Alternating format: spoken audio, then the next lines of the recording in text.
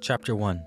The Sacred Registers, Part 1. Herein are recorded sacred things which should never be written, but the memory of man is like a storehouse made of straw, or like a store pit dug in sand.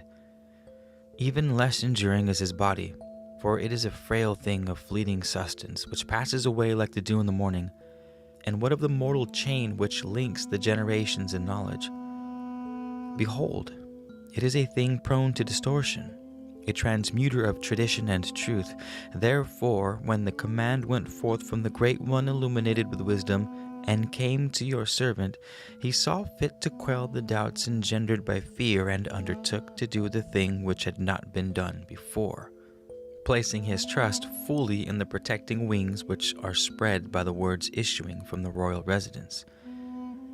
These are the words spoken by the great interpreter, who, through the powers inherited by him from above and by the powers now in his keeping, all freely bestowed upon him by the grateful hearts of his people below, will lead us into the fields of everlasting glory. O exalted one, intermediate between gods and men, what we now do for you, do for us. Let your deeds and your words become our words. Thus it ever was, and thus it ever will be, while mortal beings make pilgrimage through this valley of tears. Speak thus in your hour. The high-born one has not blasphemed the divine powers, nor has he paid undue homage to earthly desires. He has not been loud-mouthed in the sacred places, nor laughed when he should have been grave. His tongue is pure. For when fed with the words of men, he absorbs truth and excretes falsehood. His mouth has never spewed forth words of malice or envy.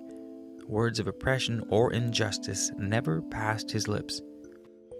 Look now at the great dark water mirror, and see what is reflected there from the mists swirling along the corridor of time. Seeing your place, make ready, so that when the summons comes from the Dark One, you are not caught unprepared. These are the words to be spoken to those who peer from beyond the dark portal. His arm was ever ready to help those who did good for others, and he lent his power to those who ordered what was good. He stood for those who could no longer stand, and commanded for those who could no longer command. He carried the weary and succored the helpless. He never oppressed the weak, nor did he permit injustices to go unpunished and unrectified. He stood by the side of the great potter, and because of his plea the clay was shaped to a more pleasing form. He erased disfiguring faults and smoothed the roughness. He added stiffness to the mixture. He has done no evil. His words have always been true. He stands unashamed and fearless before the twin shrines. Even as it was in the land of the great river, so let it be here. Let him not be cut off by distance.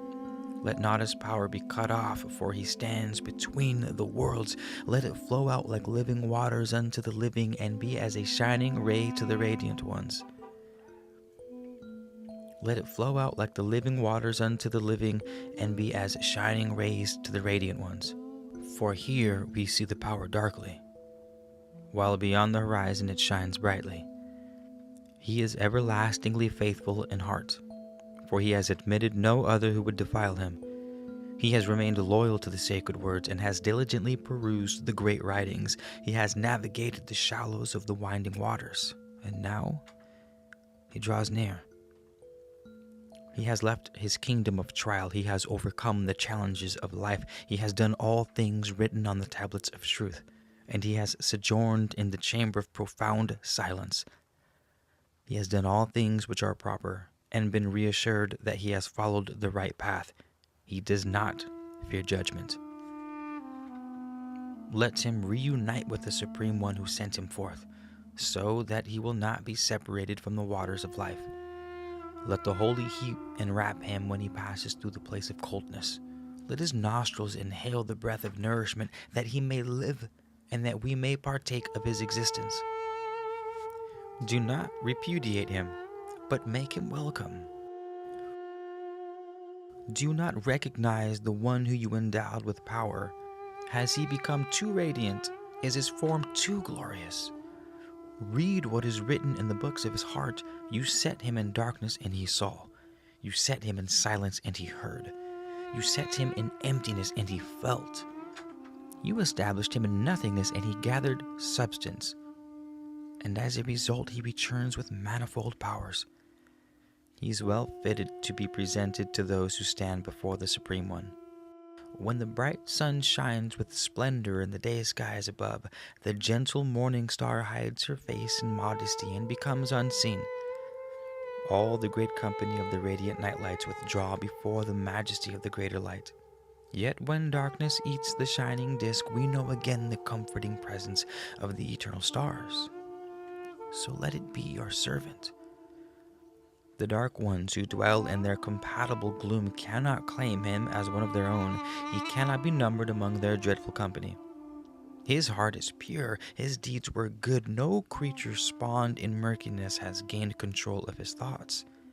His desires have not been generated by denizens of the darkness. He who was afflicted here is not afflicted forever. He is made whole. He is freed from pain. His sickness has departed. He rejoices in the light, therefore let him be drawn towards the greater light where you are. Let him not see the place of darkness. Let him not behold the hideous ones fashioned by wickedness. The dwellers in the dark recesses, who shrink before the light, or the twisted ones molded by lewd desires. He brings with him a lamp lit from the flame of truth. He bears the rod of righteousness, which rewards those who have overcome tribulations. Oh, let him pass to the right side of the dividing flame. He has left us. He is coming to you. He approaches. He throws off the earthly wrappings. He stands free. He stands glorious. Does he not glow with splendor? Behold him, your worthy companion in brightness.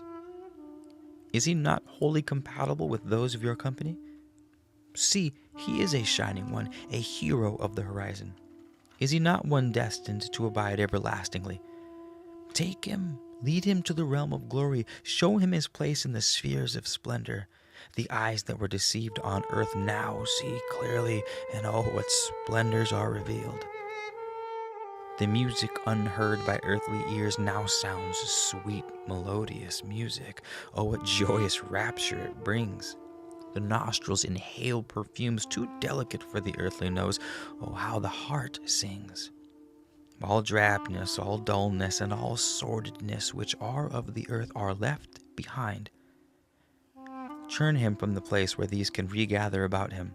The unmoving, empty body remains here before our eyes. It is nothing. It sees not. It hears not. It speaks not. It smells not. Its breath is stilled. It begins to fall apart. There is no life, and the overseer has departed. Nothing remains here with us but this unresponsive thing. The greatness, the feeling, the sensitivity have departed from the body and are now beyond our ken. These are with the real surviving being. O receive him into the life of splendor. We who are here stand blinded behind the veil of flesh. We cannot see beyond our senses. We hope, we believe, and we trust. Thus it has ever been with men, for they pass their lives behind a wall of limitations. There is a barrier shutting them in. They are imprisoned within a mortal body. Oh, grant us fulfillment. Grant us that which is the ultimate desire and aspiration of men. We speak for this man. He is one who came with us from afar. He is one who has traveled a long, weary road. No taint of meanness stained the purity of his spirit. No corruption of deceit discolored the garments of his soul self. He has gone over, shining in radiant splendor. So even the doomed in their darkness can cope when they sight his distant glow. May it shed some warmth into their grim coldness. O great welcomer, who greets the newcomers, help our departed one. He served well in this place of trial and tribulation. Let him not go unrewarded. He is the Son of Hope. Like us, like those who went before, he hoped as men have always hoped. For this is not a place of certainties. But if it were, our heritage of glory would be badly earned. He lives, for all men live everlastingly. They die not, they perish not, they endure through ages. His kohar awaits him and needs hide no awful respect and shame. His kohar awaits him and needs hide no awful aspect and shame. Let his face shine in greeting. Welcome home the wanderer. This tombed structure is not a place of finality. The grave is not the goal of earthly life, any more than the soil is the goal of the seed. Does seed die within the ground? Is it planted intending that it be mingled with the soil and lost? O great welcomer, let your face shine with gladness when you greet the homecoming wanderer. Lead him to the kohar which is his inheritance, that he may enter into it and enjoy its embrace. Let him find completion and fulfillment by absorption into his kohar. Our departed one was the whole part which came forth from the whole, and he returns to the whole. Nothing is lost, nothing is gone. He lives over there, lives more fully than he ever lived here. He lives in splendor, in beauty. He lives in knowledge and in the waters of life. He is everlasting. O departed one, risen to glory, you are now a released spirit united with your spirit whole, the companionable kohar, the everlasting one. Arise alive in the land beyond the horizon and journey to the land of dawning. The stars accompanying you will sing for you, while the heavenly signs voice hymns of praise and gladness. You are not far removed from us. It is as if we were in one room divided by a curtain. Therefore, we're not sorrowful. If we weep, it is because we cannot share your joys, and because we no longer know your touch. O everlasting kohar, take this man of goodness into your eternal embrace. Let your life become his life, and your breath his. He is your own. He is the drop returning to the filled pitcher, the leaf returning to the tree. You are the repository of his incarnations. As you grew there, so he grew here. You are everlastingly whole, and he lives in you. If he is not even as you in face, let him enter, hide his faults, for they are not many. For this you were fashioned, for this you came into being. You are the overbody awaiting the returning spirit, and the spirit now comes. You are that which will clothe the newly arrived spirit in heavenly flesh. You are that which our departed one will express himself. O kohar, here is your vitalizing essence. Before you were incomplete, now you are whole. Draw your own, your compatible one, to you and observe the many likenesses. We send fragrances, that they may spread around you. Now take the eye which will perfect your face. It is not the perfecting eye, the eye which sees things as they are. See the fluctuating wraith. Is it not beautiful? Does it not come with an aura of fragrance, sweetness filling the air? It has been purged of all impurities. All about it is fragrance. Therefore grant it your substance, that it may become solid and firm. Kohar, long have you awaited the day of fulfillment, the day of your destiny. That day is here. It is now. Take the spirit which is your own and enfold it with your wings. Each to his own, and to his own each goes. You and he are bound together with unseverable bonds. Each without the other is nothing. Now bear him up, for in that place you are greater than he, for you are the generator. While he rested in the womb, you were active. As he grew, you grew before him. If he has done wrong, and who among men is guiltless, then in you let the wrong be adjusted. You are his hope, you are his shield, and you are his refuge. This we say to the brilliant one, the guardian of goodness. The departed one has not walked with ignorance. He has not been slothful in carrying the burden of his duty. He has not been swayed by passions of the body. He has not spoiled the house of another. He has not caused undue sorrow, nor has he maltreated a child for pleasure. He has succored the poor and the weak. He has done all that is good. Therefore let none of those who lurk in darkness seize him. His radiant light is strong. Those who would seize him are repulsed by the light and slink away. He lives forever. He lives forever. He has lived worthily. He has been purified by the fires of earthly life. He has been refined in the furnace of tribulation. He has overcome all earthly temptations. He has lived the life which enhances goodness. He has prepared himself for life in the light. Receive him, O brilliant one. O Kohar, absorb into yourself the life force. It was meant for you. It is yours. It is the enlivening spirit which spanned the two worlds. He, the departed one, was you, and even more so were you he. Come to him as the beauteous one came to Beleusis, a great king, and gathered him in compassion and love. Come that he may awaken to new life in your arms. This man, the departed one, who in unity with you becomes the glorious one, was born of a god and is the child of two gods, after the nature of greater men. And now you are impregnated with the living spirit of he who was prepared by trial on earth for you. Behold, in unity your twain are now throbbing with life, and your brightness bedazzled the eyes. You are now a star of life, a star of living, and to a star you shall ascend to rule its life. The departed one is now free. He is loosed from the bonds of illusion. He is saved from the dark waters of unreality and is one with the eternal light. These things we declare, so let them be. Our thoughts mold a new reality beyond the present reality, and this becomes the reality of tomorrow.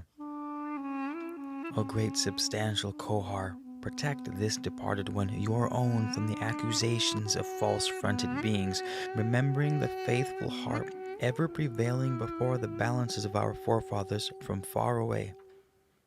Put into his mouth those words which open doors. Let the goodness in him prevail, but you yourself stand up and bear witness for him.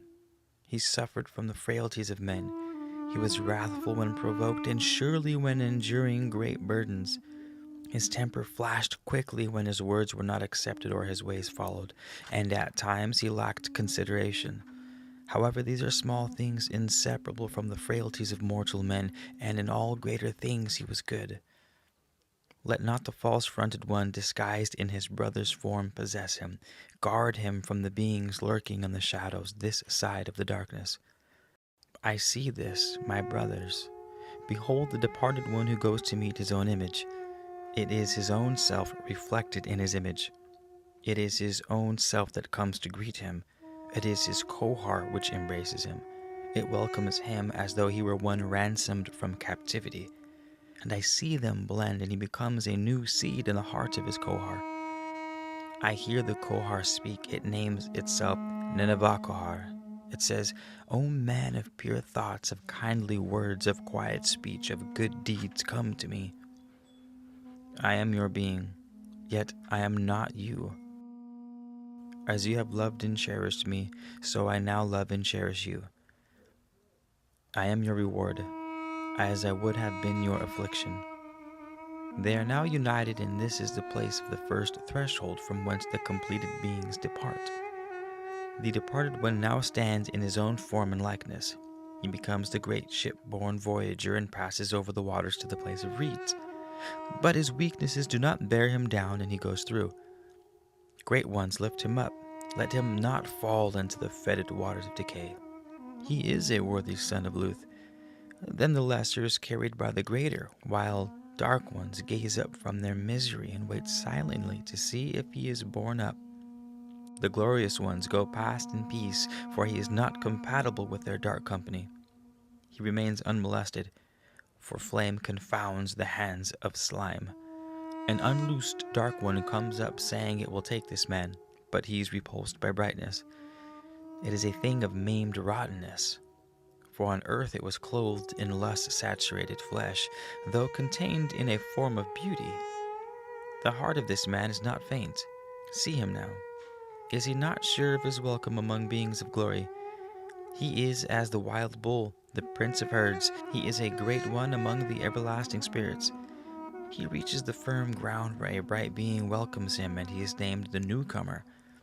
He has landed on the shore and climbed the steps of splendor. He is in the company of shining spirits, and his earth-life companions greet him. They welcome him, saying, "All this beauty and all this splendor is yours to enjoy." They bring garments of beauty, bright clothes of radiance. He has passed through the hall of judgment. The twin truths have heard his plea, and those who bore witness have departed. He has crossed the waters and ascended the steps. And now he has attained the threshold of immortality and stands in rapture. He has passed by the regions of darkness and gloom and is with glory. He comes to everlasting life in a true form of splendor, to dwell evermore as a living spirit within his Kohar. How wonderful it is to be united and one with the Kohar. The newcomer looks back across the waters to the place of decision. Then he turns and ascends the steps to the threshold of immortality. He is in his true form, yet he is a spirit within his Kohar. He speaks, but it is not speech of men, and all understand him. His hearing is all-embracing. He sees both the powers of light and the powers of darkness, but the powers of darkness no longer affect him. The newcomer has reached his compatible abode. He has fought the battle which is mortal life and risen supreme to victory. He has not been vanished by the raging ones, which are the bodily passions. At each step forward he has left a lifeless form. At each step he has fought a shadow. At each step he has won the clash of arms. The newcomer has sought out and discovered the one hidden behind the two, and the three which stand before them. He knows the secrets of the nine which veil the others from the eyes of men.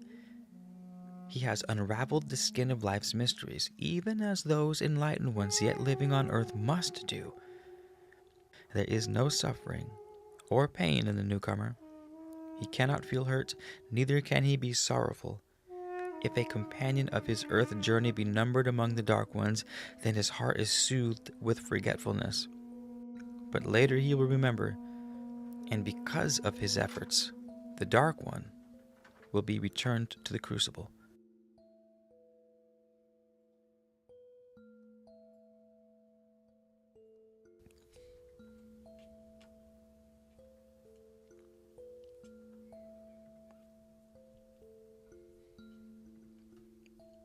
Chapter 2. The Sacred Registers. Part 2. The writings of Garmi were brought by the hands of Nadeath, the Enlightener, of the twin cities whence come the sons of fire. When he fled the wrath of kings, he spread out before the learned ones beauteous things of many colors, and spoke to them after this fashion. And I, Lavos, recorded it in the tongue of the sons of fire. Behold this. It is the land of the dawning. It stands between the land of light, ever splendid, and the land of darkness, ever gloomy. They are the lands beyond the veil. Before the veil is the land of the living. The aspiring one has embarked on the waters of illusion. His craft is afloat, but it has not yet reached the shores where the promise of new life is fulfilled. Now he is guided by two beings, one a lovely maiden, and the other an ill-visaged man. These two strive with one another, each grasping one side of the craft. Now it overturns. The maiden seeks to drag the aspiring one down, while the ill-favored man seeks to keep him afloat. But the aspiring one struggles against him. They come to the sands of the shining shore, where the light of truth churns the maiden into a vile-faced hag, and the man into a handsome youth. The aspiring one lies on the sands of Shodu as one dead, for he had fought against the man who sought to save him. The beauteous one comes attended by handmaidens, and with them are the companions of the aspiring one's earthly life. There too is his soul self, awaiting his embrace. The aspiring one lies as dead, for he did not know his Savior. They who stand out, who are the welcomers, wait in uncertainty. The beauteous one bends over the prostrate man and says, "Revive, for this is not a place where death rules." He moves and she says, Raise yourself and cast away the residue of your mortality. The aspiring one opens his eyes. He sits up. He shields his eyes before the vision of beauty. He is blinded by it, and she gives him his heart. The handmaidens weep, and their tears are the blood of the aspiring one's life. The beauteous one says, I have come that you who were dead might live, that you who were blinded might see, that you who were deceived might know truth. The soul self says, I have come to embrace you. I have come to protect you. I have come to shield you. I am your refuge. That which is the Kohar says, I've come to brighten up your face. I am you as you are me. I have waited for you. I have wept for you and rejoiced when you rejoiced. I have never forgotten you while we have been apart. I have heard every word spoken, and these are recorded for you. I have recorded every sight. I have recorded every sound. I have recorded every smell and every taste. Every memory is secure for you. Here I give you form and substantiality. This is the herald. He stands between this man and his Kohar, and they together with the adjuster and the welcomers, go to the hall of judgment and stand before the Lord of life, the master of destinies. Now come the lords of eternity, who are the lesser gods, and they enter the gates of splendor. The balancer comes from his secret place. The greeter to darkness stands at his door, and the greeter to splendor stands at his door. They face each other. The welcomers, compatible companions of this man's earthly life, stand about. They are there in the hall of judgment. The balancer causes two fluid-like fluctuating columns which stand on either side of the Kohar, and one takes the form of the aspiring one. But it is horribly malformed because it mirrors all his wickednesses and all his weaknesses. The other shines brightly, for it mirrors all his goodness and spiritual qualities. Then the two columns merge back into the Kohar, and the adjuster adjusts with justice and mercy. Then the aspiring one stands forth in his Kohar and in his true likeness, which is a blending together of all his incarnational likenesses. The aspiring one is drawn towards the right-hand door. He passes through and sets foot on the Rainbow Road. He is accompanied by the welcomers, the companions of his earthly life, who are now revealed to him in their true likeness. They sing, they dance, they rejoice, and there is much gladness in the reunion. The word of truth is established. It is fulfilled. The ancient promises are fulfilled. He who departs shall return. He who sleeps shall awaken. He who dies shall live. The aspiring one has passed into the regions of glory. Now behold, the body vacated by the vehicle of life. It slumbers in its death wrappings, for the enlivening spirit has flown. The earthly body alone stays and cannot hold itself together. It prepares to fall apart and decay. The companions of the dead take it into their company. It will be made incorruptible and become a communicating door. It is given the things which rightly belong to the dead. Those who remain on earth fear the life shadow of the one who has gone on before them. The body is bandaged in its death wrappings. It is purified. It is made clean. It is provided with the necessities. The life shadow shall dwell at peace within the empty body. It believes it to be its abode. It shall not wander. O shadow, do not wander. Remain within the tomb. Seize any who come to steal. Seize any who would break the body. Seize any who would open that which is closed. Seize and haunt. Seize and haunt.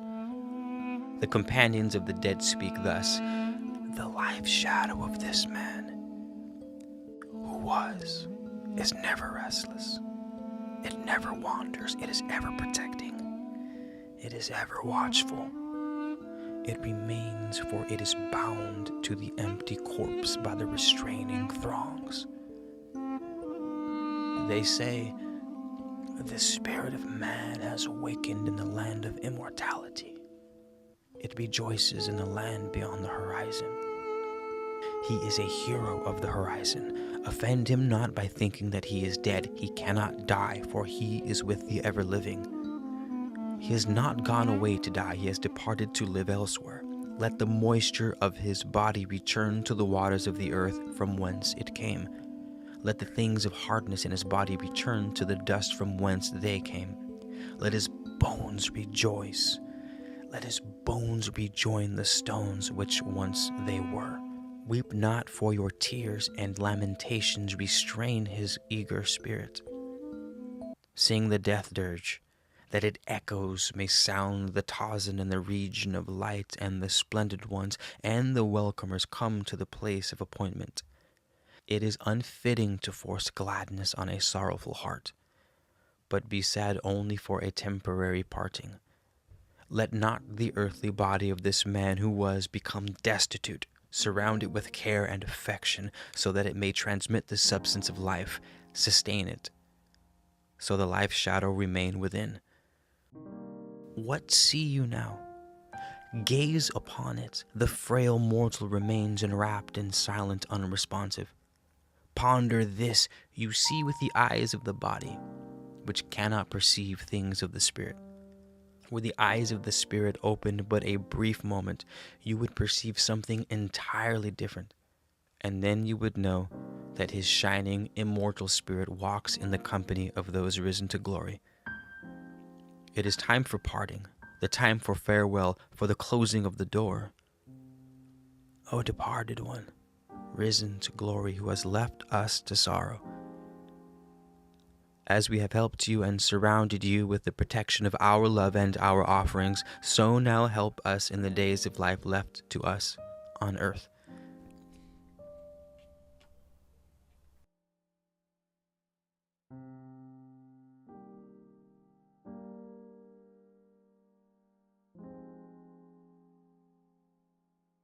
Chapter 3. The Sacred Registers. Part 3. Behold, one comes wearing white sandals and clad in fine linen. Arise, stand up, greet him. He bears the staff of righteousness. He brings a pearl of priceless value. Take it and become perfect.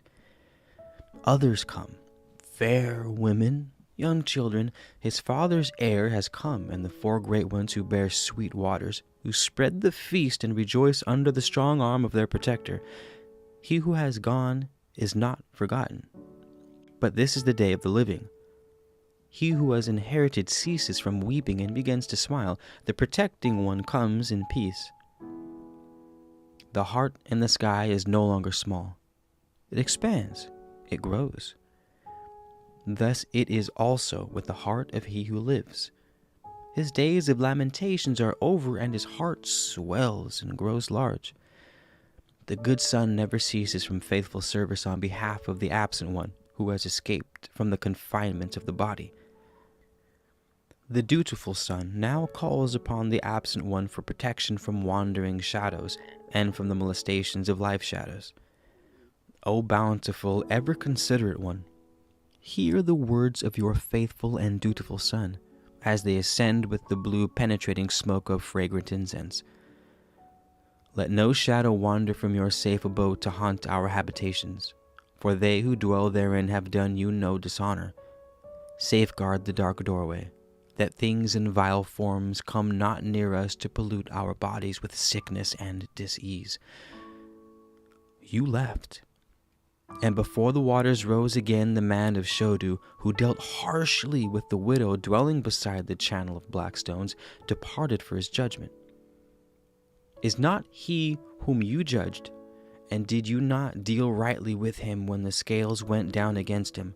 Therefore might not he return from the region of darkness with others of his kind, and cause misfortune to fall upon us? You he cannot harm. You are now in the place of glory, in the land beyond the west sterile waters.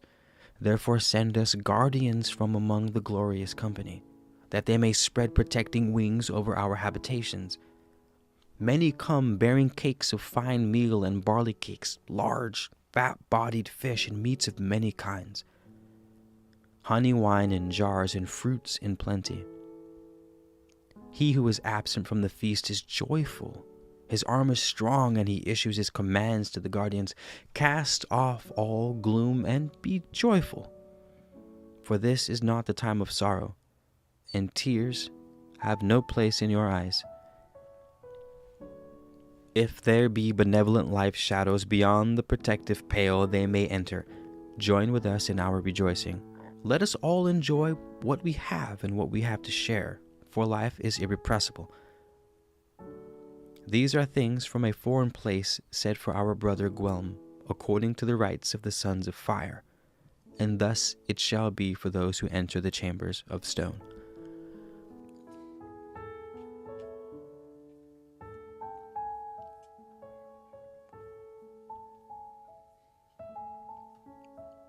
Chapter 4. The Sacred Registers. Part 4. No longer can the man who was speaking with men on earth, for when he now lives in splendor among the eternal ones, he was weighed before the assessors, and though his faults were not few, he was not outweighed in goodness. He has become a shining one, and journeys on into the spaces of heavenland, accompanied only by his compatible companions. He has ascended into the place of glory, the place of fulfillment. The years have fallen off his shoulders like a cast-off cloak, and he is young again.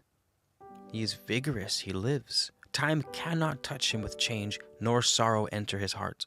He rests, awaiting a new call to duty. He has passed through the wide hall and through the narrow portal. He has entered the land of a new dawning, and he is welcomed. His earth companions greet him. He lives. He is beyond harm. He sees the sublime visions which fulfill his yearnings.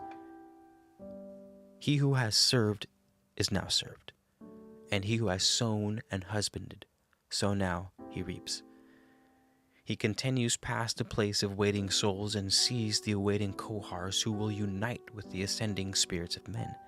He bears in his hand the book of life and glides over the pure pastures, past the bright dividing flame.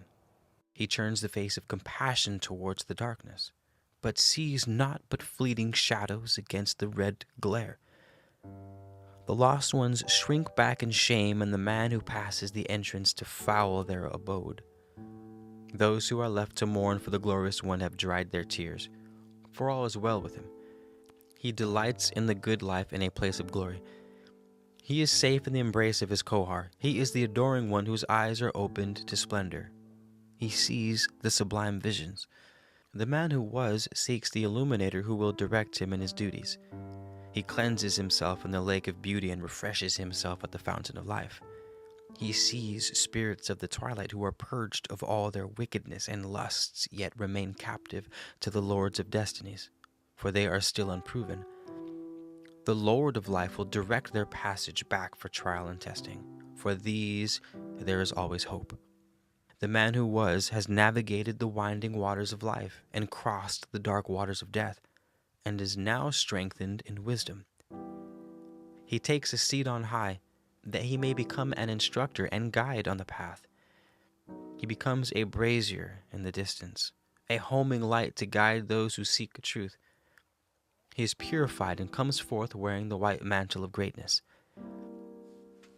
Behold the splendor of his raiment and purity of his adornments as he sits awaiting calls from those in the heavy kingdom, those who seek his counsel. The seers in the dark waters will amaze the people with the clarity of their visions and revelations, for the power goes forth from the man who was with manifold strength. A great being has joined the splendid company in the land of dawnlight. Over there, they will say, Earth is worthily fulfilling its purpose when it produces men such as this. You may wonder what are the occupations of the man who was. Does he illuminate the dark waters alone? May he not be among those who seek to enter the hearts of those who close the doors of their spirit to the instructors of wisdom. Alas! They who are heavily enshrouded in earthly wrappings are ever set to face before the instructors of wisdom. They say, "What have we to do with this babble?" Yet they most of all require enlightenment, for they are men of small minds. May he not have become a pathfinder in the night, a guide through the darkness, the star illuminating the night as its darkest hour, as the herald of the great illuminator. May he not have become a director of rays that dance on the waters, or a controller of the winds which caress the neck. Suffice that he rejoices in a life of splendor, so let it remain with him and his Kohar until the day when all is known, the day of full knowing.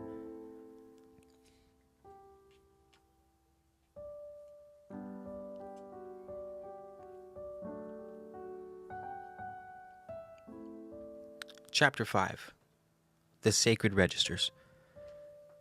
These are the instructions for those who journey the outer track of the Twin Way, for those who have been laid in the chambered tombs who followed the ways of Camwelleth.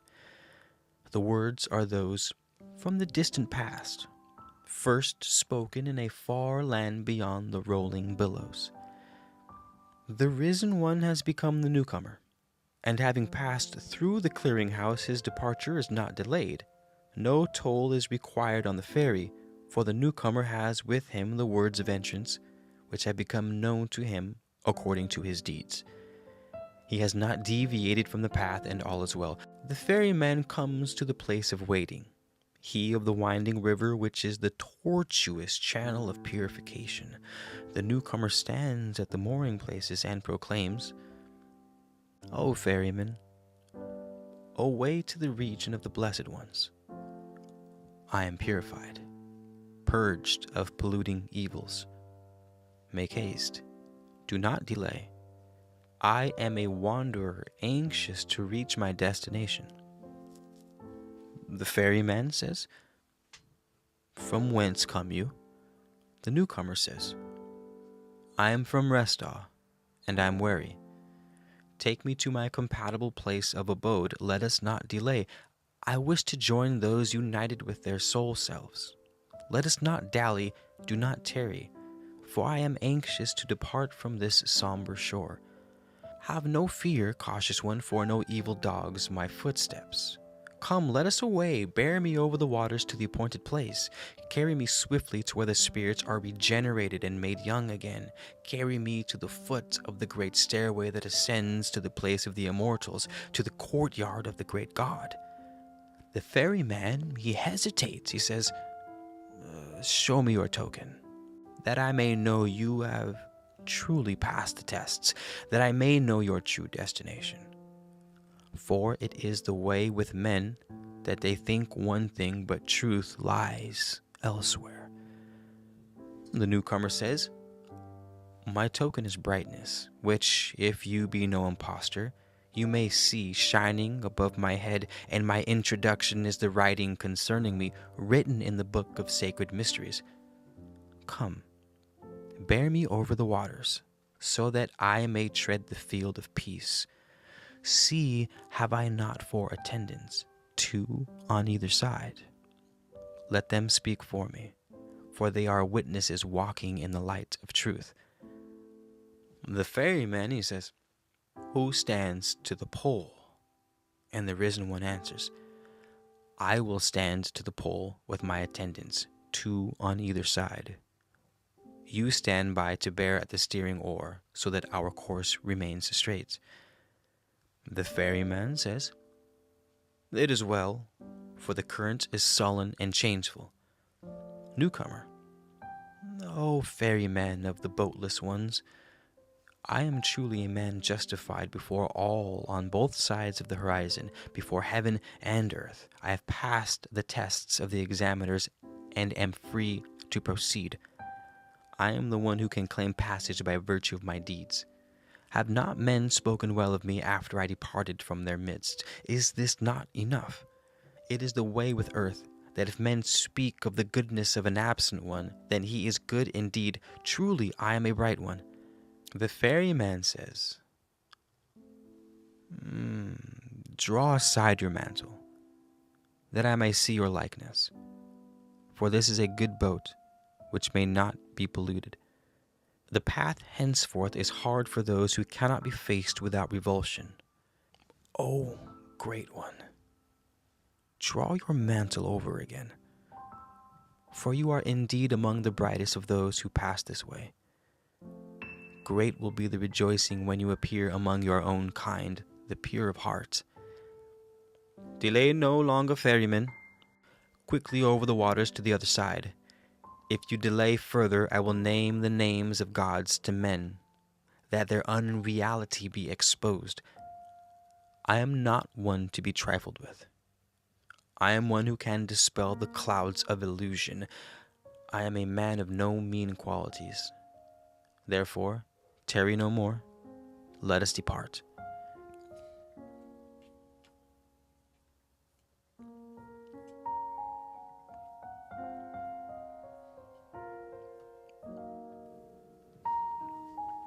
Chapter 6. The Sacred Registers, Part 6. The man who becomes the pilgrim.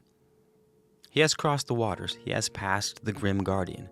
He waits without the place of union and stands firmly. He is not afraid and stands resolute. The cool, gracious one approaches with 3 jars of water and refreshes him. The pilgrim says, "Behold, O watcher at the gate, I have laid up treasure enough in the storehouse of love. Therefore allow me to pass. The love of those who have gone before. See, it is not a large quantity and sufficient to draw me upward. See, is it not a large quantity and sufficient enough to draw me upward? See the love of those who remain behind. Is it not a large quantity and sufficient to draw me upward?" The watcher hears his words. The grim guardian counts and weighs and says, "Pass." Then this man passes and goes beyond the lake of wisdom, past the winding channel of experiences, over the flooded field of reeds to the eastern side of the region of light, where he will be renewed in birth into higher spheres. The pilgrim now stands before the womb of heaven, where those who enter as pure seed are brought forth into union with God. This man passes by to where the attendants help him to assume the robe of glory. They welcome him. "Behold," they say, "his Kohar has brought this man powers to make him complete. The powers he gave into the keeping of his Kohar during the prayer times on earth have returned greatly magnified. This man has joined the joyful company. He has left his old, discarded body in the region of heaviness, to assume another more glorified one in the region of light." The Kohar greets the pilgrim and says, "I welcome you, my own." The Kohar says to those about, "This is my own. He has washed in the lake of wisdom and passed by the caverns of distrust and doubt. Let us therefore enter in peace when the great door is opened for the united being in the east, the door leading to the place of the one true God above all gods, whose manifestations are secret mysteries."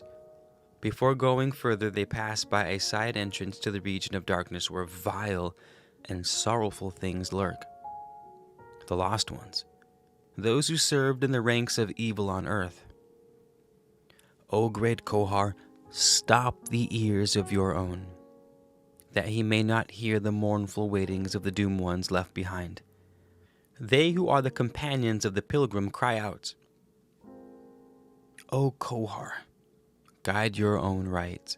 Guide him up the ladder of life which he must traverse again. Strengthen its rungs, support him, so he bears lightly upon them. Let not the rungs break beneath his weight. This is the test of deeds long since done, where evil bears down heavily.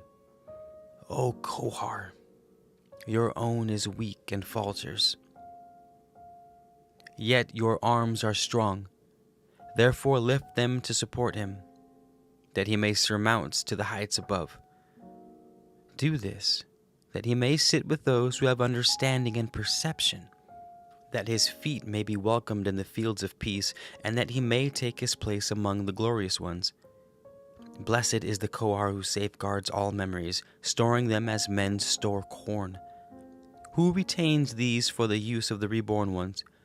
Who can recall all that men forget and can draw forth a memory as men draw water from a well? The Kohar is the eternal recorder. Pilgrims become risen ones and enter their Kohars as a soul enters a body, and in unity they become glorious ones.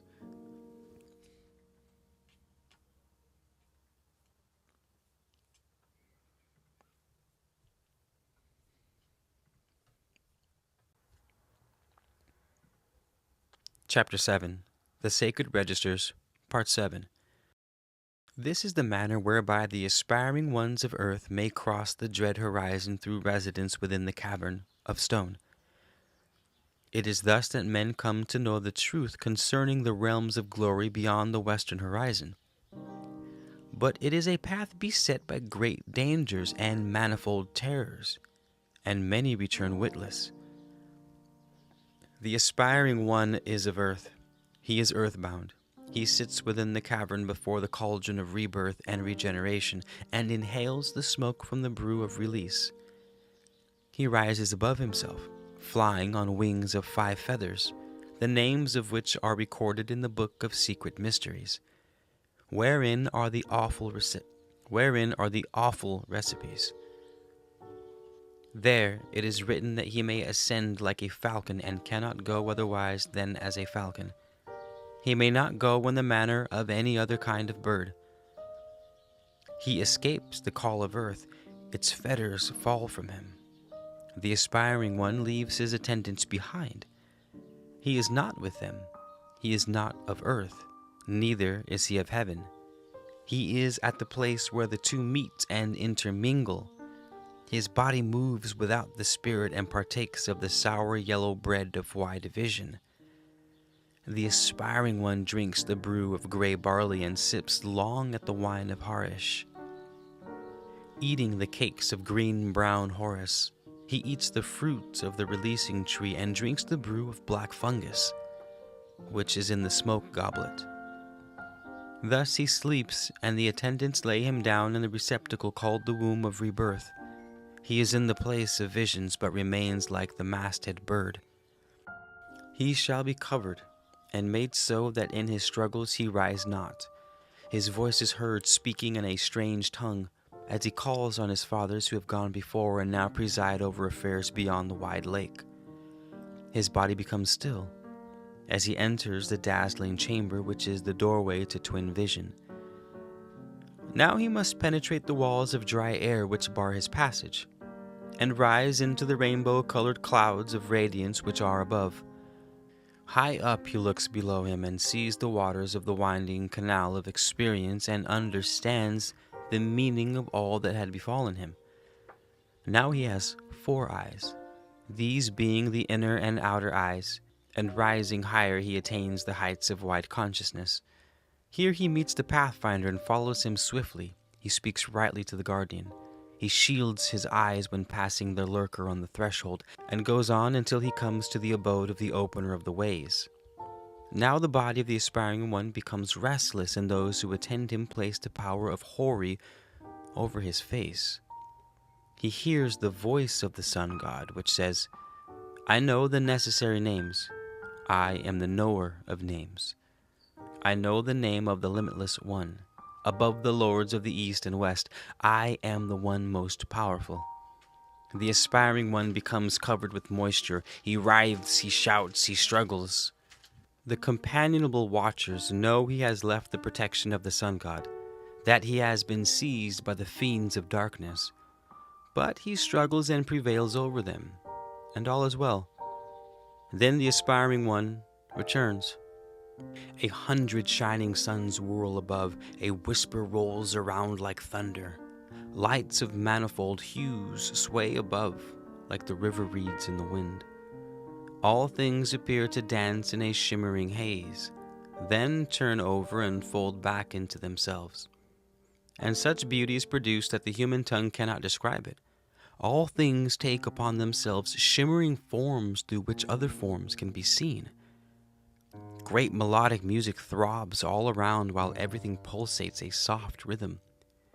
The air is filled with voices of unearthly sweetness. Glory and splendor are everywhere.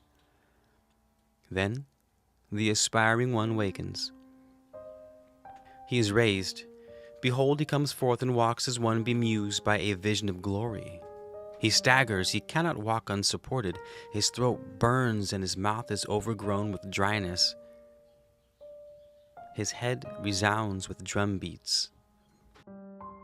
He is given the sweet waters in the cup of forgetfulness and drinks deeply. All is well. He is now a reborn one. He is an enlightened one. He is one resurrected from the cavern of stone.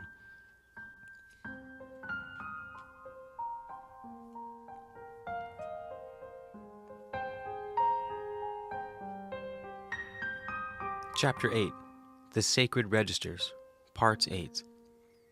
These are the supplications of Dekeb, the stranger, who came from the land of rising waters and was known to us as the opener of the ways. He came under the wings of the firehawk. He was the first of the scarlet-robed ones, the right hand of Glanvinus. That was in the time of our fathers' fathers, and the tongue of the seafarers is no longer in the mouth of men. O great being of beauty, brilliant one who greets the newcomers arriving in the place beyond the western horizon, this woman is your daughter. Your daughter is she. See, she is pure in spirit and clean in heart. She is modest and womanlike. So let her pass to live in the pastures of life, and the land of new dawning where all is wholesome. Let her be purified by the maidens of Or-Shafa. Let them purify her. Let her be washed and dried by the attendants at the clean, sweet waters of life. Let the 9 delicate ones minister to her. Let her be clothed in garments of decency, for she is a womanly woman. O great and glorious one, give this woman your hand. Clasp her hand with womanly tenderness. Spread out your falcon wings over her. Spread protecting wings around her. She has followed the tedious ways of womankind and has glorified life with her presence. She has followed the tedious ways of womankind and has glorified life with her presence. She has endured affliction with patience and made her home hearth a place of peace and content. Let her roam the pastures of the blessed ones and penetrate into the farthest regions of light. I raise my hands in supplication. The flame is lit. It burns brightly. Fragrant incense is placed in the bowl, and it becomes aglow. Its sweet perfume rises into the recesses above. O happy risen one, O beautiful being glowing with womanly goodness, treasurer of all the virtues, purify yourself for admittance into the higher regions. The incense we offer here is your indrawn breath of renewed life. It fills your lungs. You breathe, and because you breathe, you live. This is the best incense from the land of Gwemi, differing not from that which our fathers knew when they traveled the water road. O beautiful one, my heart lingers at the place where you rest. My heart is with you, entwined with yours. How sweet your breath, how pleasant your perfume. How gentle your whispers, how delicate the rustle of your attire. O newly become beauteous one, you are not alone. Rise, blue perfumed smoke, rise, cleaning fragrance, rise, sweet wholesome offerings, rise like fluttering birds on wings of purified air to the glorious regions of light, which he away beyond our poor perception. Our sweet fragrance, O beautiful one, inhale our sweet smoke. O ever delicate one, may you enjoy the due reward of your labors and privations, of your selfless sacrifices. Be ever contented and peaceful. O dutiful wife and loving mother, hear our words as they rise to you in the softly smoldering incense which comes shipborne to these shores. Hear the voices of the waiting welcomers greeting the beauteous one who now joins them. They say, cast off the old worn garment and array yourself in garments of radiant light and the clothes of splendor which have awaited you. Bedeck yourself in the well-earned jewels of spiritual reward. Henceforth you shall dwell here, walking about freely to be honored and loved. Here you will be renewed. Be alert, vigorous, and far-reaching. The power of your spirit shall stretch out to take every place. You take thought and fly on hawk's wings. Your desire becomes a chariot with wings of light. Beyond the place of your first destination is the kingdom of the Lord in the distant sky. There he will permit manifestations in your glory. There henceforth you shall walk in strength and beauty, being ever filled with life and power, garmented in loveliness for all eternity. Their floodwaters of a glorious fluid light unknown here rise and fall in moderation, and therein you may bathe daily and taste the revitalizing rests. Here your thirst may be slaked at the well of divine essence, and your appetite appeased by the strange bread of everlasting life. This is your destiny, in the land beyond the veil. Therefore lift up your face in joy. Rise, lovely liveliness. You are one destined to be numbered among the shining ones, and are warmly welcomed into the company of the fragrant ones. O happy one who enhanced earthly life with your presence, this is your reward.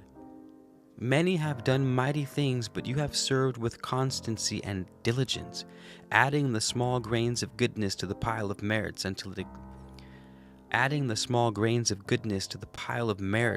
exceeded in weight the great things by others. We hail you, O victorious one. The welcomers say among themselves, how fair and bright the face of this newcomer! How fine must have been her life in the region of heaviness! Behold, here she is, renewed and made young again, but with a loveliness unknown in the life left behind. When she goes forward from here, she is within her kohar. They are one. Her vision is through the kohar. Her smell is through the kohar. All she senses is through the kohar. All she does and knows is through the kohar. Behold, she is among the chosen. Henceforth she becomes an opener of the way for those of her blood. Glorious is she, and blessed are they. Those are the supplications made for Milvin, daughter of Melon, son of Market the stranger, according to the rites of the sons of fire. Ardwith kept it, and it was done into this form at the place called Corinamba.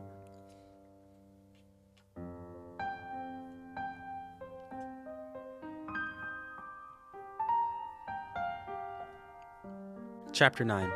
The Sacred Registers, Part 9. This concerns the mystery of the twice-born.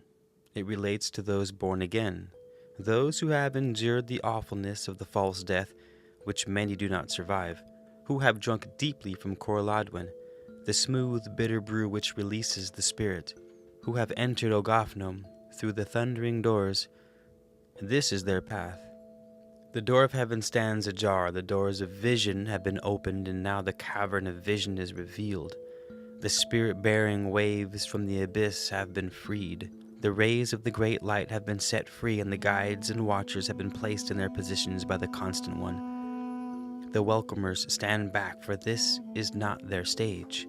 The Brilliant One is there, and another who is the reciter, and he explains the visions.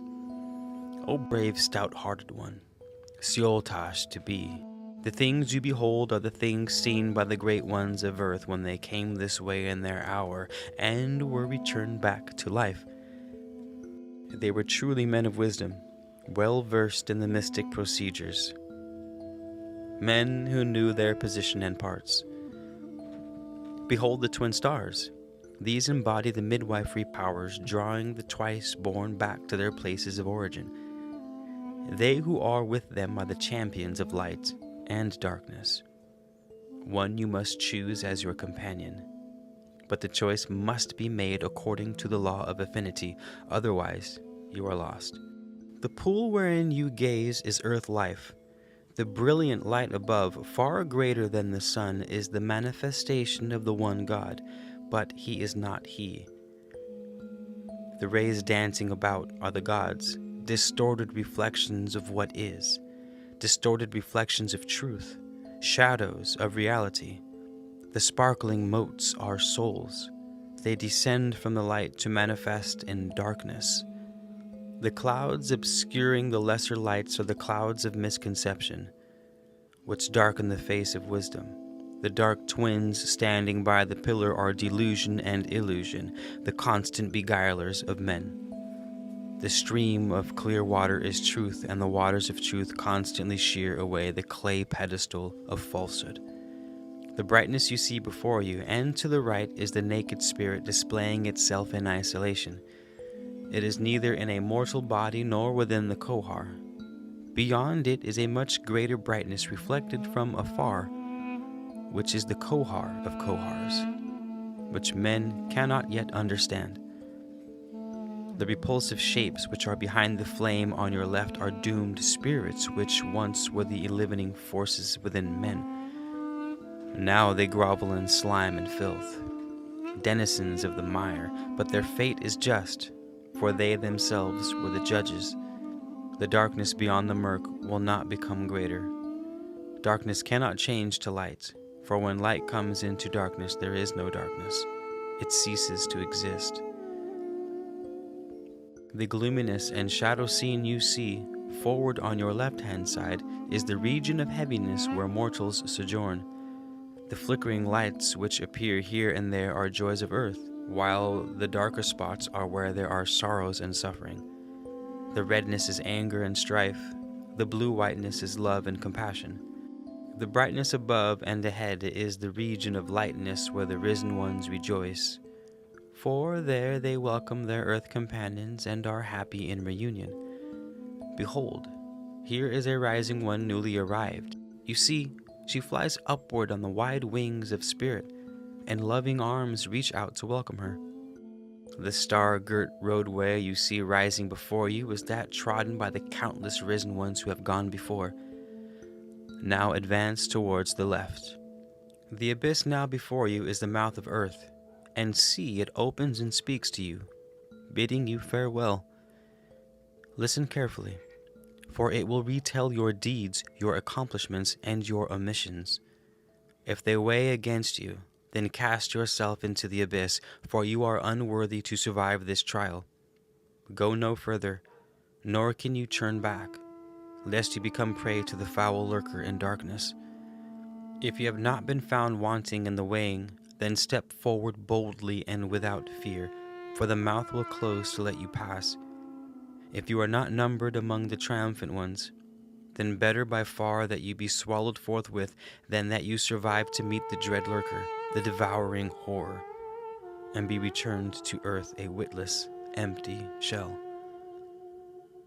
Beyond the abyss lies a stretch of blue water, which contains the pool of wisdom and the pool of purification. Therein you must bathe and refresh yourself. The trees growing to your right bear the fruits of spiritual nourishment. Eat and become strong.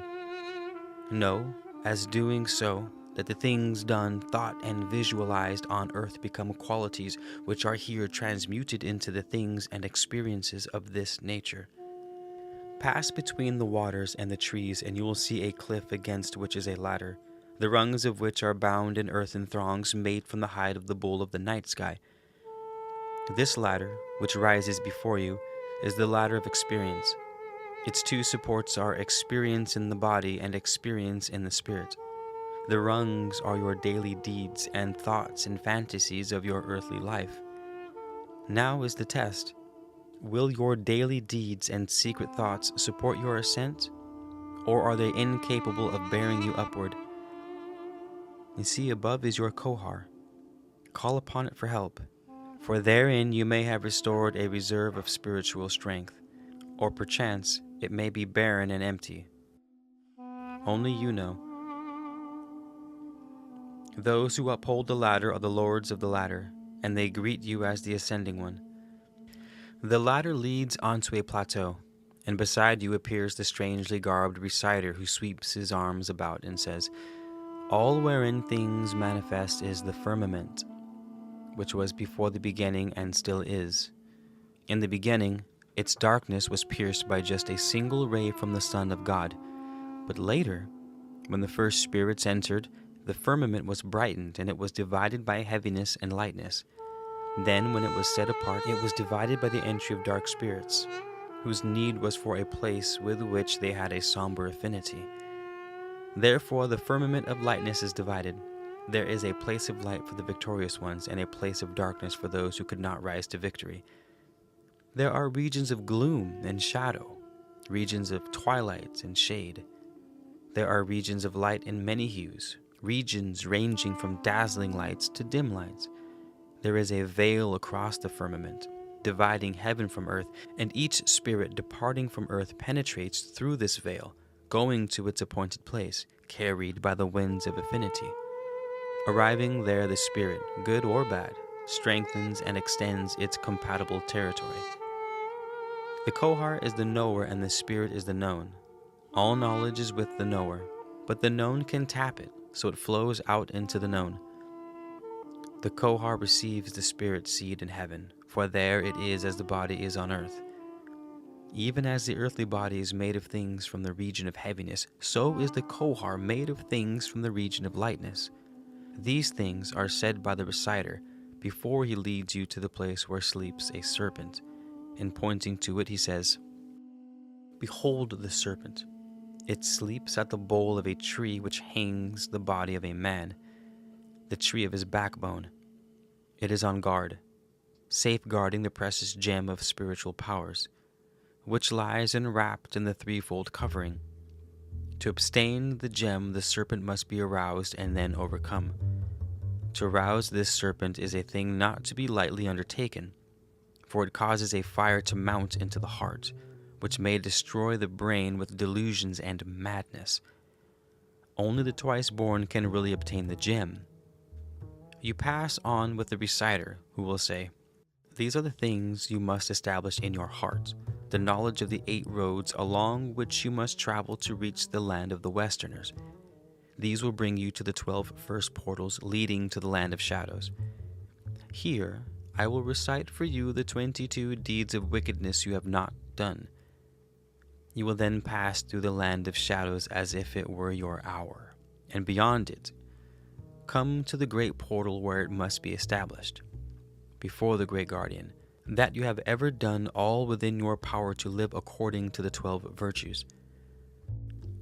Then you pass through the portal to the hall of judgment. Here, for the first time, your light is revealed and it is made known whether your tongue has spoken in accordance with the things within your heart. Many are they who know the words of the tongue, but sever these from what is written in the heart.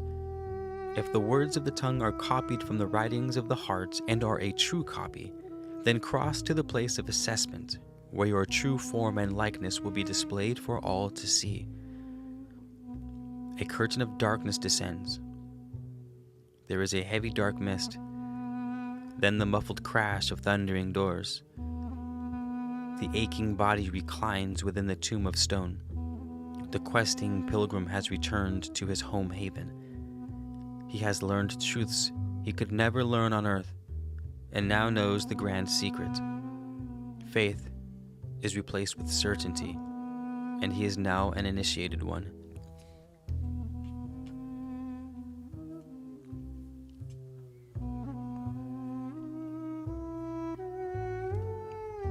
Chapter 10, The Sacred Registers, Part 10. My God and Father, my Creator and Governor, Supreme and Immortal Spirit, I come to you as a wayward son comes to his father.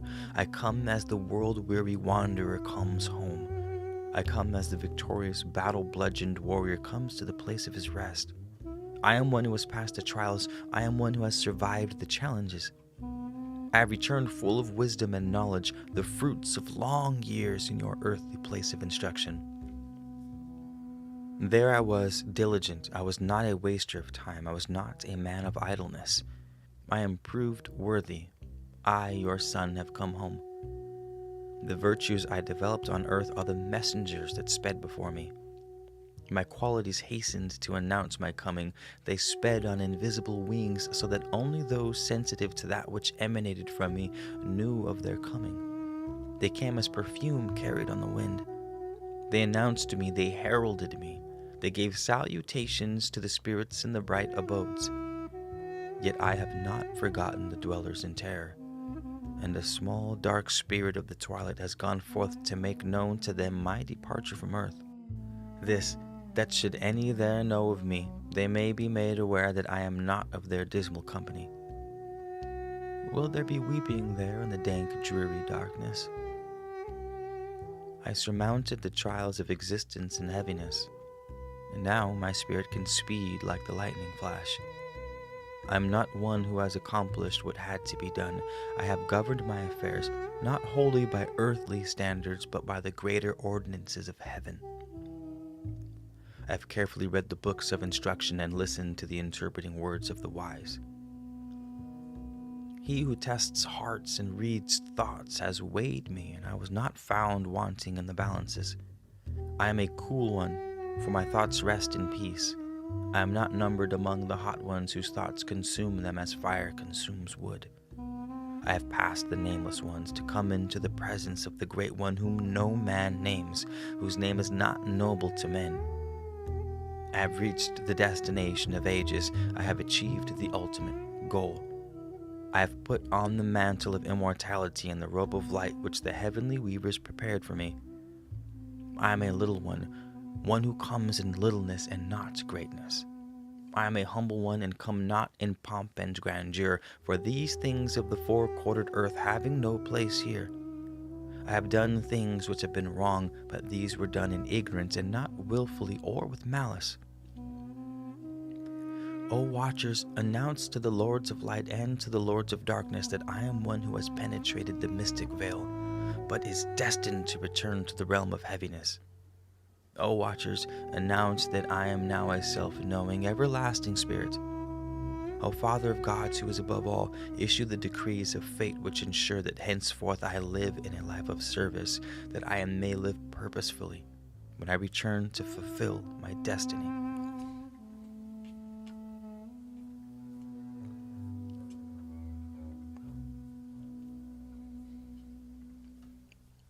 Chapter 11. The Sacred Registers, Part 11. My heart, my spirit, my Kohar, guardian of my memories, cast not your words in the balances against me. My faults and failings are not few, for no mortal man is perfect, yet they weigh lightly against my qualities and good deeds. Say not that I have wrought evil to any man willfully or with malice. Say not that I am a man of wickedness. Let me not suffer sorrowful remorse in the gloom and darkness, but let me live forever within the region of light. I have done deeds of goodness and led a goodly life. I have overcome the wiles of wickedness and avoided the snares of temptation. I have lived in peace with my neighbors. I have dealt justly and fairly with them and have not uttered words of malice to stir up strife. I have not gossiped about my neighbors, nor engaged in idle chatter concerning their affairs. These things are not easy, and as no man is perfect, I have at times been bad-tempered under provocation. Therefore speak words that will weigh in the balances against my failings.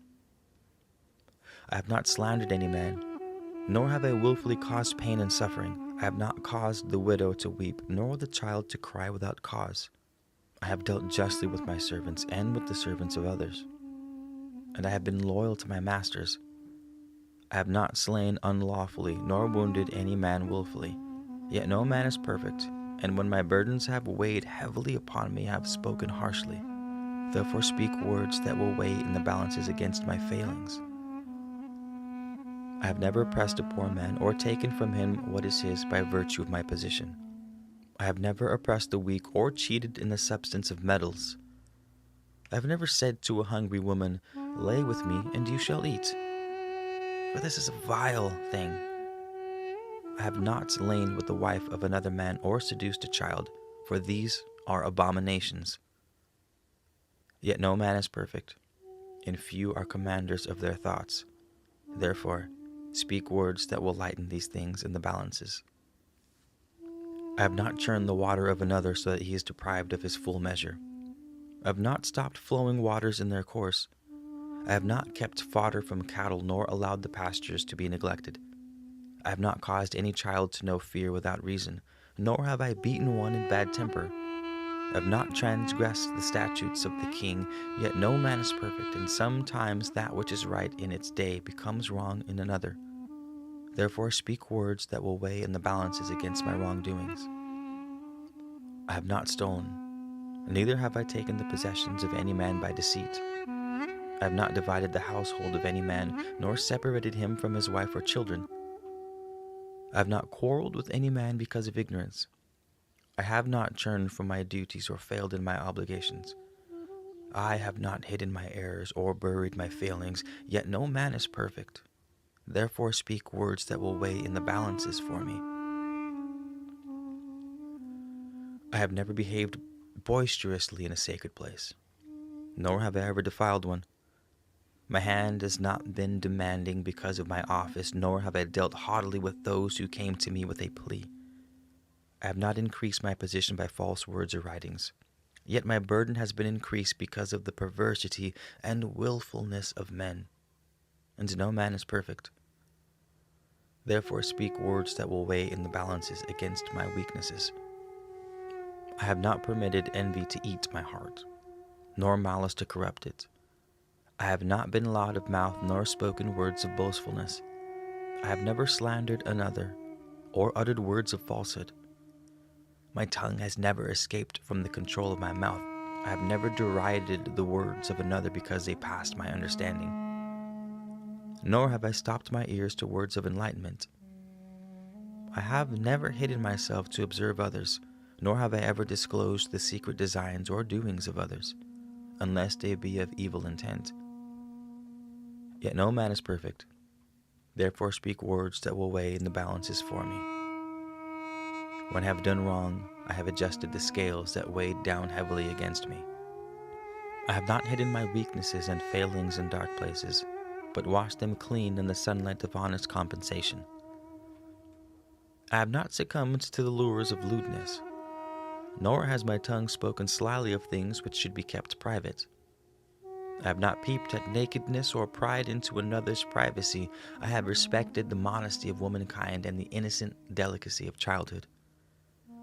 Yet men as they are imperfect, while thoughts stray willfully and are not easily restrained. Therefore speak words that will weigh in the balances for me. O Great One, protect me. O Kohar, save me. Hear the words of my heart. I was one who was ever mindful of what was right and what was wrong. I did what I thought was right and shunned that which I thought was wrong. I listened to those who were wiser than I and helped those who were less privileged. Can man do more?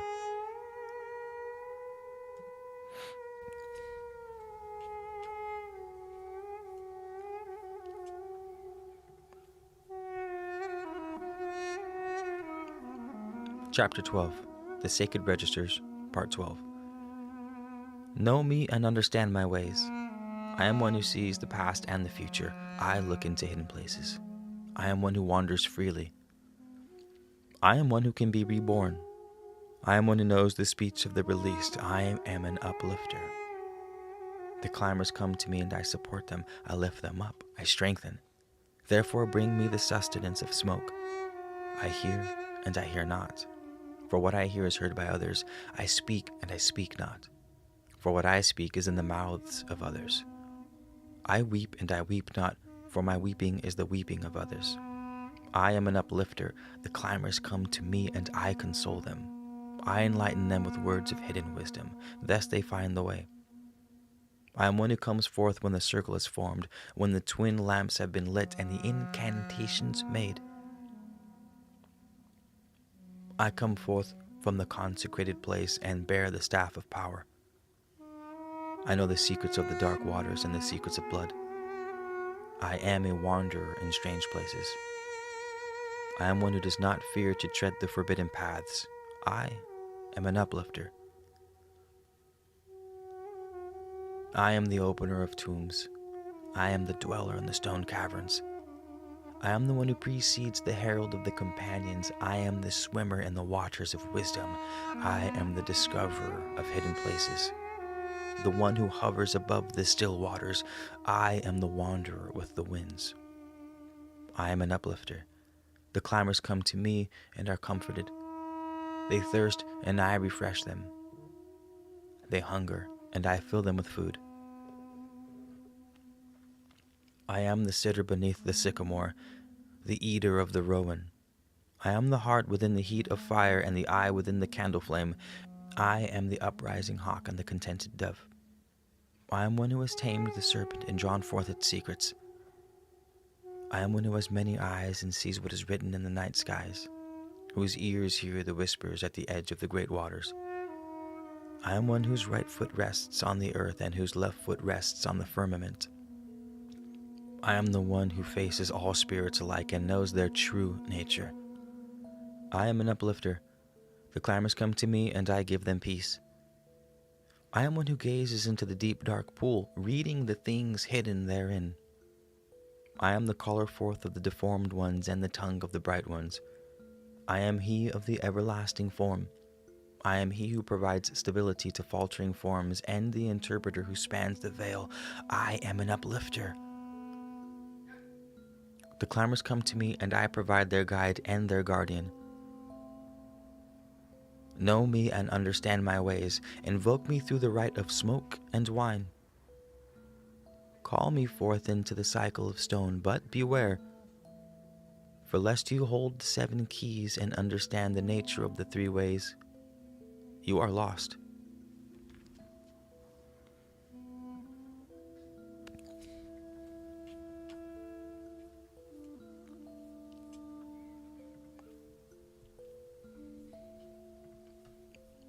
Chapter 13. The Scroll of Ramkat. Awful is the great day of judgment at its dawning in the netherworld. The soul stands naked in the hall of judgment. Nothing can now be hidden. Hypocrisy is no avail. To maintain goodness when the soul reveals its own repulsiveness is futile. To mumble empty ritual is foolishness. To call upon gods who have no existence is a waste of time. In the hall of judgment, the wrongdoer is judged. On that day and henceforth his qualities shall form his food. His soul, soft as clay upon earth, is hardened and set into shape according to its molding. The balances are adjusted. One arrives. The 42 virtues are his assessors. Shall he dwell among beauty as a godling, or be given captive to the keeper of horrors, to dwell among the vile things under a merciful mantle of darkness? One arrives. The twisted body tormented on earth and the ugly face have gone, discarded at the portal. He strides through the hall in radiance to pass into the place of everlasting beauty. One arrives. Now no earthly body shields the horror, which is the true likeness of the evildoer upon earth. He runs from the light which he cannot tolerate, and hides himself in the shadows near the place of terror. Soon he will be drawn to his compatible place among the dismal company. One arrives. He has been upright and a just one. His failings and weaknesses were of little account. This upright man fears nothing, for he is welcomed among the bright ones and shall go unhampered among the everlasting lords. One arrives. He trembles before the unseen judges. He is lost. He knows nothing. Earthly knowledge and confidence are left behind. The balance drops. He sees his soul and recognizes his true self. He rushes into the merciful darkness. It enfolds him and dark arms embrace him, drawing him into the terrible gloom, into the place of dark secret horrors. One arrives. She graced the court with beauty. Men sang of her loveliness and grace. Now, as when a mantle is removed, all is discarded.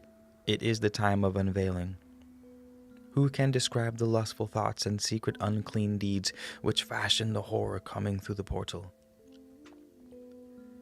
There is a hush among the compassionate. One arrives. On earth she was pitied by the compassionate and scorned by the hard-hearted. There her lot was degradation and servitude, privation and sacrifice. Few and meager were the gifts from life, yet she triumphed. Now she comes forward surrounded by brilliance. Even the shining ones are dazzled by her beauty. One arrives.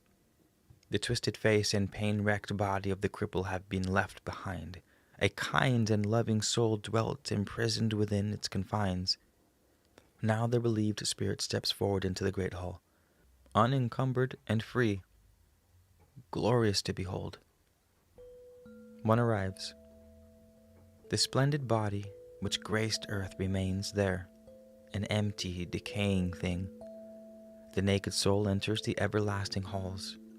It is a deformed, misshapen thing fit only to dwell in the merciful gloom of the place with which it has compatibility. One arrives. Neither goodness nor wickedness bears down upon the scales. The balances remain straight. The soul departs to the twilight borderland between the region of light and the region of darkness. O great lords of eternity, who once were in the flesh, even as I, hear not the outpourings of an overburdened and sorrowful heart. For who am I to presume to call upon the great God of all, who am not without wickedness and weak in spirit? I have filled my heart with knowledge of the secret writings, but still I fear the judgment. Therefore, great lords of eternity, I call upon you once who walked the earth, even as I do, and who therefore understand the failingness and weaknesses of men. I am not weak in my standing with earthly things, but I am weak beside the greater beings. Will I, too, ever be worthy of the grandeur of the eternal mansions?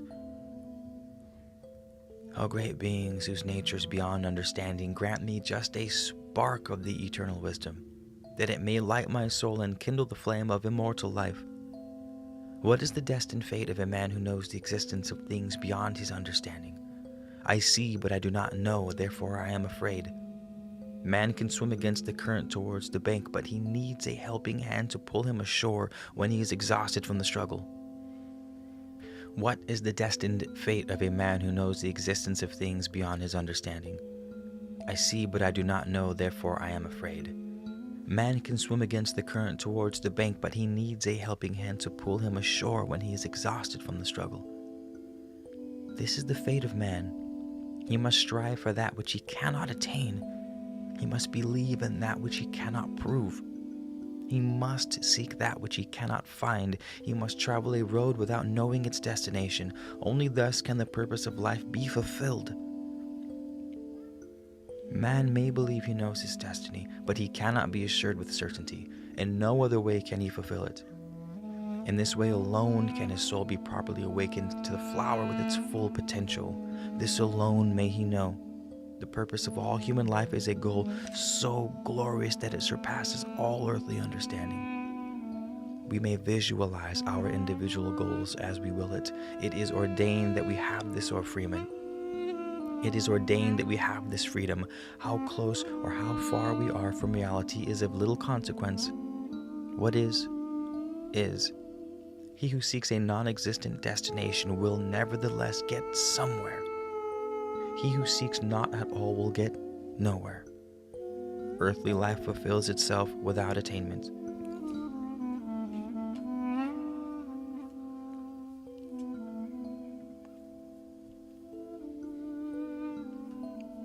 Hey you guys, you've made it to chapter 14 with the Sacred Registers. This is just a friendly reminder. I would love you guys so much if you could support the YouTube channel. Join the Patreon, maybe a super chat. At least subscribe and comment and like, you know what I mean? Love you guys. Thank you so much for being here. This is one of the coolest books I've ever read. If you hear the airplane flying over my head, then you will understand why I try so desperately to get people to support the channel so that we can afford a place that's not right next to an airport, which for someone who records audiobooks is absolutely insane. So, I love you. Thank you so much. Alright, let's continue with the Kolbrin Bible, baby. Chapter 14. The Scroll of Yanua. Away from my eyes, O hideous one. Slink back into the dark shadows about the black sunless abode where dwell the self-distorted souls of the fearsomely formed ones. Back to your murky haven of somber compatibility. Away, out of sight, for your repulsiveness brings back into my heart the thoughts of evils and temptations I have encountered and overcome, thoughts which I now so gladly forget. You poor, doomed fiend, misshapen, horny-headed, slit-snouted, stunted in arms and legs, horrible to behold. What dreadful thoughts and unclean deeds must have been yours to fashion you in this manner? Away, back to your own kind, back from the twilight border from where you lurk furtively, afraid, pitifully, seeking a glimpse of the bright joys denied to you by your own folly. Back to the place which you have pitiful affinity, back to your own dark, compatible companions. The guardians of the hidden gates repel you, lest you befoul the pathways of the glorious ones who once struggled to find beauty and cleanliness. The light of this place is ever spreading, and soon a glorious day may walk where you now slink in the gloom, back from the dividing flame, back into the sad comfort of enveloping darkness, back to your foul companions in misery, back into the mercifully enshrouding gloom. Your fate saddens my heart. Can you find consolation there, hidden in the comforting darkness? Does a kind word ever lighten the burden of your days? Is there a place of rest among the slime and excreta? O fallen one, who once walked earth so proudly in self-esteem, selfishness, arrogance, go back. Torment yourself no more with the sights of beauty and joy which lie beyond your reach. O wriggler in the slime, back from the purifying flame. What can it avail you now? O repellent one, who by wrongdoing and non-good doing thus cursed yourself and were delivered into the comfortless arms of decay and filth. Who on earth appeared arrayed in such deceptive softness and complacency, who dwelt amid pleasure and luxury? Away, back into the shadows, hide yourself from the pure gaze of the glorious ones. O squirming one, churned back are you, the shameful flesh is unworthy even of the flame. The unshapely mass, unchiseled by the forming blows of self-discipline and selfless service, unmolded by the touch of compassion and love, unpolished by the conformity to the burnishing blows of sincere goodness, has no place near the region of revealing light. See, are you not seared with pain when the pure light falls upon you? Miserable indeed is your lot in that dread, dreary abode. See, your slimy hide shrinks from the pure glare. It splits, it cracks, back into your dark cavern with its floor of slime. Back out of sight, out of hearing, back from the pure gaze of righteousness. How miserable the lot of one who finds unconsoling comfort in the depths of dread darkness, lit only by shadowy gloom. How awful to dwell in its companionship with distorted shades. What became of the loveliness which once clothed you on earth? Whose fault that you brought it not with you? Did you ever pause, even for one moment, to gaze into the self-revealing mirror within you and see the awful creature you were becoming? Amid your pleasures and luxury, did you not think of the well-being of your inner self? Did you not care? Oh, if I could help you. But the hideousness was set firm in the furnace of death. Then the enveloping flesh was stripped away and the hidden horror within the mold revealed. As the butterfly emerges from the chrysalis, so should the soul emerge from its earthly abode. An unnatural thing like this was never intended, yet you freely made the choice. Not a single disfiguring line was made by another. What words are those whose rasp forth from the unlipped, fish-shaped mouth? O ears, say you deceive me. O heart, cease this pounding clamor. O hand of horror, release your awful grip. Would that I could swoon, that I could find relief in unconsciousness, but facts have to be faced here as on earth. I must look in trembling terror. Yes, I loved on earth. Nothing there was more precious to me than my sister in love. I forgave her willfulness and was not stirred up when her words were unkind. I ever remained a man of cool temper. I clothed her well and gave her food when she lacked. My heart sang in her presence. I rejoiced in her loveliness. She was my life, my wife. Yet she was unfaithful. She was cruel. She found pleasure in deceit and perversion. As the years passed them, they became heavy, clouded, and bitter because of her wayward ways. O horror, O terror, cringing fear, keep away from me. My eyes, my heart, it is true. It is the one I loved. Oh, let me die once more, that consciousness may pass from me. It is her whom I loved, she for whom I waited in joyful anticipation, hoping to find the light of my youth, hoping the overlay of her later evils would be sloughed away by death, hoping to find the warm, throbbing liveliness I once held. I would gladly have forgiven the pain she caused in her maturity. Oh, what has become of the smooth flesh, the warm touch? Where is the beauty of the face, the grace of form? Oh, raise not the crocodile-skinned arms to shield the awful snout, the green-rimmed, red-veined eyes. O racing heart, I hear the misinformed words amidst the hiss and gurgling issuing forth from the oozing aperture. O say not that I was so blind, so greatly deceived, that you care for naught but the earthly things we shared, that your affection was the false front of hypocrisy, your love a lie.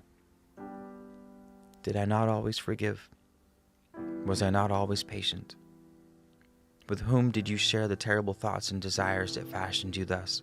Surely this cannot be the work of your own nature alone. Fickle you are, and pleasure-loving, selfish, cruel, deceitful. But all this I forgave because of the plea of my heart. Was this not enough? Oh, where is the companion I awaited, lost and worse than lost, lost and worse than lost? Oh, compassion, oh, compassion, oh, mercy, come to my aid. My heart fails me. I cannot face what I thought to greet so joyously. O powers of solicitude, strengthen me. What can I do to mitigate the law? Is there hope? Is there a way? A whisper of comfort. Gratefully I hear it.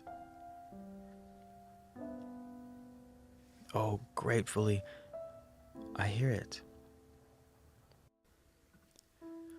There is hope, and there is a way. But between this self-shaped horror and the glorious ones, there is an uncrossable chasm. In sorrow and anguish it must seek a road. It must go its own dark way as you must go yours in the light. Turn back. Turn again towards the light. The compassion in your own heart does not to bridge the gulf between, unless it strikes a responsive spark within the other heart. Let the memory be erased. This is not the companion of your path. The trials and sorrows borne so well, the uncomplaining unselfishness fashioned you in glory, nor would you have reached the present decree of perfection had she not been as she was, and is now revealed to be. This fearful fate was wrought by the lost one alone, for each is the sole keeper of his spirit. Each soul is fashioned by every thought, desire, and deed, every emotion that touched it during its sojourn in an earthly body. Each is the maker of his own future, the fashioner of his own being.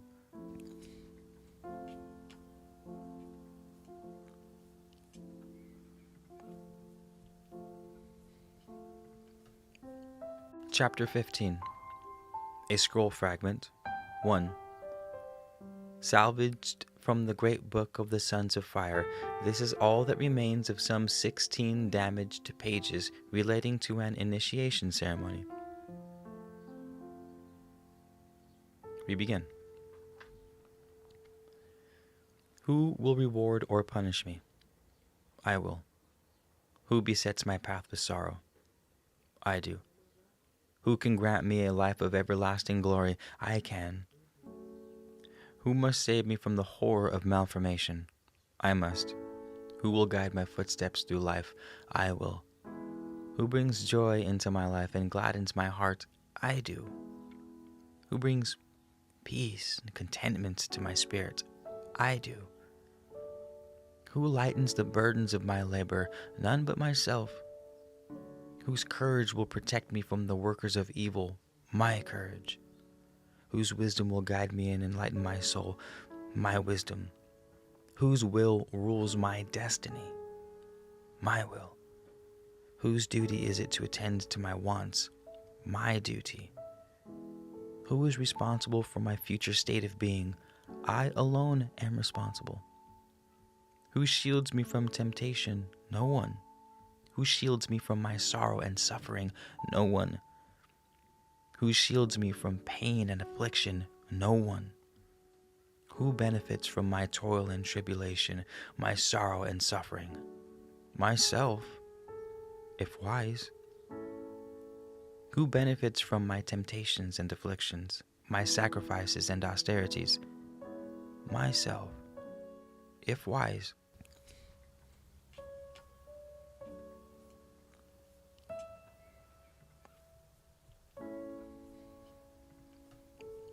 Chapter 16. The third of the Egyptian scrolls, but only a fragment. If a man would know heaven, he must first know earth. Man cannot understand heaven until he understands earth. He cannot understand God until he understands himself. And he cannot know love unless he has been loveless. God is unknown, but not unknowable. He is unseen, but not unseeable. God is unheard, but not unhearable. He is not understood, but he is understandable. The goal of life is upstream, not downstream. Man must struggle against the current, not drift with the flow. A child is born knowing all God intended it to know. The rest it must discover for itself. Man does not live to increase the glory of God. This cannot be done, but to increase the glory of man. He who worships with empty rituals wastes his time and displays the shallowness of his thought. That which man does to benefit man is good, but if he seeks to gratify God, it is a labor of ignorance, showing disrespect for God whose nature is above all that of earthly princes. A lifting hand is worth 10 wagging tongues. Be a man of fortitude and courage, prepare to fight, for earth gives man but two choices, to struggle or perish. There is work to be done in the garden of God. Therefore, cease useless performances and word-wasting discussions. Go, pick up the hoe and tackle the task at hand. This is the secret of life. Man lives in God and God lives in man. This answers all questions.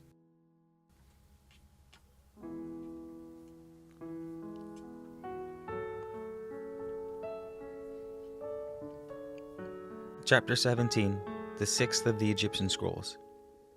God is in all, and he encompasses all. There is no God but the true God, and his existence is our assurance of life everlasting. He was before the beginning and will be after the end. He is mighty and all-powerful. In his magnificence and majesty no one can conceive him. His divine nature is beyond the understanding of man. His creation is awesome. His ways unfathomable. His creative thought brought all things forth, and the power which flows from him is life. He holds life within his mind and the universe within his body. If a man in ignorance and foolishness conceives a more understandable God in his own image, or builds gods of wood and stone, that will not take anything away from the stature of God. The Supreme One is ever God, the creator of man. And if man makes earthly gods to worship, then it is man who loses thereby and not God. Among earthly things man shall find nothing greater than himself. Man worships not to make God greater, for this he cannot do, but to make himself greater. Nothing man can do can add to what God already has. Men conceive God as a being having greatly magnified human qualities, as a king-like being greater than any king. Thus man falls into error. As the sun surrounds man with light, though it be hidden behind the storm clouds, so is the man in the thoughts of God, though God himself be hidden from him. Such is our God, who, though himself eternal, lives with each man and with him passes through the dark portal of death into the light of the glorious region beyond. God rules over all earths and all spheres. He is in them, and they are in him. All things are in God, and he is in all things.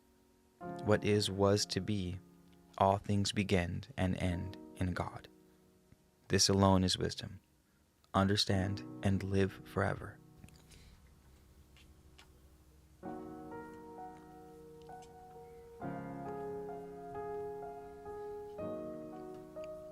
Chapter 18. A Scroll Fragment. 2.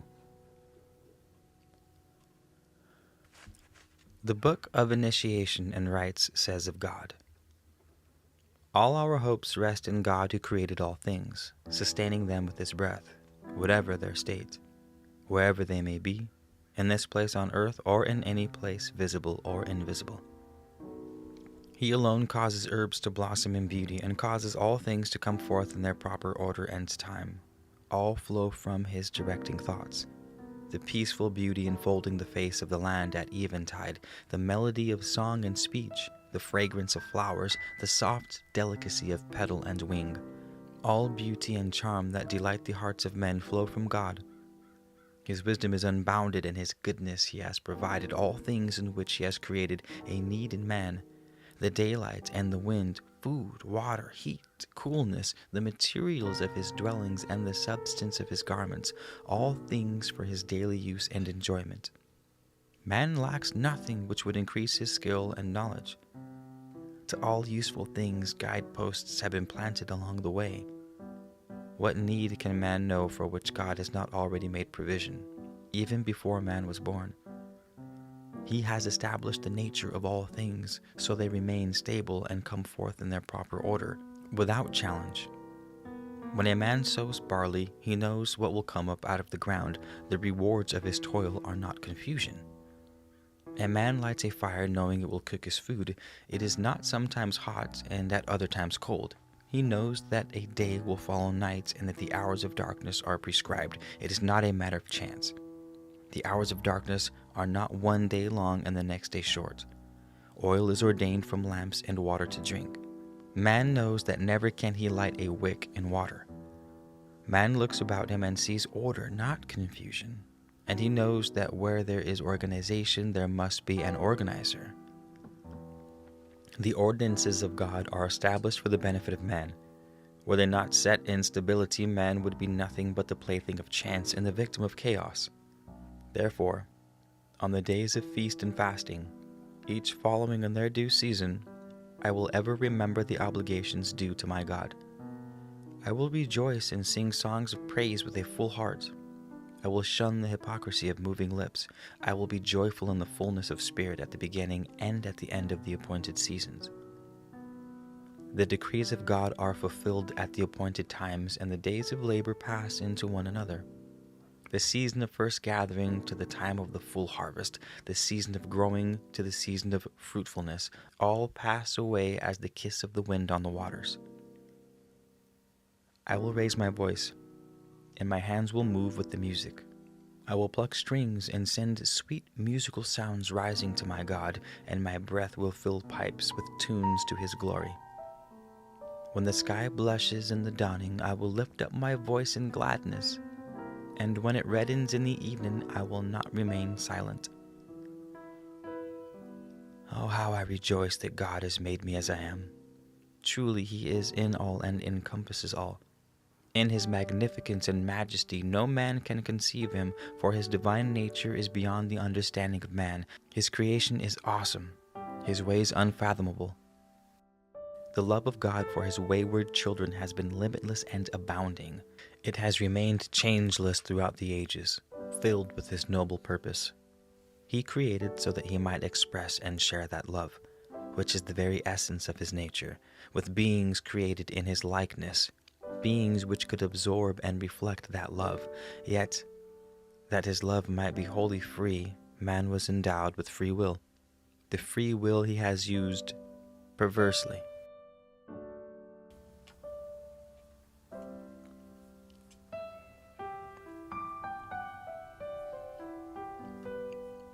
Chapter 19. A Hymn from the Book of Songs. Bring forth the instrument of music. Let all voices be raised in thanksgiving to the Lord of our lives. Be happy in heart, and let joyfulness flow from your lips. But remain in stillness while the hands move. Peace and honor be yours, O Great One, shadow of our days, comfort of our nights, to whom alone we pay homage. Long ago the sky door opened, and you appeared over the land in the days of our forefathers, shaking it with your wrath. But now you are hidden. Your awesome glory is seen no more. We, your children, rejoice, for you bring peace and spread contentment and security over the whole face of the earth. Heaven and earth and all the spheres of the infinite spaces are filled with your spirit. The demons of darkness tremble before you, yet to us you are truly the mysterious hidden one, the guide of our fathers in the sad days of darkness when the face of the sun was veiled in gloom from the eyes of men. You pour out goodness, bring fresh water to the green pasture lands, bestowing life upon all beasts and living creatures therein. Through the blessing of your bounty, even the parched lands drink unceasingly and then season. You are the bestower of bread, for you cause the corn to increase and the harvest to be plentiful.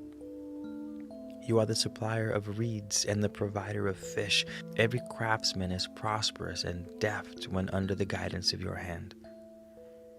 Your eye directs the hammers of the smith, and your hand covers the fingers of the potter. Your creating breath is inhaled in the craftsman, so he is inspired to create an object of beauty. You whisper on the breeze, and the hearts of men are filled with the gladness which issues forth from their mouths as joyous song. You move the brush of the painter and direct the pen of the writer. You are the warden of fishes within the waters, and direct them into the nets of the fishermen. You are the watchman who keeps the waterfowl away from the field sown at the rising of the bountiful waters. You are the lookout man at the eye of the barge moving safely over the flowing waters. You are the director of the energy-giving breezes which press against the sails. Your hand rolled the corn grains, and your life-giving breath sucks up the green growing shoots. Your fingers unfold the awakening buds.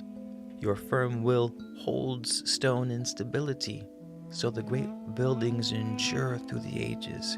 Nothing can escape your vigilance, and rest is unknown to you. Eternal activity is the essence of your nature. You are the ever-watchful one, the great bearer of the scales, the unchanging guardian of the helpless and the protector of the poor. Those who fill these roles on earth do them in your name, for you are the motivation and the power behind their deeds. Were you non-existent, men would devour one another like crocodiles, while justice and mercy would be things unknown. Something intangible and unseeable flows out from you and rules the lives of men, causing men to deal justly with one another. For though injustice is part of the fabric of life, it is not dominant, and your power mitigates its effects. You caress the face of the land, and at your touch the womb of earth is opened.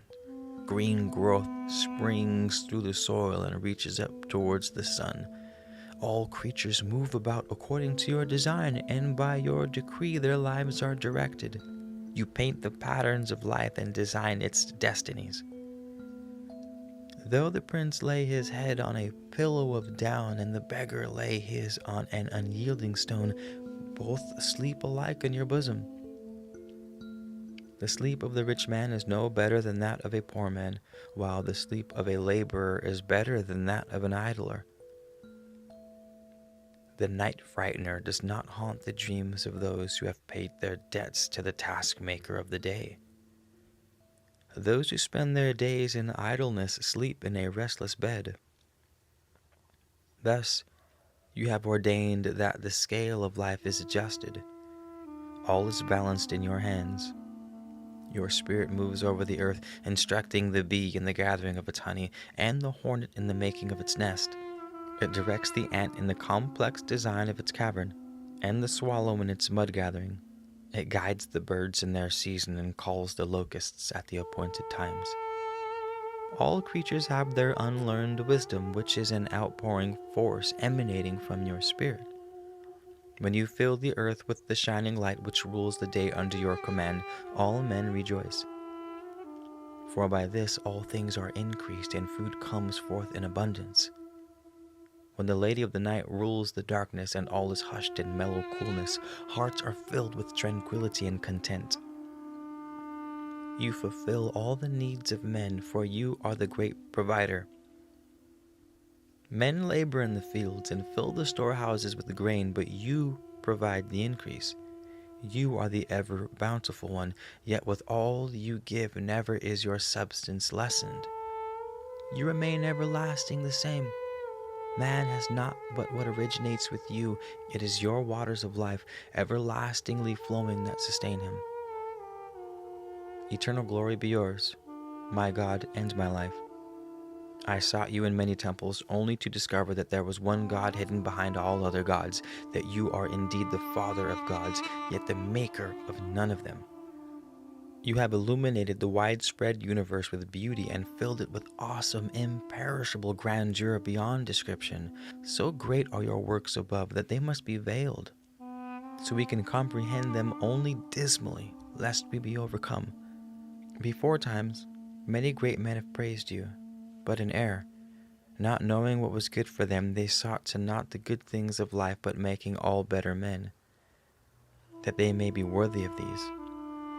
You have loved us with an exceedingly great love, having compassion on our many failings and weaknesses, knowing that men are but frail creatures prone to go astray. O God of gods, for the sake of our fathers who placed their trust in you, to whom you gave the ordinances of life, be merciful to us. Instruct and guide us along the paths we should follow. Lead us through the many entanglements of earthly life, so we may finally come to rest in your safekeeping.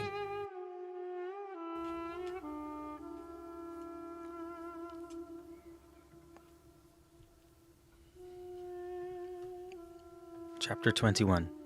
A Hymn from the Book of Songs.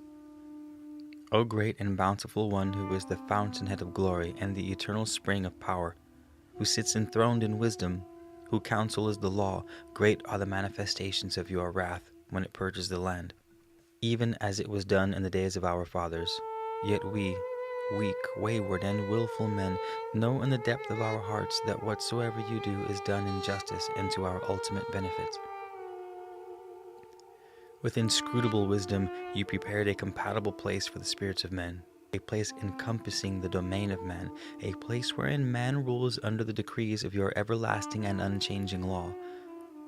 You have set the boundaries, and they are held back, neither troubling nor oppressing us beyond our endurance. The spirits of men rule in the mysterious domains governing the sun and the moon, the stars and the night watchers, the mist men and the hidden caves of power. They undertake their appointed tasks there, and are wave wanderers of the watery wastes, guardians of the deep. You have created man in the likeness of an original conceived in your mysterious abode, and the manner of his life is fixed according to your plan. Great and wonderful is the ultimate destiny of man, who as yet has progressed but a few steps along the road towards the goal of life. Yet you have opened his ear to mysterious and wonderful things. You have revealed strange mysteries to his eye. He knows things unbelievable in olden times. This being on whom you have conferred so much is a thing of weakness and frailty. He was shaped from moistened clay and molded in water, then set upon a mound in the midst of the great chaos. His eyes were shown the glory above, but he wearied of looking, for such splendor was beyond his comprehension. Therefore he sought his pleasures among the things from whence he came, and wherein he now finds his delight. So he sits on a pedestal of shame down by the polluted spring. His repast comes from the pot of fornication, and he is clad in the garments of wickedness. Great One, you who are all wise know the words which come forth from his lips. You know the fruit of his mouth, the pollen of his tongue. Be merciful to man and overlook his weaknesses, for he is as he was made, and perchance so he was meant to be. Who can question the mystery? May your will prevail.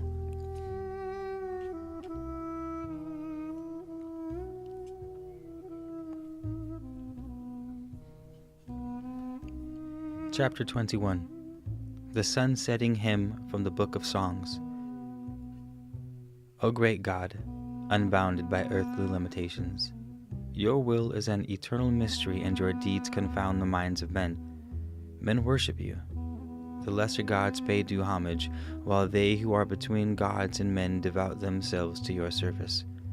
Highest of gods, Lord of men, ancient Lord of life and light, creator of the tree of life, who made the herb and fruit to nourish men and grass to feed the cattle, who perfumed the flowers and gave the birds their gay plumage. Hail to the supreme power and spirit. Maker of all that exists in all the spheres above and below, the essence of whose spirit is in all things, ruler of all the regions of light and master of the nether regions. Great fountainhead of wisdom, whose abode is in the truth, who fashioned men so they could accord with your own nature, who gave rare abilities to animals and instilled cunning knowledge into insects, who chose the colors of the flowers and the songs of the birds, O veiled one whose sanctuary is hidden in the breasts of men, whose temple is open to the heavens and hung about with the stars. O mighty one, hear the cry of my spirit as it seeks nourishment from the divine source. Hail to the supreme power and spirit. Great fashioner of earthly things, who came into being before all else, whose sacred name none can know, whose likeness is not displayed in writings, and whose image is not carved in wood or stone, whose eyes were the pattern for the sight of men, and whose sensitivity generated their touch, whose tongue gave speech to the little gods, who made the herbage for cattle and the water weed for fish, who feeds even the worms and insects and quickens the life within the egg, who fashioned wild fruits for the birds and wild seed for the mice, who sustains the life force within every living thing up to the heights of heaven, across the wide breadth of earth, down to the very depths of the sea. Oh, save me from that which is beneath the earth, and from those upon the earth who would work wickedness against me. Hear me, and my God, I shall praise you. My voice will rise up to heaven and roll right across the earth. All those who ply the great mothering river shall hear its echoes. I will tell of your goodness and greatness to my children and to their children. My words will resound down through the generations as yet unborn. Respond to me, O great one, as I seek to commune in the silence. My desire is to learn, but you are too mysterious for men to understand. Hail to the supreme power and spirit. Oh, help my soul to rectify its evil deed and balance them with good. Destroy every form of evil which clings to me, and let there be nothing in my soul to cause malformation and thus estrange me from my friends who have departed to dwell in the happy land of dawn. Let brightness be my new life's birthright, and let my spirit be ever light. Hail to the supreme power and spirit. The great dome of heaven rises above, and no man knows its limitations. The broad earth is spread wide, and no man knows its boundaries. Man cannot fathom it all. O God, who is great, have compassion on my littleness. Bear patiently with my blunderings and overlook my ignorance.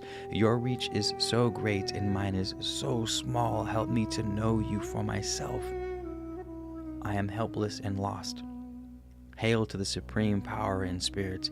O great God, who brings comfort to the prisoner, peace to the tormented, who strengthens the fearful and adjusts the scales between the weak and the strong. Strengthen my desire to understand your great purpose. O soul of God, whose tears vitalize the hearts of men, in reverence and humility my spirit awaits your command. My Creator and my light, hail to the supreme power and spirit.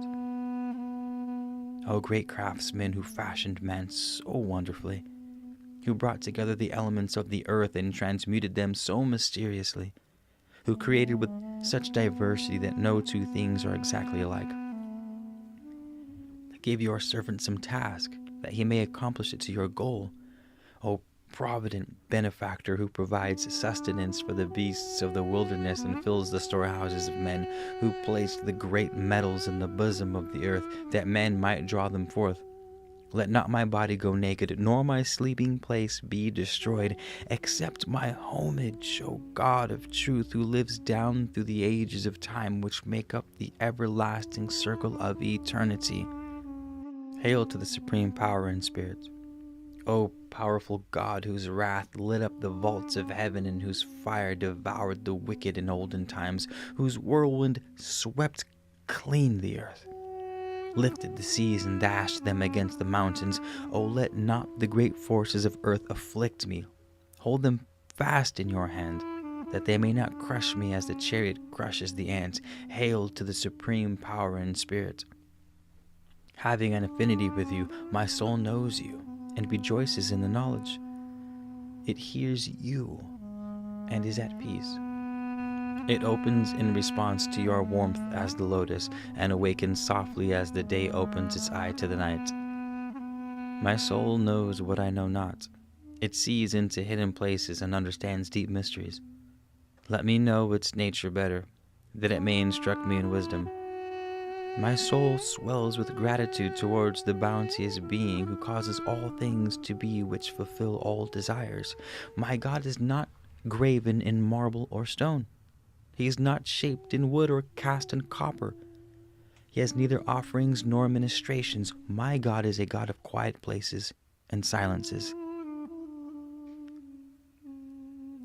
He is found where the wild winds blow and the gay flowers blossom, away from the habitations of men. He is not worshipped in temples, and his praises are not sung by the unthinking multitude. My God is a constant companion. He lives quietly in the homes and hearts of men. His true abode is unknown. He has no painted shrine. No building fashioned by the hands of men could contain him. Hail to the supreme power and spirit, O ever-watchful God, the all-seeing one. If aught be done or concealed in the darkness of the night, it shall be known to you. O supreme power, who alone can deflect the awesome ones of heaven from their path of destruction? Who alone can churn aside the sky boulders and break the winds of the hurricane? I acknowledge you as my sole God, the guide of my ways and the guardian of my life. I will call upon you by your names of power.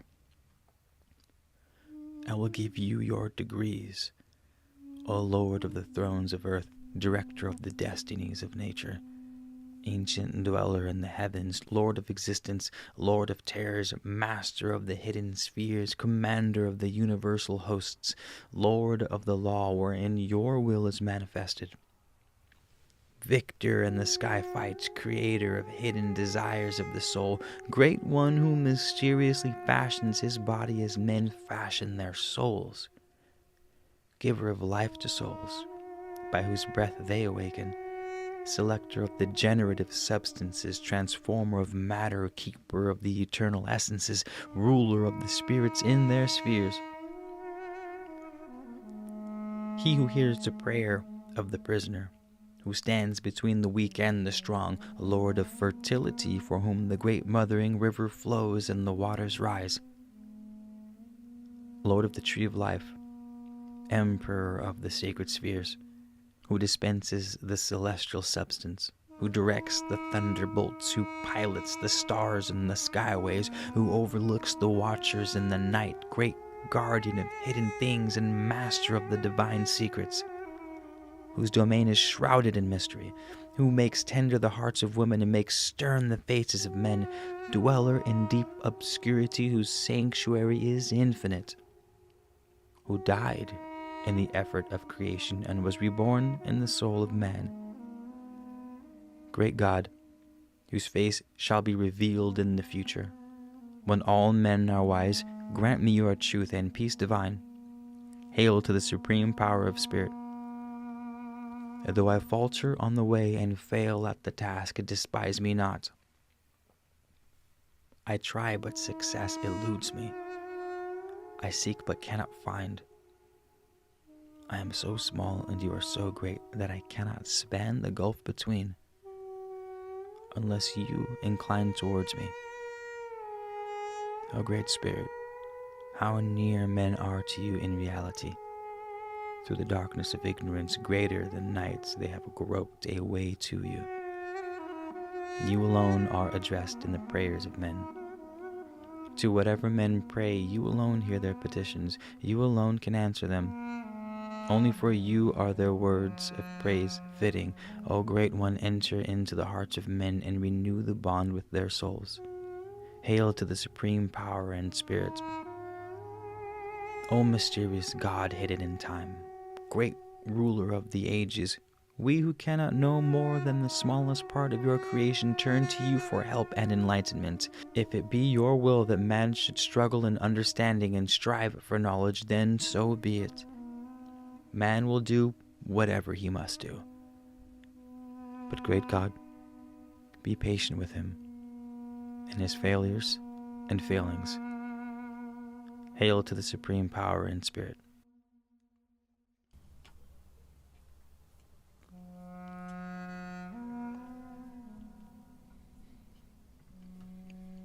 Chapter 22. The Hymn or Prayer from the Book of Songs. 3. O Great One in heaven, whose thoughts probe the hearts of men, cast forth a small ray of illumination to light my way in the darkness of man's ignorance. Strengthen me by your revelation, that for even a brief moment I may see truth and know the mysteries of life. I ask not to see as the great ones have seen, but just for something within my understanding. O great God, send me one bright shaft of light, that I may see silhouetted as in a flash of lightning the forces that wage war for the possession of my soul. For what mortal unaided can understand or visualize the dark things that lurk to lure the soul along the path of horror, such as the demons waiting to twist the weak soul into the coils of frightfulness before casting it into the abyss of terror? Lord of the universe, take pity on me. Everything heeds in your great hand except the fate of each man, and men are frail and weak. Many who have seen truth revealed have quailed before the awful responsibilities of man and consoled themselves by fashioning unnatural gods before them, whom they quelled the fears in their hearts. I am not worthy to gaze upon truth, nor do I desire to do so lest I be overwhelmed. Perhaps I ask too much from one who reads the hearts of men. O great illuminated one, keep me from the final horror which lies in wait to devour the souls of men. Help me in the dread hour when I come face to face with my own soul. Oh, save it from the abode of the dark warden of terrors. What are the great mysteries of man's destiny so dimly perceived even by the illuminated ones? Have mercy on my dismal ignorance, or I am delivered into the toils of my own repulsiveness. What is the great secret whispered so fearfully among the great columns? What are the substances therein men may pass through the great portal and return to life? Is it true that the destiny of man is determined by man? Oh, what fearful responsibility! My heart is overwhelmed and my spirit becomes weak with dread. Is it for this that men shun the truth and cast themselves at your feet for mercy? I fear, for my soul is heavy with evil, and the scales will bear down against me. Will it be stamped with the dread impress of condemnation by the 42 seals?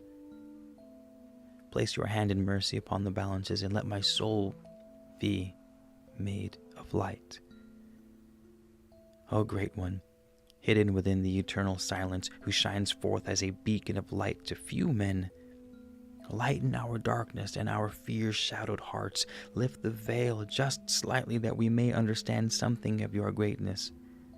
We are not uninstructed and know we can be granted no more than a glimpse of your greatness, for to receive more would be too awesome for the frail constitution of man.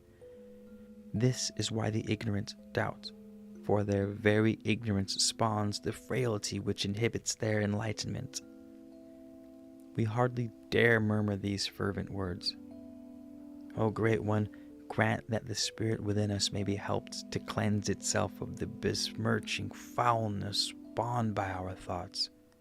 Remove from us every trace of that which may pollute, and let us know timeless splendor and glory.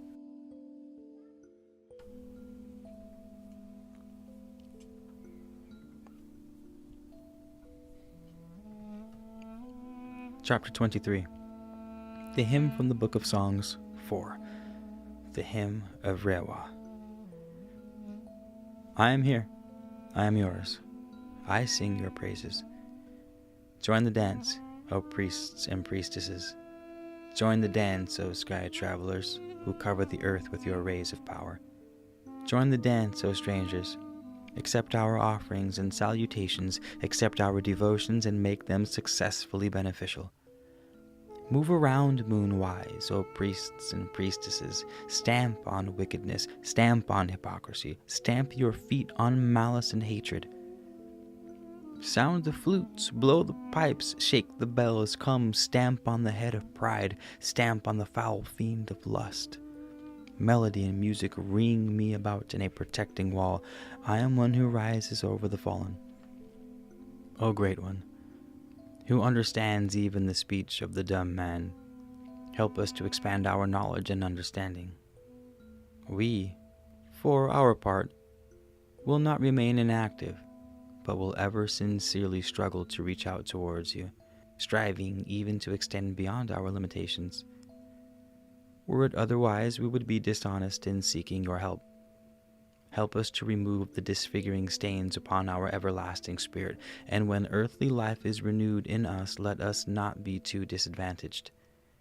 Teach us to pray without prayerfulness, so that the taint of self-seeking is eliminated. When we petition, let this not be in the spirit of selfishness.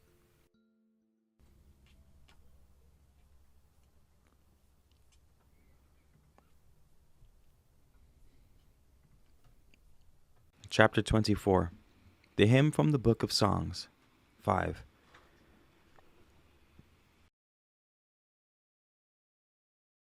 The following paragraphs come from fragments and may originally have formed parts of more than one hymn. I believe in you, great God of life, Lord of the kingdom of light, dweller in the eternal silences. From the center of your domain there is an outflowing which sustains all life, and in you rest the hopes of all men. You are the ruler of all spheres, and your dominion is unchallengeable. Under your benevolent guidance, earth continues to exist and hold together, changing for naught but the benefit of man. We are your children, and you are our Father. I believe in the sacred spirit of inspiration which enters the hearts of men, flowing out from you and joined with you, and yet separate. The spirit to whom our fathers of old gave the greatest reverence, the beautiful one, the gentle one, the inspirational one, who first taught men to love and who drew aside the veil to show them beauty.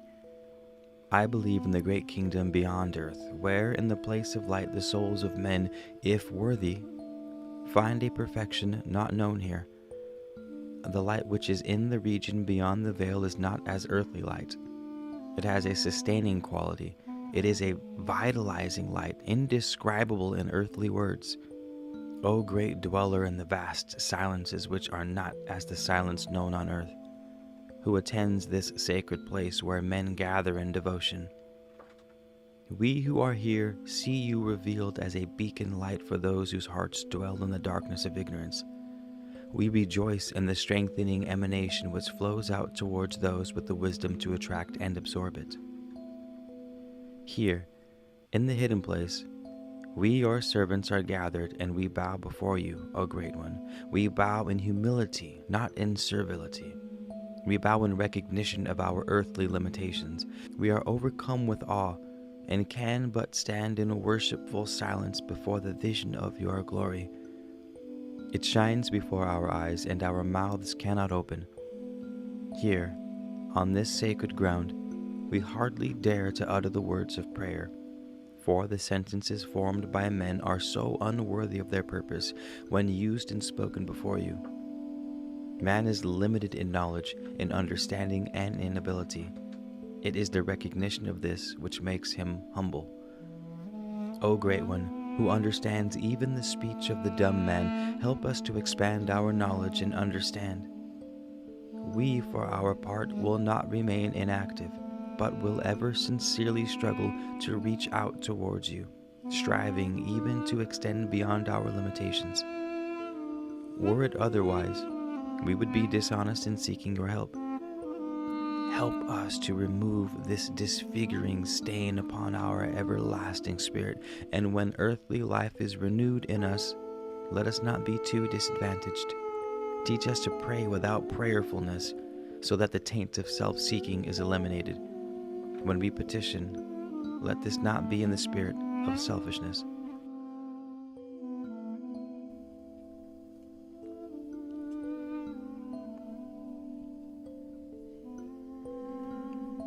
Chapter 25.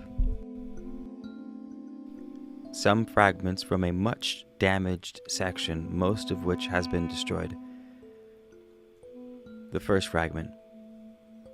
O enfolded, sleeping soul, unaware of the life fountain from within which you may drink, unfeeling of the throbbing life all about us. This is your hour. Prepare yourself for the great awakening. The bright light of wisdom awaits to encircle you as you stand before the awful door within the sacred temple of mystery, that the light of truth may be a sure guide amidst the dark gloom of earthly life, a certain aid enabling you to find the way of your eternal spirit. You are not unknowing of your inner wisdom. It is the key to everlasting life in the glorious place beyond the western veil. O live my soul, awaken, hear me. Let not my love and my sacrifice be in vain. Let not all my hopes turn to dust within the tomb. Can love become soil and hope become sand? Never, for the grave is not the destination of the sublime attributes which ennoble the nature of man. Man is a flame burning in water. As it is written on the pillars without, his soul is as the rosebud awaiting the kiss of the sun to awaken it to bloom. His nature is as the day which is ever accompanied by the night. Fragment 2. I will praise the nameless God who is the true God and the knower of every name. Hail, great overseer of earth. The high heavens will hear the sound of my voice, and its loudness shall ring across the wide-spread land. It shall resound throughout the red land. My song shall ride on the wings of the wind, and my gladness shall whisper into the ear of the air. Hail, great overseer of earth. Sing his praises with the birds of the air. Tell of him to the fishes in the waters, to the creatures which hide in the ground, and to the things which walk and crawl above it. Hail, great overseer of earth. Declare him unto all, for he is the God of all. He is the great compassionate one whose wrath declines with the setting sun, and in the morning departs with the dawnlight mists. Hail, great overseer of earth. Sometimes, in the lonely night watches, I wonder, have you turned your face from me? What have I done that you are so unresponsive? Have I ever lived otherwise than in accordance with your word, O great overseer of earth? What is your will for me? Fragment 3. O great one, everlasting, considerate of our needs, overseer and taskmaster of mankind, look down upon us with compassion and lay not too great a burden upon us, your dutiful servants. Labor we must, for thus we prepare for a higher state of being, but bear with us, for sometimes we grow weary and falter at the task. Here we have fallen victims of our own wiles. We have hopelessly snarled up the threads of our existence, so we know not how to loosen the knots we ourselves have tied, and so free ourselves. We are entangled in a net of our own weaving. Let us, your servants, look to you, the Great One, for aid. Our destinies are held in the hollow of your hands, while the future is visible to you as in writing upon an open scroll. The glorious ones worship you with service and serve through following the words of guidance. Thus the earthbound spirits worship you, the shades of the departed worship you, and the whole of creation worships you. We, your servants, offer our continual and everlasting devotion to your service. We are not as others, O Great One, for we know well that worship and devotion means service and expanded effort, not mere words and ritual. Your spirit governs the breezes that comfort mankind. You send the fertilizing rains. Your spirit quickens the seed within the womb of earth. The songs of the birds are inspired by the knowledge of you, and the wild beasts rejoice in the sustenance provided. You are the universal being, the rain cloud overshadowing the earth, the one dwelling in the cave of the heart within all breathing creatures. You are the weaver of the warp and the woof of life. Fragment 4. I praise the one who eats evil, the disposer of earthly residue. He who sustains the devoted followers of the deathless one, in whom all merge on leaving the body. For the day comes when we discard all that is of earth, when we recognize and realize that all remaining is the pure and sacred spirit, boundless and free as the winds. I praise the one who eats evil, the disposer of earthly residue. He who sustains the devoted followers of the deathless one, who is with us everywhere and in all things, in whom is all, though not himself the all, who sees and hears all, who knows and understands all, but whom none tied to the earth can know, who projects his word of power, so that it is within all the holds and all things together in stability. I praise the evil one who eats evil, the disposer of earthly residue, he who sustains the devoted followers of the deathless one, who created all things and thus became his own greater self, who clothed himself in the universe as with a garment.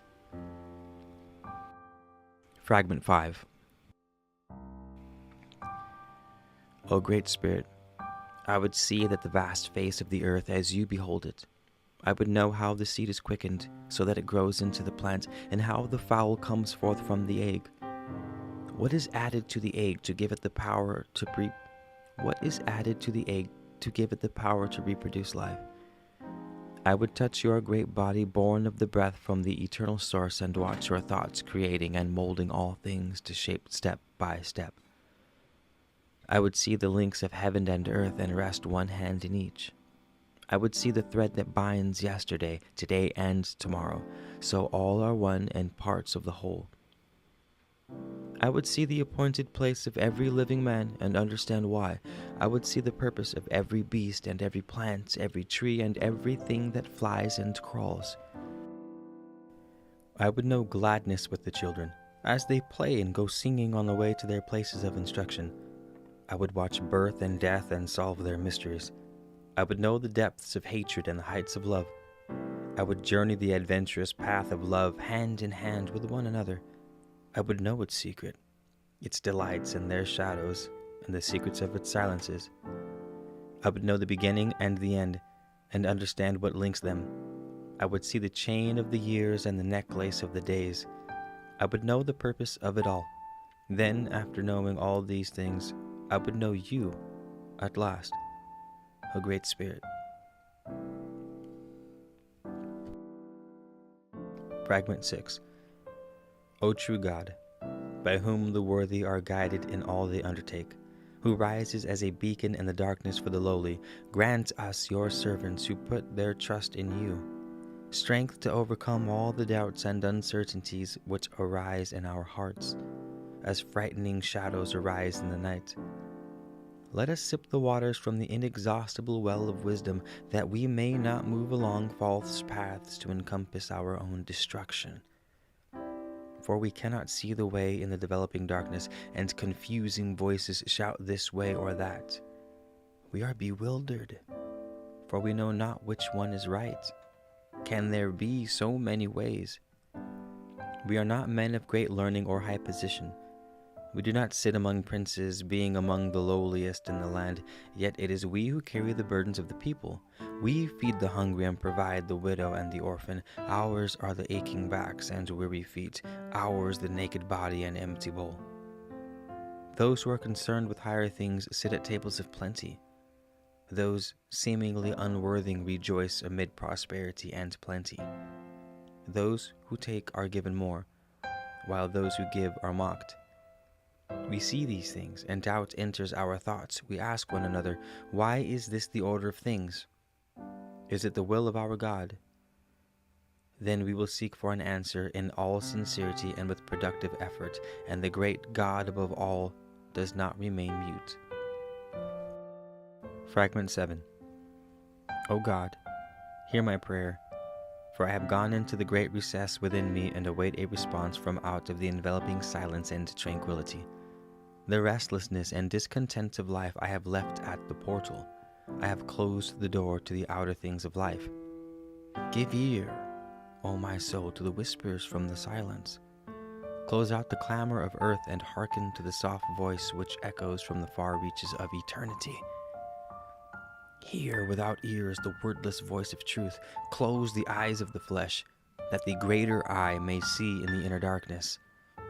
Enter into the inner temple and await the revelation of heavenly secrets. Shut out the clamoring senses that demand expression in sensual pleasures. Then, when all outer doors are closed and all inner doors open, speak to me and I will hear your voice. Tell me the secrets of the ages, and my spirit will dwell in contentment forever. This alone I ask, and no more. It is sufficient for one lifetime. Fragment 8.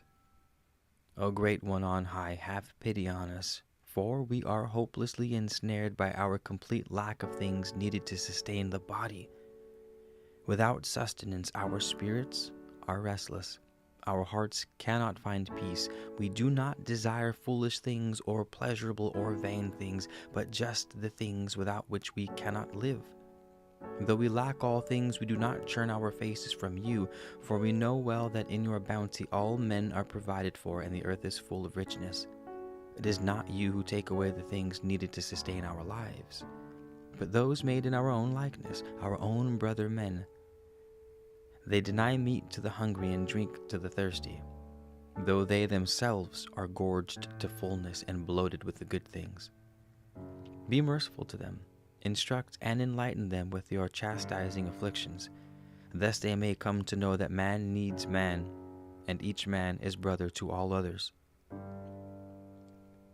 Others have reaped where we have sown, and others sleep where we have built, because of the statutes of men.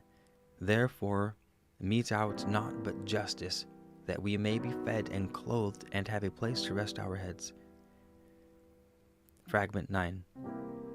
O God, who teaches us in so many strange ways in this great place of instruction called earth, who set us tasks to an end which we cannot foresee, and who tests us to measure our abilities and to try our courage and fidelity. Instruct us so we may better understand the bitter lessons which purge from our natures all which is unwholesome to the spirit. Strengthen us so we may bear all things without complaint and conduct ourselves manfully under the strict discipline of this unique place of instruction. Open the eyes of understanding within us, that we may benefit by our every experience and not waste time bewailing our lot. Tell us so we may know. Instruct us in our duties in the battle line, so that when we are called upon to take our appointed place, we shall not shirk the clash. Toughen us on the training ground of adversity, so that we may be stronger for the fray.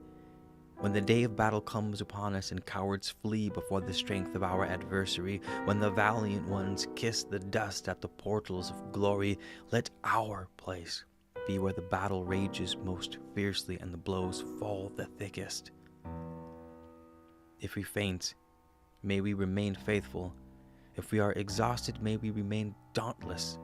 If our home come and we fall before the onslaught, may it be with weapons in hand and face to the foe. We fight the fight where the victor can be the vanquished, and the vanquished the victor, for here the fight is the end and not the victory. He who serves the end well justly claims the fruits of victory. We cannot ask him, but we can ask to be made strong if we struggle for strength. We cannot ask to remain unhurt, but we do ask for courage. We cannot ask to be supported in weakness, but we can ask for the fortitude to endure. We stand firm-footed, grim-faced to the foe, The ranks of wickedness encompass us about, but we will surge forward with closed ranks, carrying all before us until we come to rest in the presence of victory. O God, supreme among spirits, watch over us in the struggle, for we are your children. Fragment 10. This is my prayer, O Great Spirit. Accept it. O dweller in the pure region of truth, hear me. O great fountain of wisdom, hear me. O comforter and companion of the soul silences, hear me. Your Son, come into your presence with faith and humility. Grant that my spirit be admitted into the glorious audience chamber between the two regions. I, your Son, come into your presence with faith and humility. O supreme source of the form-holding rays, grant me a hearing. O great one seated in the celestial throne behind the great solar disk, hear me. All homage to you, great God, master of the bodies of men. I, your Son, come into your presence with faith and humility. My every thought and deed are dedicated to your service. These things are written clearly in my heart and are not mere puffs of wind from my mouth. Fragment 11. Lord of my heart, hear me now as I stand in communicating silence before the listening shrine. You are the great one who existed before the upheaval of the mountains, who tore apart the land and the waters in the infant years of man. For in your sight 1,000 great years are as an hour in the heat of the day, or as a watch in the coolness of night. You are the timekeeper in eternity, and warden of the ages. You reap men as corn is reaped at the harvest, and sweep them away as floodwaters cleanse the land. For man is like unto the grass of the field, in the morning it grows full of vigor, gaily bedecked with the gems of morning dew. In the eventide it is cut down to wither in the night. The day is not important, if men live by the hour, fulfilling in each its appointed task. Fragment 12.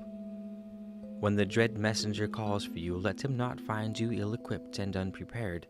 In the final hour, which must surely come, there will be no opportunity for fine speech, and naught can delay his imperious command. Then all the possessions you have cherished and stored will be as naught, and all you will be able to take with you will be that which you have fashioned within. Do not be numbered among the foolish who say, "Time enough, for I am yet young." Death claims the breast child as well as the aged, and on this you should ponder. Consider well your future estate. Here you are the architect of your future abode. The plans prepared here are carried out in another place. Earth is the place of sowing, heaven is the place of reaping. Here you are the sculptor who chisels the statue, the potter who fashions the pot, the woodworker who carves the pillar. What is there on earth more deserving of your care and attention than your own future form and appearance? Do you recklessly hew or willfully cut? Do you heedlessly pound the pliable clay and carelessly fashion the unfired pot? Do you mix the colors with proper thought? What manner of things are you fashioned in this great workshop?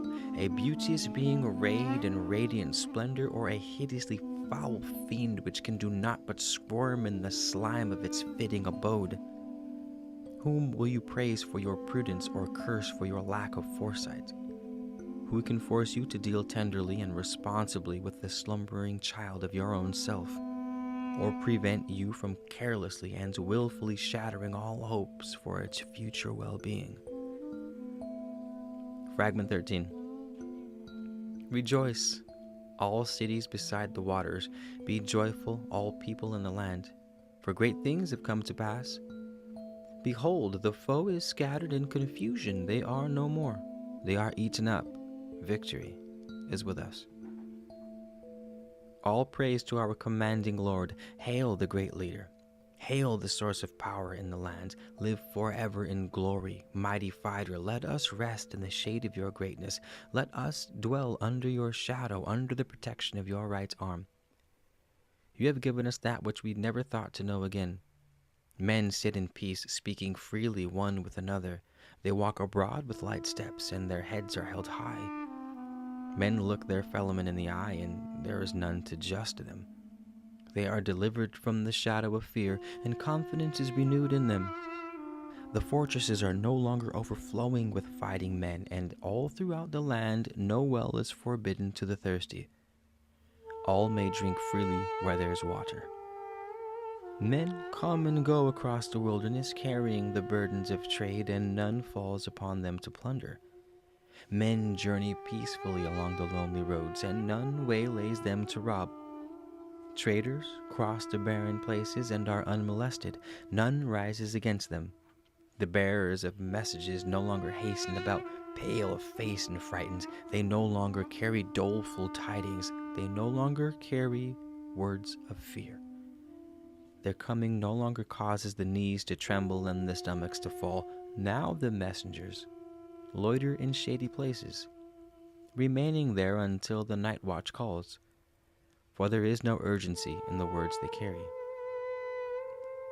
The fighting men rest. Their hazardous days have gone. The bow, the sword, the spear, and the shield have been laid away in the weapon stores. Women walk freely, they talk gaily, for they are not overshadowed with fear. Neither do they tremble for fear of molestation. The faces of the border guardians are no longer haggard with sleeplessness, nor are their eyes tired and strained with watchfulness. Throughout the whole land there is content and tranquility. The herds are large and sleek. They are no longer tense and restless. The flocks graze contentedly in their green pastures. The fowls are no longer alert and noisy, but squabble playfully, chasing one another through the dust. The voices of men are no longer hoarsened with war cries. Instead, they can be heard singing as each goes about his appointed task. The doleful wailing of women who mourn their dead is no longer heard, and widows no longer proclaim themselves. The husbandman sows contentedly, knowing that where he sows he shall also reap. He no longer doubts that he will enjoy his own harvest. The face of God is once more inclined favorably towards us. Even the lesser gods look again upon the land with favor. The reign of Saku is over. He no longer overshadows the lives of men. All is well in the two lands. Fragment 14. We praise our God with joyous and grateful hearts. He has shown himself among us. We will come again in his season. All is well with us. His desire brings forth the green growing things, and the land is clothed in its gay mantle. His hand guides the stars. His mind contains all things that fly above the earth and all things that walk and crawl upon its face. We praise you, great eternal one whose forms are so many. We kiss the ground before you.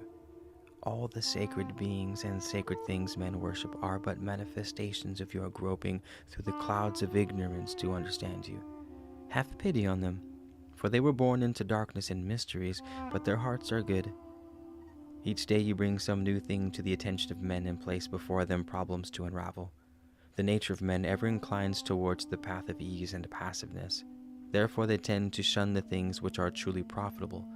Therefore, deal with men in a manner best fitting for their progress towards truth. Neither life nor love ends at the grim portal. The strength of the invisible bond between two souls binds them even after death. That which binds strongest of all is the love which is sincere, true, and constant. Such love endures throughout tribulations and trials. If one you love has departed through the western gates into the great halls of eternity, then be comforted by the words of truth. This you will know then, that the guardian at the grim portal is no fearsome being, but a compassionate attendant who tends you gently while you sleep. If one you love has departed through the western gates into the great halls of eternity, then be comforted by the words of truth. This you will then know, that the guardian at the grim portal is no fearsome being, but a compassionate attendant who tends you gently while you sleep, until the morning of a more glorious day. Then you will be awakened to journey through a greater adventure with the companions of former times. Fragment 16. In death you are greater than ever you were on earth, For now the companionable spirits lament for your sake. They strike their bare flesh for you and smite upon their forearms. They tear at their hair and cast dust on their heads. Yet if they be true to themselves, they are not cast down, they are not distressed. There is a voice speaking out of the silence, saying, If he goes, he shall come. If he sleeps, he shall awake, and if he dies, he shall live. Can you be gone from us forever? No, you are not dead or lost unto us, unless by our own deeds we depart to dwell in different regions. I am not cast down. You are not in the great place beyond the everlasting stars. You have passed over the horizon of immortality and now walk erect along the path of glory. May we meet there in days yet to come. Hail, O glorious one. Fragment 17. My side when I come before the assessors, that when I hear the verdict, I may not be alone. If my eyes cannot see, then tell me of the balances. Do they bear down in my favor? O guardian God, lighten the darkness for me, and deliver me from the meshes of the net woven by my own deeds of wickedness and weakness. You are my strength and support. To you have I given my offerings. You I have honored above all. There I may be in distress and have none to abide with me. I may have no comforter and may be alone. Therefore desert me not in my time of trial. Stand by my side, O guardian God. If I am numbered among the distressed ones, look upon me with compassion and mercy. And if I am deserted, then sustain me with water, bread, and oil. Fragment 18. I sing words of glory unto my God, who is the great God above all gods. And the words which issue from my mouth shall be exalted above all things. With them I will praise him in the sacred place, in the silence of his hidden sanctuary. They will glorify my God, so that his majesty is not dishonored and he is not deserted, until the day when he shall be declared before all men. With the ever-loving thoughts of a devoted heart I praise him. Even as the sun rises joyfully into the day sky, so does my heart rise towards he who gives me life and renews it day by day. He is great, he is mighty, he is glorious. He made the great river to flow, that all men in the two lands might be fed. It never wearies, it never ceases its onward flowing. It is everlastingly renewed.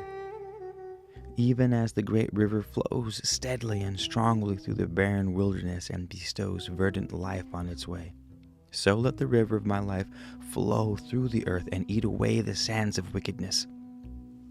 Release me from my mortal fetters.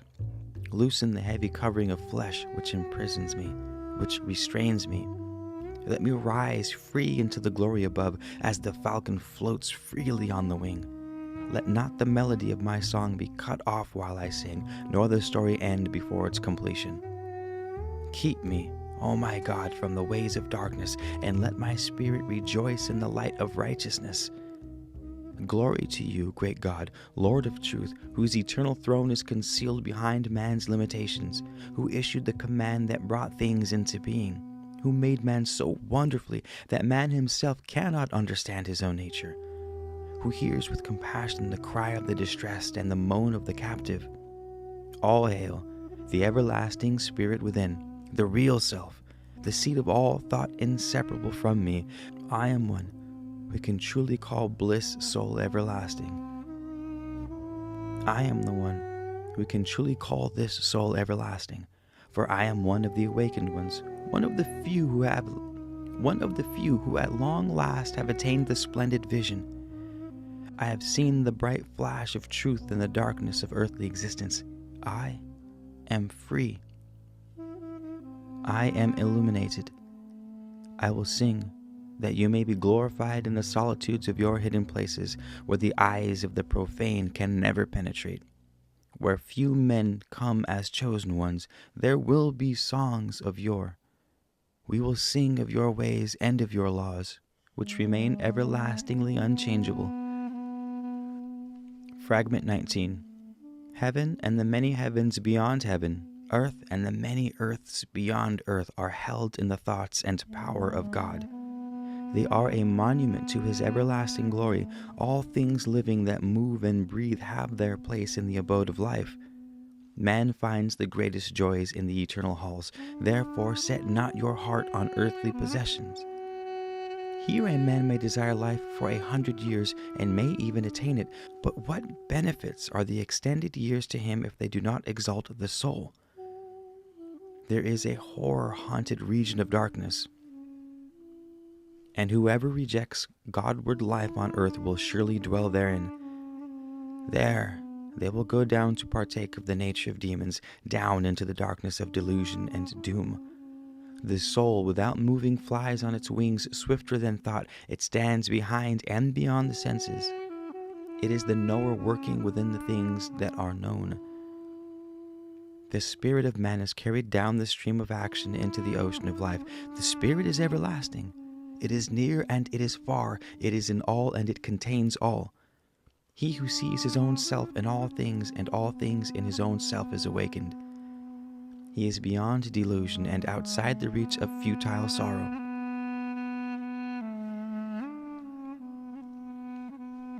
Fragment 20. I am Hathru. I am Haru, the enlightened one. Haru the twice born. Having crossed the dark waters myself, I carry the others across. Being free from fear, I free others from fear. Being unrestricted, I ease the restriction of others. Knowing the way, I show it to others. Having trodden the road, I now guide others along it. I am an illuminated one, the open of ear, the keen of eye. I am one who knows the law. I am a keeper of ordinances. I shall refresh all those whose bodies are bent with toil or sorrow. I shall come to the aid of those whose souls are withered and distorted, and give them strengthening sustenance. I shall open the eyes of many who are deluded in the heavy mists of threefold existence. All who toil under the yoke of ignorance, who labor under the clouds of despair, I am the forthcoming one, the future one turned back. I am the spirit within the law. I am the voice of enlightenment, one who proclaims the brotherhood of all men. I am to one as to another. I am Haru.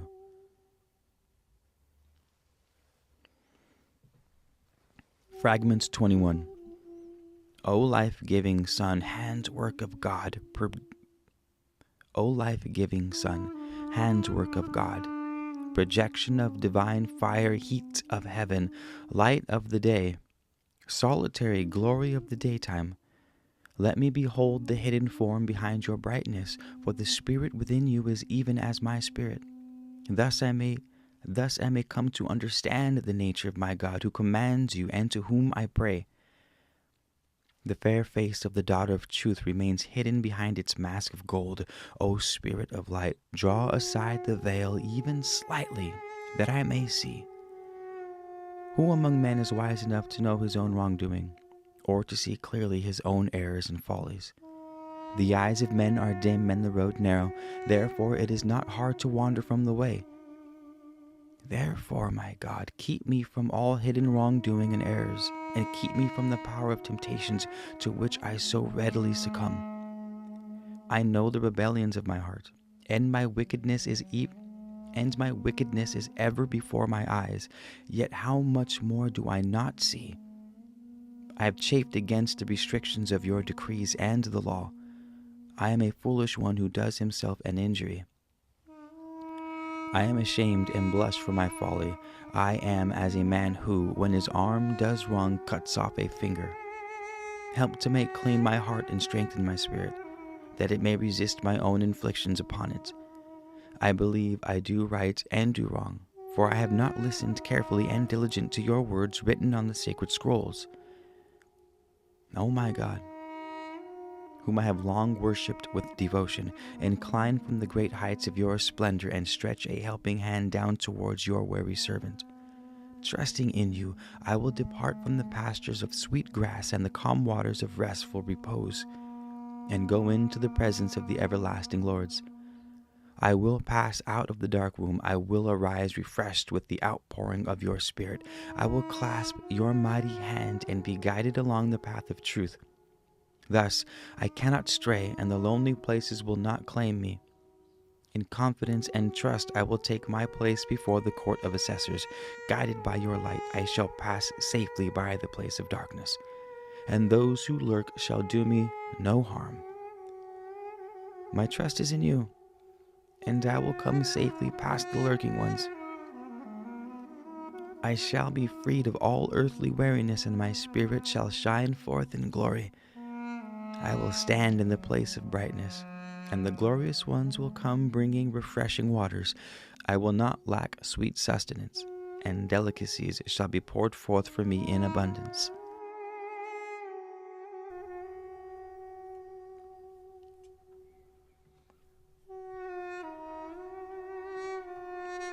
Chapter 26, from the Scroll of Senmut. The stone bearer measures the stone, and it is trimmed and pushed into place. It is fitted, and the overseer looks upon it and says, "This stone is well laid. It remains in its appointed place." Beside it other stones are fitted and set, each according to its own shape and design. Each has its own place and position. Then upon it are placed other stones, and so it becomes concealed from the sight and the foundations of the structure. The building rises, firm and strong, to become the dwelling place of a prince. I am one of whom men say, "He establishes buildings which stand forever." I remember that stone deep below the ground in the base of the structure where no eye ever sees it. Men know it is there. It just remains in its place, fulfilling its appointed duty, a necessity for the upholding of the building.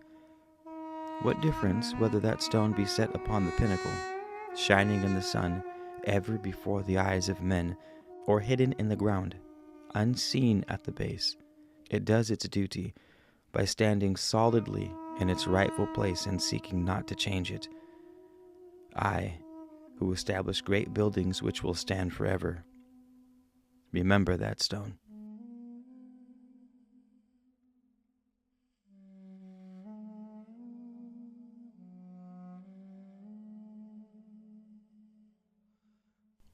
All right, chapter 27. The Songs of Nefertari. 1. I sing my song because the earth sings. Though the wind is hushed among the groves, it still plays with soft, melodic gaiety. The benevolent sky looks gently down, its breath stilled as it listens to the melody of the leaves. The dew smiles in the morning, for it has captured the light of love from the stars. My song is beautiful because my heart dances gladly in my bosom. Its joyfulness conveys gay music to my thoughts and places endearing words on my lips. Because I am dedicated to love, I have but one love, the beautiful container of my life. My heart is a lonely thing, ever seeking companionship with yours. It is lost to you. So let it beat in your breast, nestled against your heart, for there it surely belongs. My love is wholesome, not tainted by any residue of past affections. It is gentle and pure. Therefore treat it with manly tenderness, for it is a precious treasure. I give it gladly and can give no more. That which I give to you I can give to no other man. For you the lovely pearl, for others the empty shell. Let me live just for you. Let me serve as your housewife. Let me serve your child to my breast. Let my eyes be gladdened by your presence each night and in the morning. Let me bask continuously in the wonderful radiance of your presence. Never part me from the source of my joyfulness and gaiety, but let us go down the corridor of life together, your arm laid on my arm and my hand in your hand. My heart is desolation. It is like a wilted flower. You are away, my love, and my eyes search the road for your coming. The caress of sleep eludes me, for your image is ever there beside me, and I cannot find consolation with even the most comforting shadow. Come to me, my living love, that I may feel the warmth of your flesh and be at peace.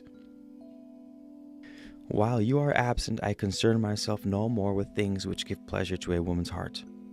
I neglect my hair arrangement, and my diadem hangs disregarded, my curls laid aside. For I await your coming to put them on and greet you in my gaiety. The song is silent on my lips, for my heart is without joy. While you were away, my heart slumbers, my bosom empty. Come quickly, my love, that my heart may awaken and beat gladly with the pulse of life. I await your coming as the dawn awaits the sun, as the parched lands await the rising waters. My eyes search the night skies and see the mating dance of the stars. The earth about me throbs with the pulse beat of love. The dark waters reflect the mystery of life, but I sit beside them desolate. Come to me, my love, for none but you can awaken my response. I stand alone on the shore of the sea of love. Come, come, that we may enter the enchanted waters together. Does the night long for the day as I long for you? Does the thirsty wayfarer long for water as I yearn for you? If so, then truly they are to be pitied. Come, my living love, and fill my days with the sunshine of your love. It seems the ages of man have never been loveless. Life is the bearer of the most wonderful gifts. You are a man and my man, maker of my heart's butterfly, flutter when my breath becomes a necklace of sighs. In your strong arms I melt as the honey in the warm night waters. O man, my man, great one in the maidenly eyes, the light of my life, the sun of my days, and the moon of my nights, the rock against which I confidently nestle. For to feel your protecting strength is my everlasting delight. My body yearns for you as the parched fields cry out for the caress of the fertilizing waters. How delightful the gentle hour of love with you! Oh, that it might become an eternity wherein I might sleep with you as your wife, your lifelong companion in love. In this life always yours, to serve your pleasure and be ever with you, to stand at last, my hand in your hand, together before the dream goddess in the halls of eternal joy. There, those who have loved wholesomely such as we find everlasting pleasures. I am yours, both here and there, escapable never, forever yours. Yours pure, untouched, and unsullied, I am with you first, sister in love. If at times my tongue speaks with unmaidenly boldness, then let this be forgiven of me, for I am pure of heart. The words pour forth from a heart overflowing with love, and not from a tongue dipped into the shame of impure experience. I come to you with maidenly pride, as a dew-bedecked garden of herbs, fair flowering, sweet-smelling, and refreshing. Peace and contentment are mine to gladly give. Upon you I gladly bestow all that is precious to a maiden. You share me with no other. I honor love by bestowing what is exclusively yours. Your brow becomes hot with the body passion of man burning within, and I cool it with my womanly hand as the cooling north wind tempers the heat of the burning sands. The strength of an ox and the gentleness of a kitten are united in love. We walk together in a land of beauty, a garden of loveliness fashioned thus by the dreams we share, hand in hand in the kingdom of men, heart and heart in the kingdom of spirit. When hearts are bound together in a love exceeding all bounds, then bodies may unite with purity and peace. We wander heedlessly about, and my heart sings with joy, for we are together. Your voice is the food of my heart, your touch the life of my body. I see you, and I am happy. You depart, and I am sad. Your glance pierces me like an arrow of fire. Your words carry me away like the surge of bitter waters over the beach. For the lover's hour we sit beneath the wild fig tree, beneath its fruits of lover's blood and its leaves of lover's eyes. Hear it whisper to our hearts, I am a maiden reserved to you in love. You are my lord, the commander of my heart. I dwell beneath your shadow and within your shadow. Never leave me unshielded. My nights are restless and hot. Shall I give my love the apple of his desire, the first fruits of womanly love? Am I the wild bird snare awaiting the wild goose? O my heart, how have women beyond number decided before me which answer is the true one? Oh, take me not in my weakness, lest you despise me after the manner of men, and bring low the head of my father. Have manly compassion on the weaknesses made by my love. Degrade me not before my mother, and let not the shadow of shame befall over my father's house. Let me ever keep faith with the mother guardian of love, that when I am called before her, I shall stand in unsullied radiance. Make me not a woman of the hedgerow. Let our love bear us up in glory, up in the revealing light where we may stand together proud and unashamed. Let ours be a love that fulfills its appointed function in the great chain of life. Something honored by men and inspiration to our children. Let it not become a flower of the field corner which withers in shame when the sunlight falls upon it. I wait. The day comes. Its hours are long and extended, but with its declining you hasten to me. My man and my life, sweet mistress of love, speed the fulfilling hour.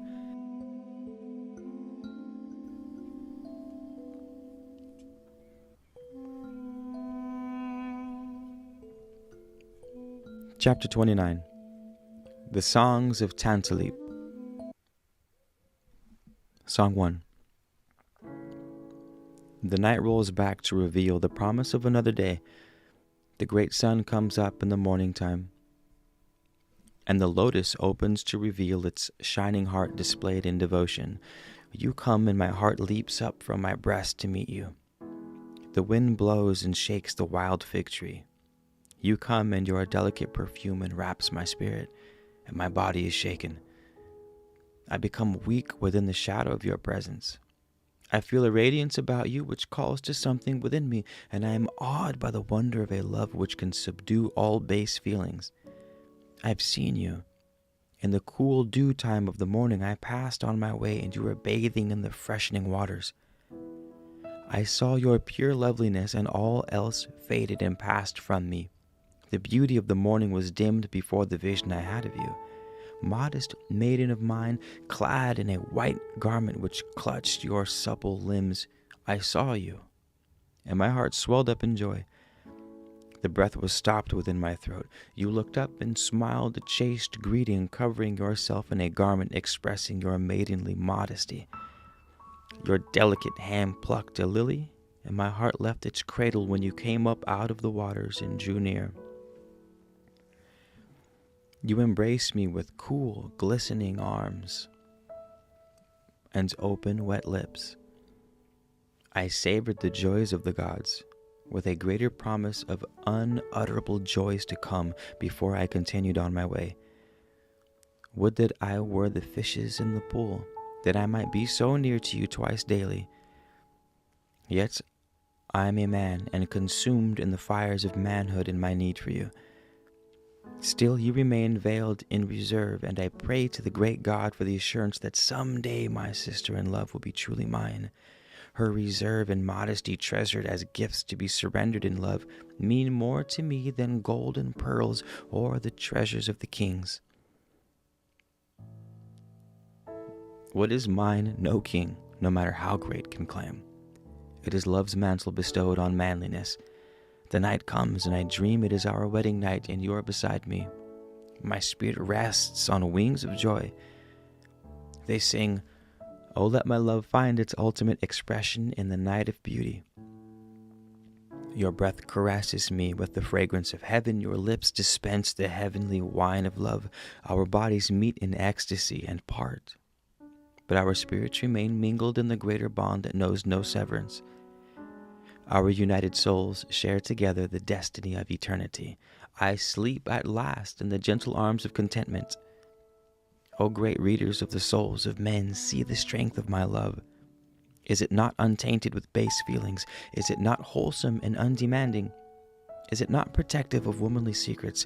Let it endure on earth, that it may blossom in glorious fullness throughout the great ages in everlasting splendor. May it shine forever in the unwalled halls of eternity. Grant me my heart's desire.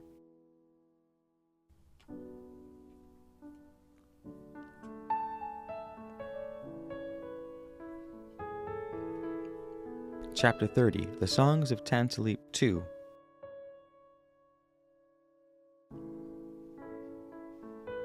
I am one on whom the fates smile. My sister in love is the light of my life. She is the promise of love enduring, the brazier of a love undying, the hope of joy throughout eternity. The night becomes silent, for its fragrance is nothing to her sweetness. The brightness of the dawn fades before her loveliness, and the dove hangs its head before her virtue. She breathes gently and caresses with her glance. Her skin exudes a sweet perfume, and her hair is proud and confident, as becomes the guardian of secret mysteries of charm and delight. She is graceful. Her robes are not stiffened. They are not of royal or white linen, and caress her softly. Her sandals are daintily bedecked with beads, and her lovely curls are clasped in a circlet of blue and red stones. Her bosom is covered with the cloth of Ithaca and held by a clasp of silver. She flutters her fan with delicacy and grace. Her speech is gentle as the cool breeze. Her eyes sparkle as the moonlit waters, their deep pools enhanced with tinges of green and purple delicately applied. Men say, "Who is she who walks with graceful steps in lively air?" The blush of the blood rose is on her cheeks. The perfume of morning sweetness breathes from her and her parted lips. High-spirited, joy-tempered with innocence and modesty sparkles in her eyes. Her voice tinkles like sweetly rippling waters, and from the gay cheerfulness of her tender heart she gladdens all nature with her gentle singing. I say, she is mine, my wife in waiting, and confidently know all her secret charms are for me alone. I shall be lifted in joy above all men, or cast into the abyss of despair. I wonder about her in the manner of men, and rebuke myself for my thoughts. Could such beauty ever betray love? I inhale the sweet breezes which once filled her mouth, and each day my thoughts recall her beauty. My heart longs for the sweetness of her lovely voice, fresh as the cool north wind. Her love strengthens my limbs, my heart rises from its place. Let me clasp once more the delicate hands that hold my heart. Let me feel her once again in warm embrace. I hear her name whispered on the cool night wind, and never do I hear it without spirit responding. O my Lord God, who led me in the conquest, who directed my right arm in battle and chastened my pride in victory, help me now in the time of peace. Help me when the turmoil is over. I am well skilled in the ways of war, but I am a ready victim for the snares and wiles of peaceful life. Give to me my heart's desire, to be the mother of my children and the companion of my life. I am burnt with passion and need the cool, quenching waters of true love. My body cries out in the night towards one so distant from me. You made me as men are made. You gave me the craving, now grant me relief. I am alone, and one when I should be two. I speak, and none answer. I eat, and my food lacks flavor. I thirst, and I await my other self. My right side desires union with my left. I wait and know that the waiting is not in vain. I await her coming. She is on her way, as she was from the beginning of time. She draws near, and my spirit leaps from its seat and dances from the body to meet her. I see her. She is mine, fashioned for me by the ages. Her body's made for mine and mine for hers.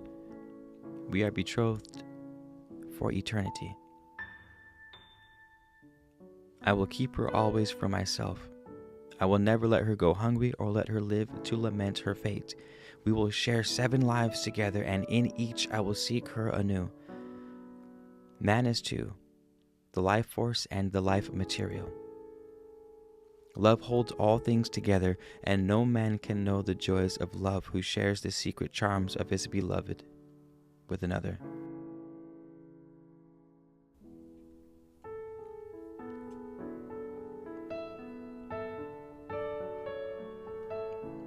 Chapter 31. The Marriage Song. O devotee of a love that rises above the mire of matter and flowers in realms where romantic love is glorified. O daughter of love and sweet mistress of life, now is the hour of your fulfillment. Prepare to accept the scepter of womanhood as becomes a true maiden. Prepare to accept the burdens and pleasures of motherhood as becomes a true woman. Verily, you are a disciple of love. Earth knows no greater joy than that of contented, wedded love. Such love is a beacon light to all mankind. It guides the caravan of its journeying with a pure and sacred flame. Sweet, hallowed love has a temple in the heart of every chaste maiden and all men who worship the mystery enshrined within. O resolute priestess and guardian, you are now worthy of the white crown of love. Great has been your inspiration to man. Well have you fulfilled the duty of maidenhood. Now step forward to accept the joyful burden of womanhood, the crown that proclaims you a wife. Marriage is sanctified by ancient tradition, for it has survived the tests of time and turmoil. It has ever been the anchor of society and the shield of the family. Loveliness belongs to all women, for it is the heritage of womanhood. Beauty of face and form is carried away by the passing years, but the beauty of heart and thought grows as the waters rise and fall. The glorious chance of modesty and purity can be possessed by any woman. Weave a mantle of contentment around your chosen mate, O gentle bearer of womanly charms. Remember that you are the mother of your generations yet unborn. Maidenhood, wifehood, and motherhood, these are the phases of a woman's life. A chaste maiden becomes a good wife, and a good wife becomes a good mother. Thus it is written, May the great one who you now worship spread his protecting wings over you, and may you enjoy the companionship of many children. May your life be enwrapped in peace and contentment, and may it be attended by the forebears of prosperity. O Son of strength and goodness, remember always your obligations and duties as a husband and father. Love belongs nowhere but beside your own hearth. For what foolishness it would be for a man to expend it on another than his wife. That which a man gives to his wife is his also. A love truly shared is joy multiplied. He who sows beside his own hearth reaps a manifold harvest. Be not harsh with your wife or impatient because of her weaknesses, for her ways are those of all women. Be gentle with her, remembering that the dart of love cannot penetrate a hard and inconsiderate heart. Love is a treasure unearthed by few. It is found by less than 1 in 1,000. Yet where it is, let it be held sacred. For it is the decree of a divine destiny uniting one to the other in ever-increasing glory and beauty, as they rise from life to life. Is not every part of the earth paired with its mate? Even heaven and earth are mated, for does not earth cherish and nourish whatever heaven lets fall? When earth lacks heat, heaven bestows it bountifully upon her, and when she loses her freshness and withers, heaven restores her freshness with gentle soothing waters. Heaven daily goes about the task of sustaining earth. She is never neglected. Therefore, take an example from the greater sphere of life. Sustain and cherish your wife, that she never be neglected. Who sows seeds of discontent before his hearth reaps a full harvest of misery. Thus it is written by the wise one in olden times. Even so it is now, and will always be.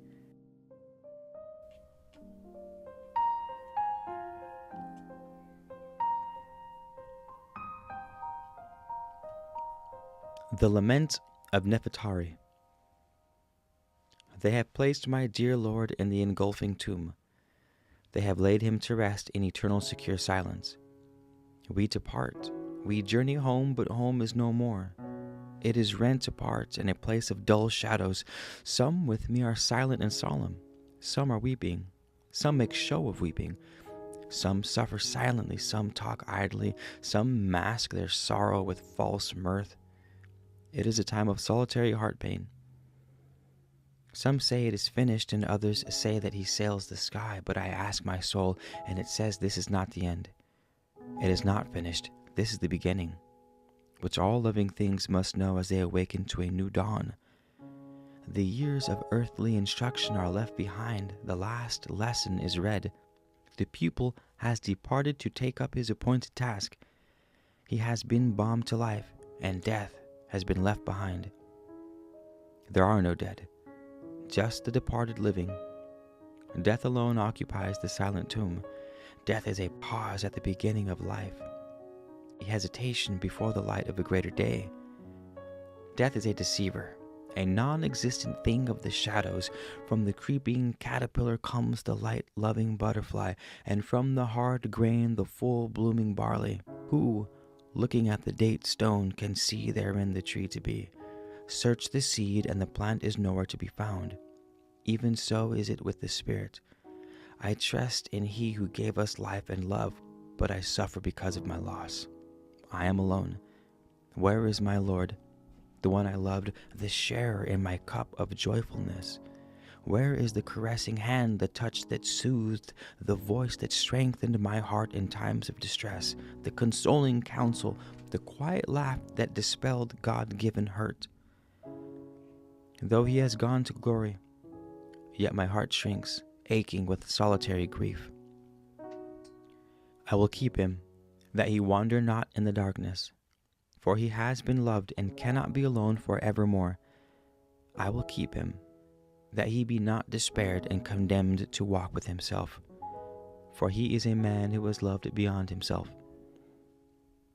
He has stepped from his body as one steps from a mantle. He has left it as one leaves a discarded garment. His future is in my hands, and I shall live in such ways that none can deny our reunion. There is a subtle something, I know that ties us together still.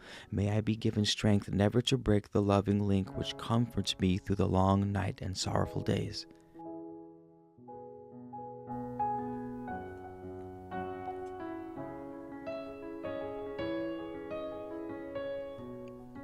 Chapter 33.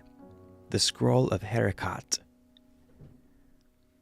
O great God of wisdom, help me in my transcription of these writings, that they may be a true record, for I am not learned in letters, as was Sofer. I am an unskilled, even as a scribe. Man is a battleground. He is torn apart in the struggle between his two selves. He dwells in the dark night of ignorance. From Ramakui of the 7 cities, land of copper, came the people of light, and they brought with them out of their transparent temples the light that shines when darkness falls without being lit. Led by the old bald-headed one, he whose name is not spoken, they came out of the west at the sun setting. They came from the place where now goes the sun down, in the days when the western wilderness was green and the sand had not replaced the waters, when the outlands nourished cattle and sheep fed where now there is naught but rock and stone.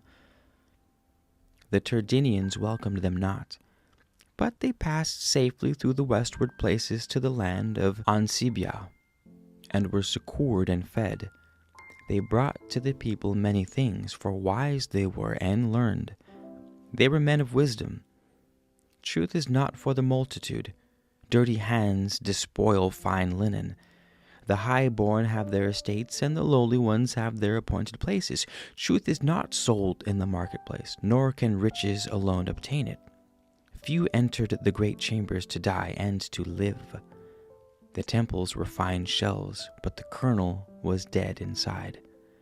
Men lacked the foods of life. The true God was guarded and hidden by the false gods. He spoke in the hearts of the wise, but the people heard the voice in the stone. Their ears were closed to all but the voices of men. Small places there were in olden times for all gods. The pillars were not yet stood up. The stones were not yet in their places, and the house of hidden secrets was not yet in the land. Then temples were built in splendor, and priests were comforted in mansions. Great gardens and fields were the property of the gods of men. They had great herds of cattle in their pastures. Within the worship and ritual, amid the pomp and enshrining the little gods, shone the light of truth, which was the revelation of the true God. It was known to few, and to fewer understood it. 7 years men being chosen, waiting, and were called. 7 years they served, and 7 years they ministered at the feet of their masters of instruction. They were passed into bleak caverns to die and know God, and called forth with the sure knowledge of truth. Thus men were made servants of the one true God. Thus they knew the truth which may not be written, for many read who are not with us in God. There were writings which speak truly, but they are no longer with us. The arisen ones know the secrets of the lesser gods who are no more than these. The great scales weigh the soul by its appearance in the netherworld, and this its place is appointed. Its virtues form its food, but no man eats the filth that is his. He who devours souls is but the dark cave of horror which opens to receive dark souls into infinitive darkness. The Rakima watches in silence. Patiently it sits, waiting for the day of the destroyer. It will come in 100 generations, as is written in the great vault. All men are not equal in heart and spirit. Is the southern man learned, or the Ambric man brave? The land of incense bestows all good things upon its inhabitants, yet they are not great. The land of bright waters raises nothing but trees and grass, yet its people are strong, and the lion does not equal them in courage. Above are the waters of heaven, and below are the waters of the dark region. Yet there are not two waters but one. There is the fire above and the fire below, yet there are not two fires but one. The Lady of Ladies is arrayed in a radiant garment. When it dims, the great trial begins. Her footsteps do not waver, her path is straight, but beware when she wavers and is inconsistent. Great mistress of the stars, let us abide in peace, for we fear the revelation of your horns. Remain ever constant as a good wife to the Lord of the day. When women are as men and inconsistent as women, the hour approaches when the great lady will wander. When man and woman meet as one in likeness, the fiery heralds will appear in the darkness of the sky vault. Man twirls the drill in his hand. He is the master of fire.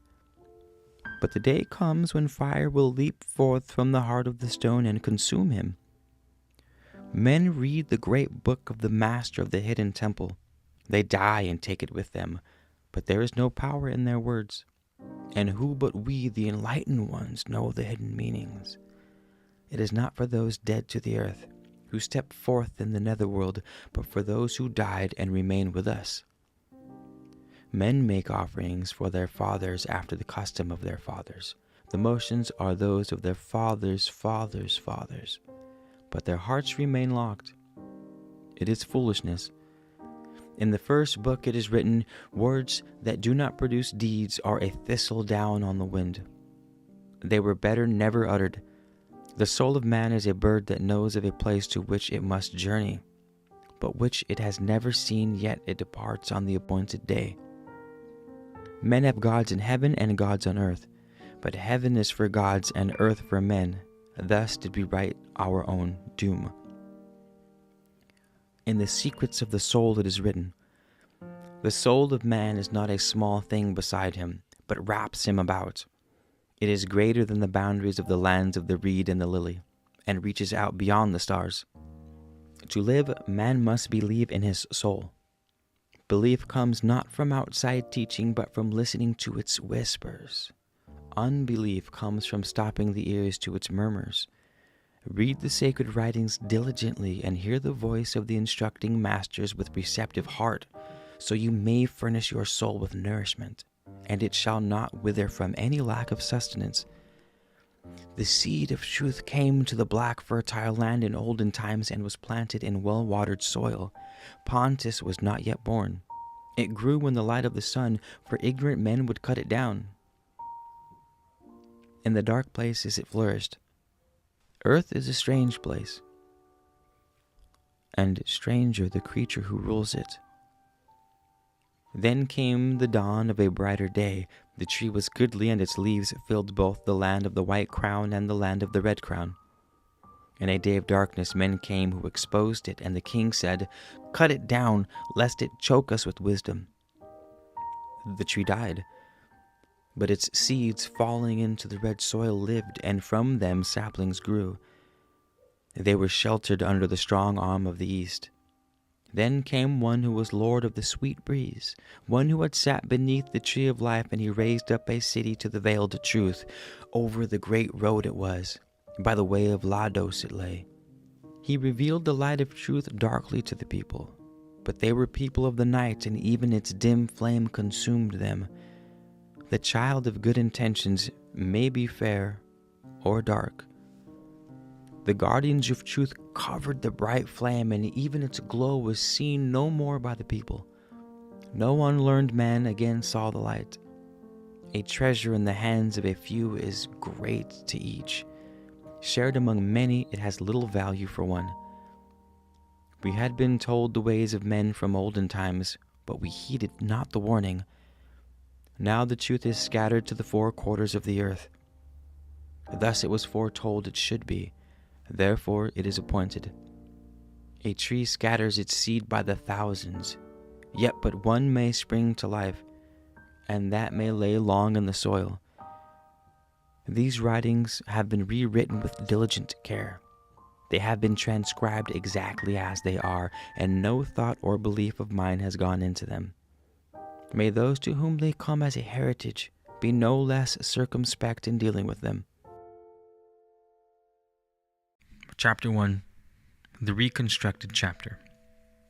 We took refuge with the sons of Etenno, whose fathers had been in the land many generations, for they had come out of Egypt in the days of Pharaoh Nephohia. There on the borderland we dwelt in caves above Cathalheim. We were without books or possessions, but we were diligent and labored to make the land fruitful. We knew ourselves as the brothers in light, but others called us the children of light, even as we are called to this day. This is a good and fertile land. It is a wide land of flowing streams where wheat and barley increase 100-fold. Figs and pomegranates flourish here, and it is a land of olive groves and vineyards. All the needs of life are supplied with an overflowing bounty. It is a land where sheep and cattle multiply without fear, and a land where the sickle of famine never reaps. It is a land where even an effortless search is rewarded with the materials of copper, but it is not a manless land. We are not alone in this land and must live among people whose ways are not ours. They have gods with many names, and even now those beside the sea strive among themselves.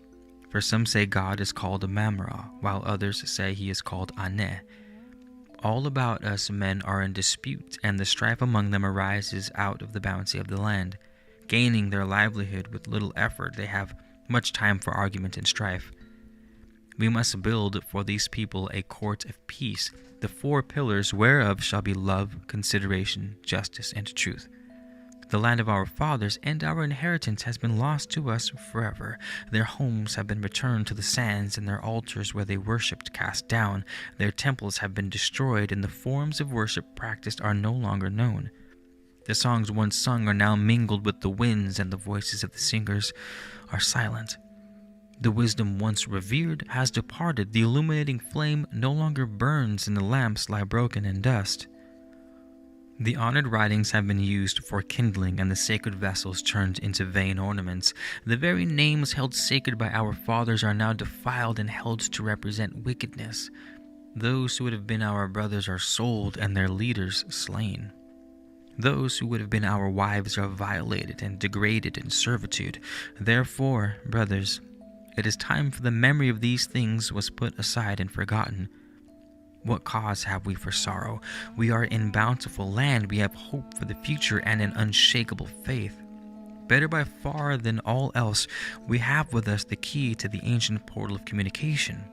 Our memories must replace the books and decrees of former times. Let us therefore be thankful for our blessings and diligently preserve the flame from which the lamps of truth will one day be relit.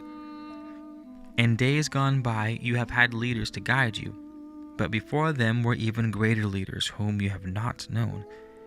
The inspiration of their words is something that must never be lost. It must be preserved for all time. We must be like a man who has traveled far with a heavy burden.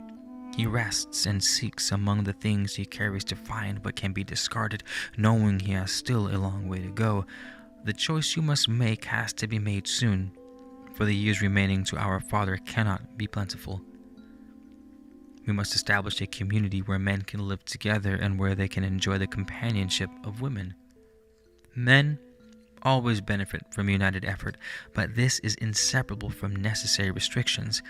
Let the restrictions imposed be such that no man can feel resentment because of the restraints set upon him. Let the only ordinances and restrictions imposed be founded on the nature of man and upon spiritual and moral values. We must seek to assure freedom of every action for every man and woman, so long as it does not prejudice the equal rights of others. We must work for the benefit of the many, but in doing so, must not overlook the provision of rewards for those who serve best.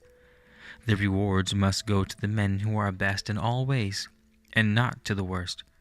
We must see that good lives are rewarded and evil ones punished. We must place the greatest value on things spiritual, and no man must be unduly rich or unduly poor. We must provide for the sick and helpless, for the old and incapable. We must assure the integrity of the family. The first objective must be the spiritual goal, which is the only proper one for all men.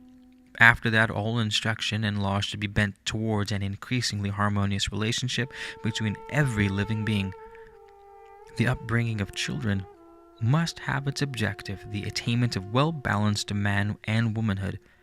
We must make men high-minded and above all pettiness. They must be upright and rejoice in their manhood. They must possess courage and fortitude equal to any trial, for there will be many. They must be prepared to endure oppression and persecution with self-control and a calmness which no misfortune or calamity can shake. They must also be such men that good fortune and abundance does not weaken them. We must teach men to be quick in decision and deliberate in judgment, because in numbers we are like 2 grains of sand in the desert. We must seek converts diligently. We must be a guiding light before the eyes of all men, leading them along the paths of honest labor rather than power. We must teach men their duty towards others, so that no man ever says, "Unless I place my own welfare first, no other will." We must seek out and accept suitable converts, and they must be particularly precious to us. We must hold them in high regard, not because they have accepted our beliefs. The good within them can be developed within their own, but because they assume willingly and cheerfully the great duties and obligations peculiar to us. We must always remain a brotherhood, engaged in an organized quest for truth. We must ensure that the teachings we expound are valid everywhere and among all men as a code of goodness. If a brother become powerful, he must not glory in that power. If wise in his wisdom, or if rich in his riches. If a brother have to glory in something, then let it be in the fact that he is always the best of men. By this is not meant the victor in the earthly struggle, but he who best serves the purpose and good of all mankind. We found refuge in a place where men spoke our language, though now there are no more.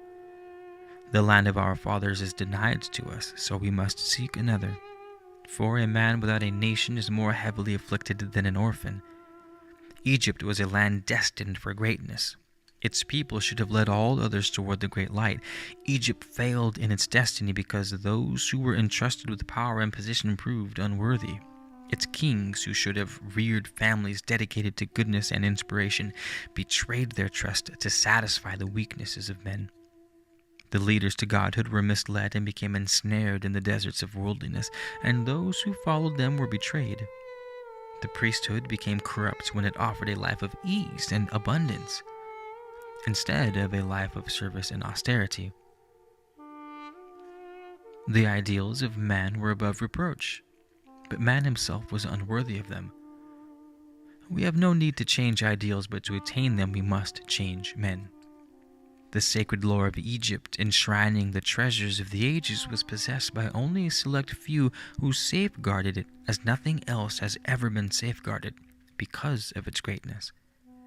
Not only this, but even a little knowledge of it could be dangerous in the hands of any who sought to utilize it improperly. Of all desirable things attainable by man, the assurance of his immortality, clear insight into the purpose behind his creation, and true knowledge of the road towards the fulfillment of his destiny are the greatest. Those were the things so closely guarded. And just as they are the most desirable things on earth, so are they the most highly priced and difficult to attain. Religion records the efforts of men. Its doctrines and inspiration are the measure of its success or failure. The paragraphs just written replace some difficult to decipher and translate, but they preserve the essence of what was recorded so long ago. Much is too fragmentary for use, a great amount is therefore lost. There is one very applicable fragment which states, "Unless they would be open to mockery, revealers of light must possess more than a dim, smoky glimmer." These things must not be entrusted to common folk, neither must they be degraded by disclosing them to such as would profane them. They were once reserved for those who were exalted in wisdom and virtue. In those days of Harumta, mouth of God on earth, they were hidden from those in high places. This is one among the lesser mysteries, the ritual of the twice-born. It is a ceremony to regain spiritual vigor and to restore spiritual power, whereby a chosen one dies and rises again. It is a grim undertaking fraught with danger. It is not for the spiritually weak or the faint-hearted. Not all survived to walk again upon the friendly ground of earth.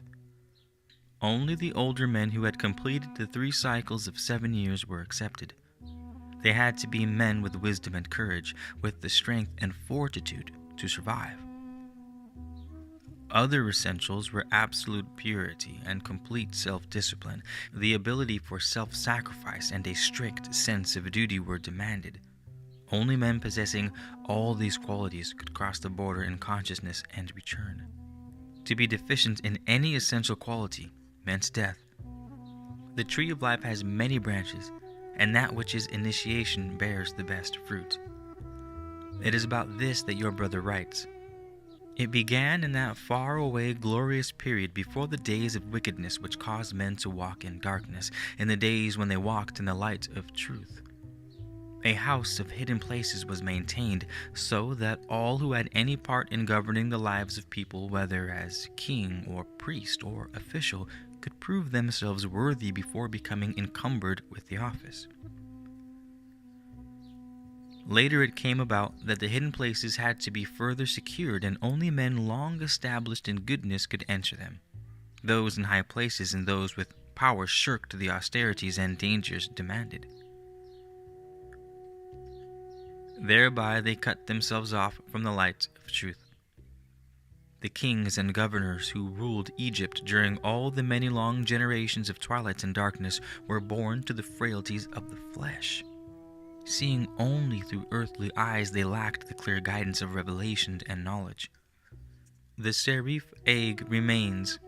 It will give up its secrets on the distant day when hatched under the breast of understanding.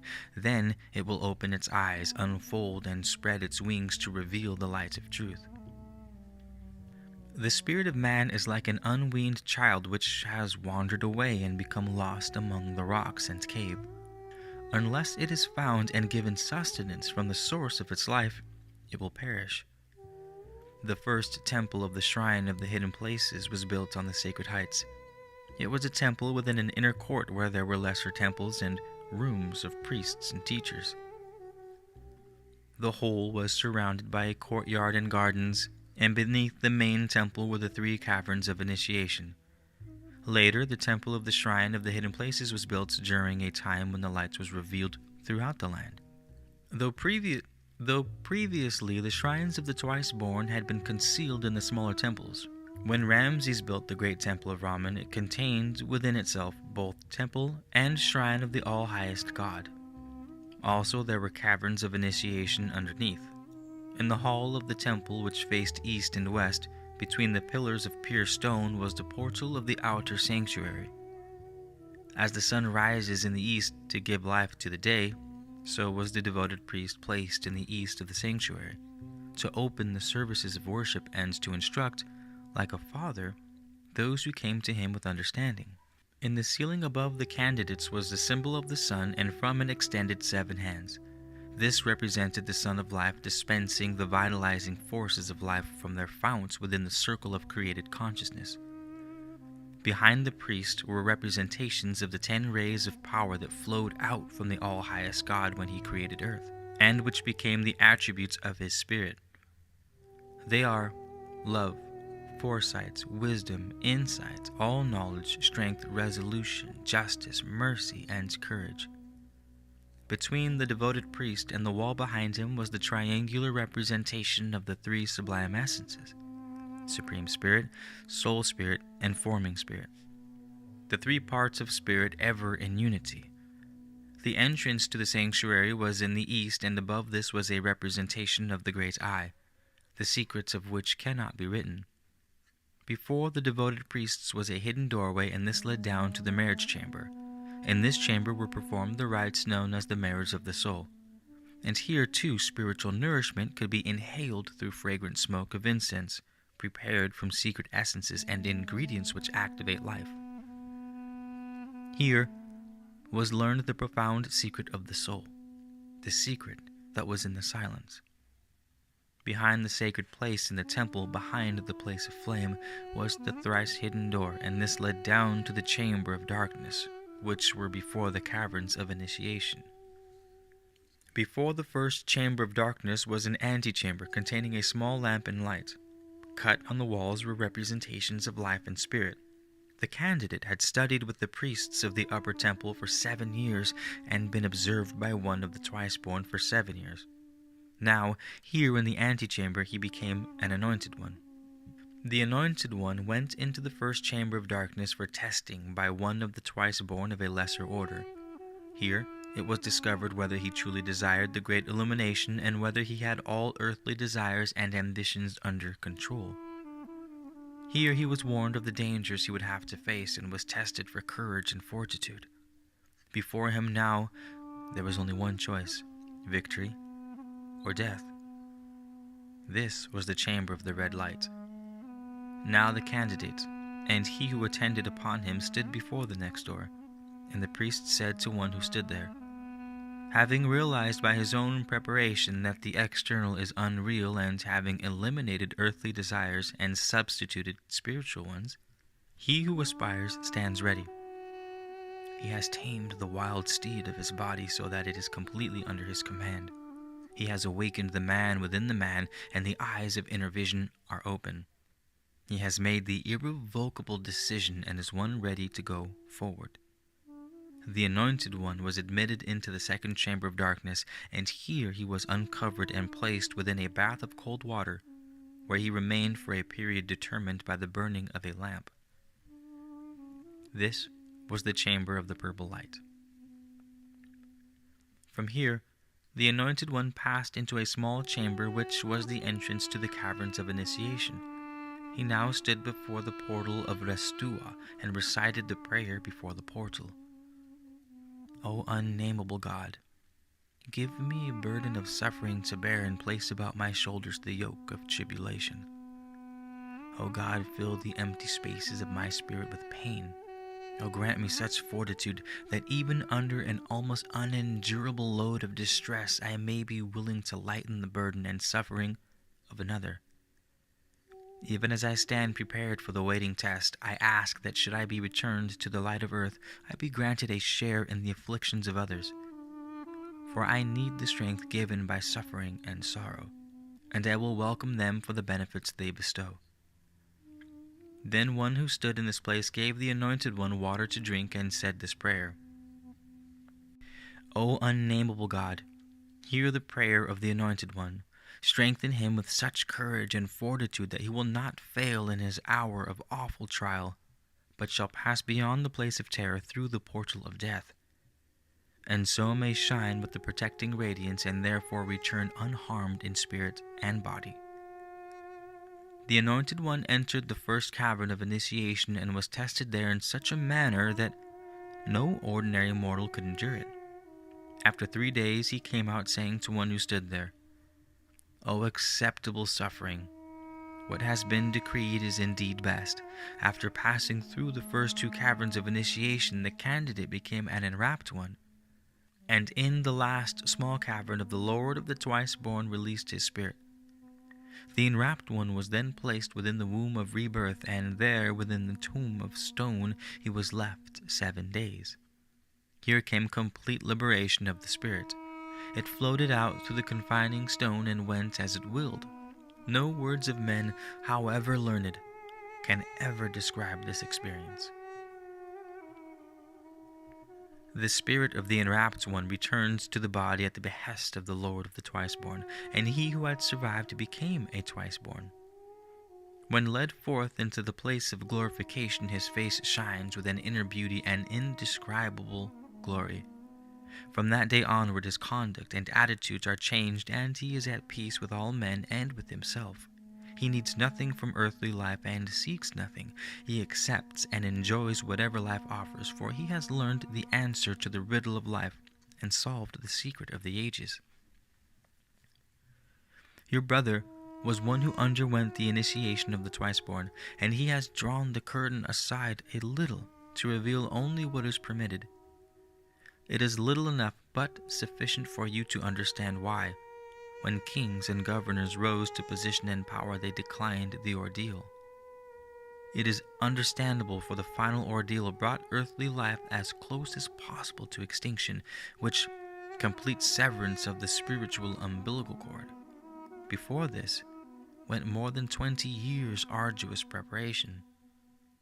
Yet, long and terrible though it was, the time and austerity did not exceed the necessary limits by even one jot. In sorrow, your brother must say that it was not an ordeal required to obtain something man has never possessed. It was to regain something he had lost. It was, however, hard as it may seem, the lowest price payable for the secret of the ages.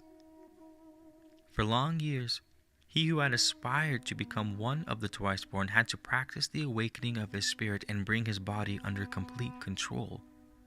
The first thing to overcome was met long before any threshold was approached. It was something which lurked in the uncontrolled thoughts of men. The frightening experiences during the years of preparation had to be modified and their effect channeled off. So cannot the spirit approach too close to the sphere of divinity. Having arisen from the womb of rebirth, the spirit is completely freed from any doubt about the immortality of man. Can a man doubt the source of sunlight when he can see the sun arising in glory before his eyes? Having joined the Twice-Born, each man has a choice. He can go on to higher developments within the realms of light, or he can remain to help others. Your brothers chose to remain. This wisdom of the Twice-Born has spread to every corner of the earth, and caverns of initiation are opened everywhere. But increasingly, through the years, men have declined to undergo the austerities and trials essential to bring them into the clear light of truth. The places of initiation decay and their secrets are lost. Men grope in the dark and try to open a door which they have no key. If a man has not the courage or the time, the inclination or the ability to sail to a far distant land, then if a man has not the courage or the time, the inclination or the ability to sail to a far distant land, then if he would know about that land, he must listen to those who have made the journey themselves. So it is with those who would know the secret of the ages. Men possess creed of little value because they are unwilling to pay the price of something better. Your brother has no way of explaining his ultimate experience to others. Although he has looked upon the face of truth and now understands the purpose of life, what he has seen must remain locked within his heart. Though he no longer has to be satisfied with belief alone, he cannot extend his certainty to others. Yet men forever seek him out, hoping to share with him the wonderful knowledge which has so gloriously transformed his life. This he tries to do within the limits imposed by his own expanded enlightenment. Beyond that, he cannot go. The spirit of the Twice-Born can be liberated at will. How often have you seen your brother in a state of ecstasy which he cannot describe? It is a state beginning in quiet bliss, flowing outward in bright radiance from an inner light which can even illuminate the mysterious. It is a state beginning in quiet bliss, flowing outward in bright radiance from an inner light which can even illuminate the material darkness about him. He hears the music of the sacred spheres and sees the throbbing pulsations of life heaving about him like waves upon the great seas. He becomes aware of an inflowing of unspoken knowledge from a surrounding power. It does not come from any point, but appears to flow out of all things and to penetrate all things. Material objects lose their density and become visible within. Material objects lose their density and become visible within. They become as though compounded of 10,000 whirling spheres of brightness. Colors are no longer dull and restricted. They become infinite in depth and in number. The spirit becomes lost in adoration and wonder at the beauty revealed in everything. The soul is aware of something glorious within all this and knows it for the spirit outflowing from its source. There is a complete unconsciousness of others, for the greater sight transcends their material bodies. The spirits of men are seen in harmony of colors in their bodies as whirling masses of power. The experiencing soul is lost in a sea of sensitivity and feeling. There is a swelling surge of harmony, a sounding of glorious chords. It is the sea that washes the shores of eternity, lapping up the near strand. It is an experience that no one can give to another or adequately describe to him. It is the earned reward of those who have paid the price. It is not the only reward, for throughout the life of one who was twice born there is boundless feeling of well-being. Sickness and diseases are unknown. There is an abiding love for all men, a sense of brotherhood, and over all this the certain knowledge of the immortality of the soul and its unity within the source. The impressions received in moments of illumination are everlasting. They fill the spirit with a glorified splendor. There are flashes of inspired visions, and the future unrolls and can be read as the past. There is a form of joyous rapture experienced by those who have risen from the womb of rebirth. And when it comes, it can no more be held back than the sun can be stayed in its rising. When the body of your brother lay enwrapped within the tomb of rebirth, his spirit was carried out as on the wings of a seraph and became lost beyond understanding. He knew not which way to go or which way to seek. Then, like a roll of distant thunder, there was a swelling sound, and there came an over-dazzling light. It grew steadily brilliant until your brother saw a beautiful form of divine glory, arrayed in a splendor beyond all earthly sounds. The cumbersome words of earth cannot do justice to what your brother wishes to describe. It is like trying to sew a silk garment with a rope or to eat sweet meats with a spade. Words are wholly inadequate symbols. The vision of glory which had been granted passed away, and your brother found himself in a familiar sphere of the spirit. Once the mysterious border has been crossed, it remains open ever after and can be recrossed almost at will. You are told of these things because your brother knows that the age of the twice-born draws to its close. Because of those who have devoted their lives to the discovery of truth, there is progress in the sphere of spirit. Nothing has been lost. Nothing has been in vain. The great gates are still closed, but they are no longer bolted. Now they will open at a knock. The road is better marked and the way more clearly indicated. They who lit the path have departed from earth, but their service has not ended. They serve still in another place. While life on earth moves forward, life in the sphere of the spirit does not stand still.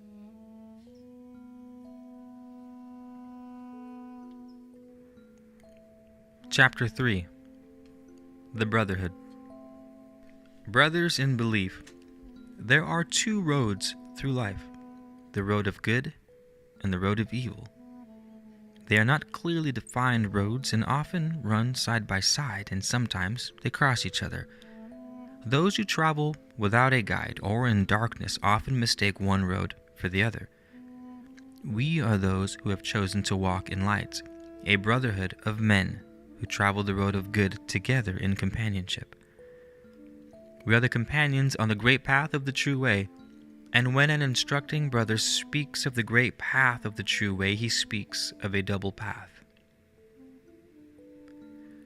The champions of the right hand are those who bear the burdens of earthly labor and advancement, for they require strength, dexterity, and steadiness. The companions of the left hand are those who bear the burdens of spiritual labor and enlightenment, things closer to the heart of man. The brotherhood is separated in two parts. There is an earthly brotherhood, and though it may be small in numbers and have few possessions, this will not always be so. There is also a heavenly brotherhood comprising certain of the twice-born and their followers who have gone before. Their task is to clear the netherworld of demons and dark spirits and prepare the way for those who follow. They are like men who enter a new country and must clear it of wild beasts and bring the land under control. It is the task of those above and those below to build a road joining the two territories. Your brother is not well equipped to instruct in earthly matters, and therefore leaves it to another. The caravan moves quicker when each man rides his own camel.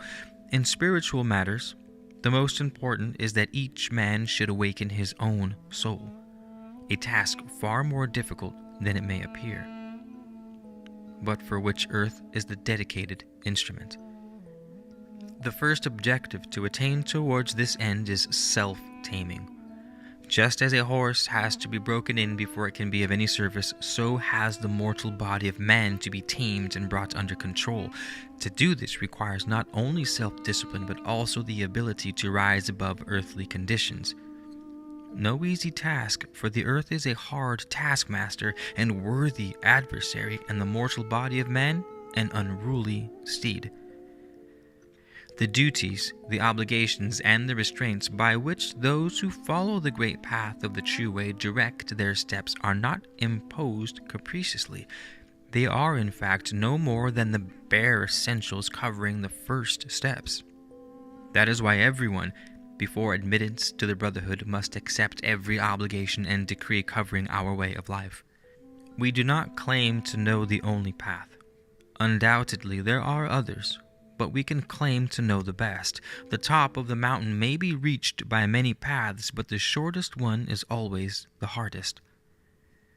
Supreme personal spiritual experience is undoubtedly the best source for the foundation of true spiritual faith. It begins with the development of latent spiritual powers through meditation. When you are ready, seek out a place of solitude, a place that is away from the abodes of men, a place that is restful, is quiet. Take a skin and a little food and water, just sufficient for your needs. Now turn your thoughts inwards, harmonizing them with the rhythm of the body. Let your spirit seek harmony with the spirit flowing about it, so that the two become one. While at your meditations, neither overeat nor undereat, for there must be harmony in your eating and sleeping, in your relaxation and your activity.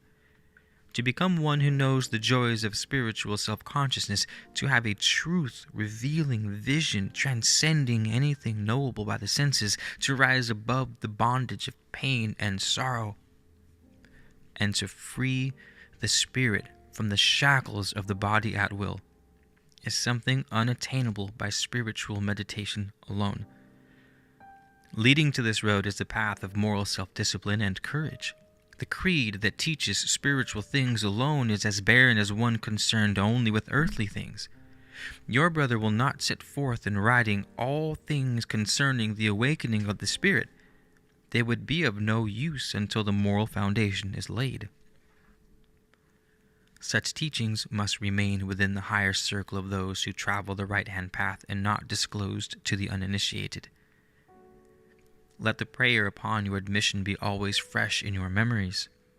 Great Supreme Creator, craftsman of earth and of the multiple spheres, grant that our brother may always remain loyal, that he will, day by day, become ever more worthy and so dedicate and devote his life to the service of mankind and the completion of its purpose, that he shall forever walk in the truth of light. Grant him the crown of wisdom, the garments of knowledge, and let him be shod with diligence. Grant him the strength to abide by our instruction and discipline, so that with these and by his own efforts he may awaken within him the true beauties of spirit. Add your strength to his weakness, that he may overcome all selfish motives and unworthy desires. Help him in his self-taming, so that he may combat the tendency inherent in men towards anger, greed, self-pity. Strengthen him, that he may overthrow the evils of tale-bearing, malice, of jealousy. Grant him the ability to see with the eye of understanding the defects and shortcomings of his brothers and to emulate their goodness. Chapter 4. Amos.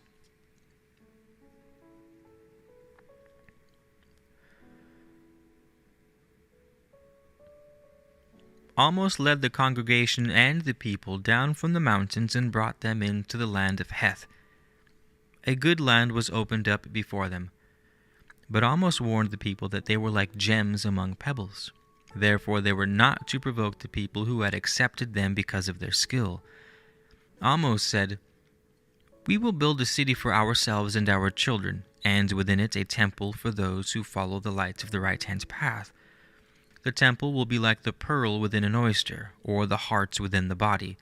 The congregation with Amos were the children of light, and the people were Kenim, who worshipped Yahweleth, and Galbanim, who worshipped Eloah. But Amos taught the people to walk in the light of the truth, and said, "To each of you his own God, but above any God which can be named is something that cannot be named, and you shall know it as the Supreme Spirit." The Galbanim built the city and the temple, while the Kenim set up forges among the sons of Heth, and Amos went among them and saw that all was well.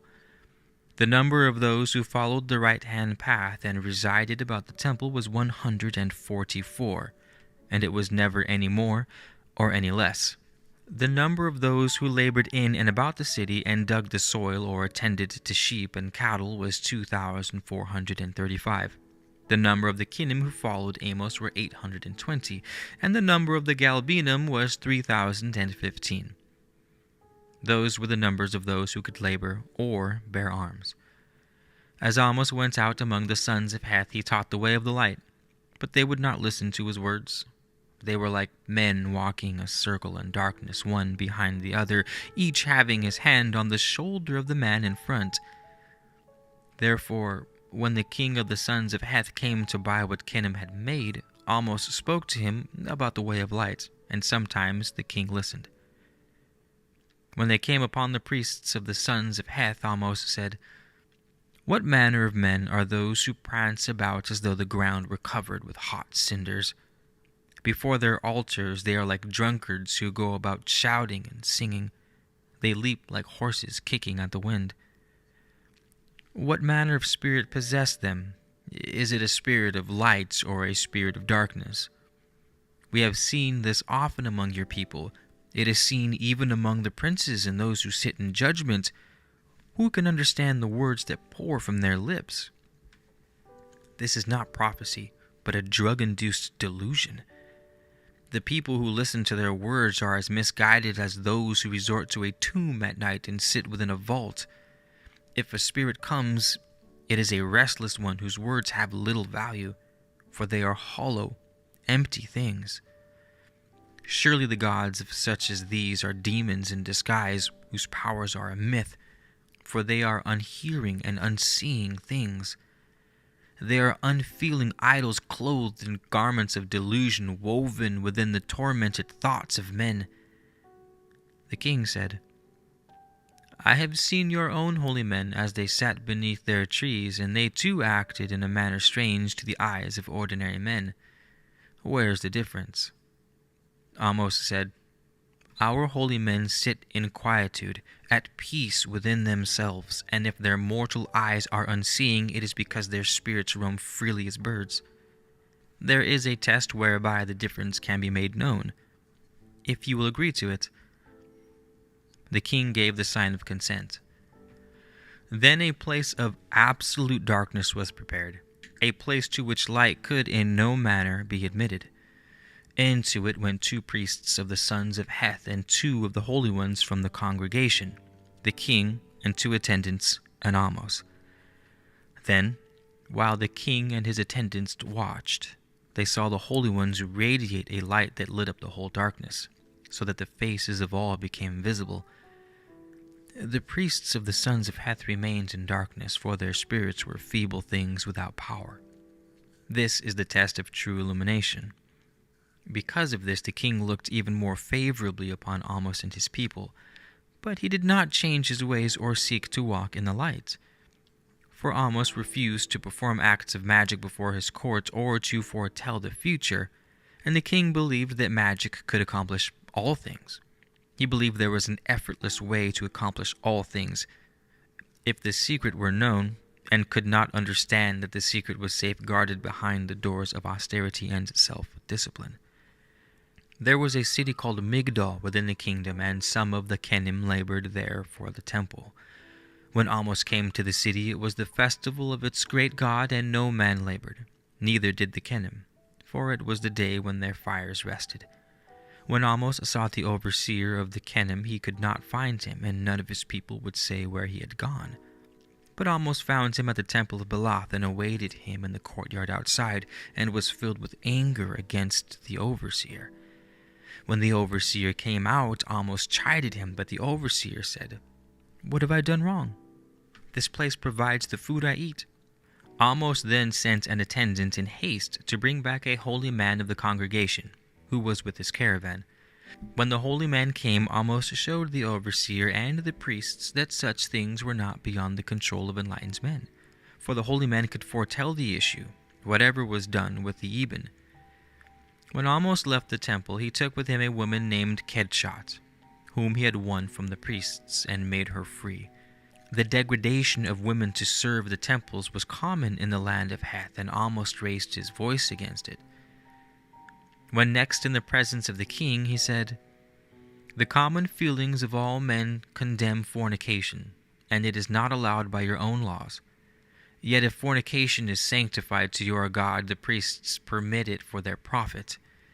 Is it not true that this wickedness is now so common in the temples of Heth that the woman who seeks to sell the services of her body in the drinking booths can ask no more than a handful of a meal? Yet if fornication is sanctified to your God, the priests permit it for their profit. Is it not true that this wickedness is now so common in the temples of Heth that the woman who seeks to sell the services of her body in the drinking booths can ask no more than a handful of food?" The king said, "Such is the custom of Heth, which is of long standing and cannot be changed." Amos replied, "Does the long standing of a custom make it good?" Amos said, "If your desire is to walk in the light of truth, you must choose between your form of worship and righteousness. You must choose between your gods of this land and truth. If a nation sow the wind, it must be prepared to reap the whirlwind, for no other crop can spring from such seed except through violation of laws which are never inconsistent." The king replied, "I have long been patient with you, stranger with the unbridled tongue, but do not overvex me." So Amos held his peace, for he had disregarded his own commands to his people. Yet the king heard the words of Amos and was kindly towards him. When the king came to Lethsan to buy the wares of the Kenim, Amos was there with him, and the king said to him, "The gods of Heth are many. Added to those other places, the gods must be beyond counting. Why are there so many, and which one is the most profitable to serve? The priests say each has power in its own place. Can this be so among gods?" And so Amos replied, "There is only one God, but each man views him from a different standpoint and in his own light. It is even so with lesser things of earth. How much more so with the greater things of heaven? A mountain rises up from a plain, and men see it from all sides, and to each it appears different. Some see it in daylight, and others in moonlight, some at dusk, others at dawn. It is never alike to all men. Even so do men view God in different aspects. As no man knows the whole mountain but sees only a part, so men see God in part, and each man names the part he sees according to what he sees and according to his own understanding. Therefore, though it seems that the gods are numerous because of their names and their differences, each is no more than a part of the whole. There is, In truth, only one God. But what mortal man can see him in wholeness? The king said, If this be so, as well it may be. My eyesight is as good as yours, and I see just as far. Where Amos replied, He who has ridden around the mountain and climbed to its summit knows it best. The city built by the children of light grew in strength, and the people prospered under Amos and forgot their trials in En-Shamis. When Amos led them into the land of Heth, he was still a young man, but as the people became many and strong, so he became heavy in years. The king who knew Amos died, and the young king did not look upon him with favor, for Amos did not forbid the Kenim to go into other nations. Chapter 5. The Laws of Amos. These are the decrees of Amos, which he made so that justice should prevail in the land of his people, that wickedness and wrongdoing should be destroyed, and the strong prevented from oppressing the weak. Amos said, In the days that are yet to come and for all future, let these decrees remain as a memorial. When they are used in judgment, let the judges have wisdom and give attention to the words that are written. Let every judge seek to root out the wicked and evildoers from the land and promote the welfare of the people. If he seek truth and justice among these words, when they are before him, let him remember that no written words can serve him fully. Truth and justice are but dimly reflected in the writings and laws of men, and must be made clear by the light of righteousness within his own heart. The seats of judgment are to be raised above all small thoughts and unworthy aims. If petty-minded men are permitted to argue over the form of sentences or pick out particular words for attention, then there will be no end to pettiness. Truth and justice are but dimly reflected in the writings and laws of men, and must be made clear by the light of righteousness within his own heart. The seats of judgment are to be raised above all small thoughts and unworthy aims. If petty-minded men are permitted to argue over the form of sentences or pick out particular words for attention, then there will be no end to pettiness. Let no deduction or interpretation be made from the decrees which alters them. Judge every man with the scales weighed in his favor. Do not be hasty in rendering a decision. Time will make it more just. Be patient and calm in speech, whatever the provocation. The impatient and bad-tempered judge is an unworthy judge who sits astride an untamed horse. The words of a judge must be shaped to fit the ears of his listeners. They must be spoken at the right time and in the right manner. His speech should not be too long or too short, and every word should be well chosen. The frailties of men accompany judges to their seats. Therefore, no judge shall sit in judgment alone. Where no punishment is provided by decree, then the judges shall fix the punishment according to past judgments. Where the words of a decree refer to the man, then woman shall be treated in the same manner, unless it be otherwise stated elsewhere. A child is one whose body has not reached manhood or womanhood. When two persons stand before a judge, he should look upon them as they were both likely to be in the wrong, and when they have gone, as though both may have been in the right. The motives of men are many and strange, and even though they bow to the judgment, the dispute between them may not be settled with justice. When a rich man and a poor man come before a judge for a decision between them, he cannot say in his heart, "How can I say the poor man is wrong and the rich man is right?" and add to the misery of the poor man. Neither can he say in his heart, "How can I say the poor man is right and the rich man is wrong, when the rich man is powerful and may be delivered into his hand?"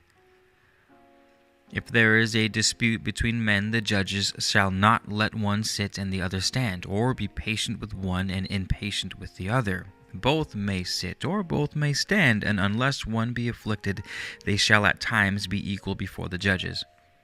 A judge shall never say anything that will indicate a way to win his favor or to obtain a favorable decision. If all men walked in righteousness, there would be no need of judges to punish the wicked. Therefore, righteousness is more desirable than the laws of men. If all men walked in the light of truth, there would be no need of judges to settle disputes between them. But as men see only a pale reflection of truth, and that distorted by their own understanding of it. There are times when two men in dispute, each believes truly that he is right. It is then they come before the judges, believing them able to see truth more clearly. Let the judges be able to see truth better than any who come before them.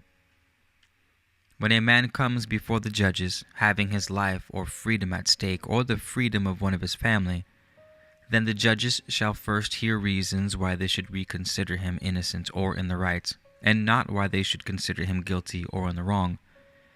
Every man who comes before the pillars of the judgment place to bear witness shall be given a drink from the cup of Marat, and shall swear the judgment oath before the shrine and fire.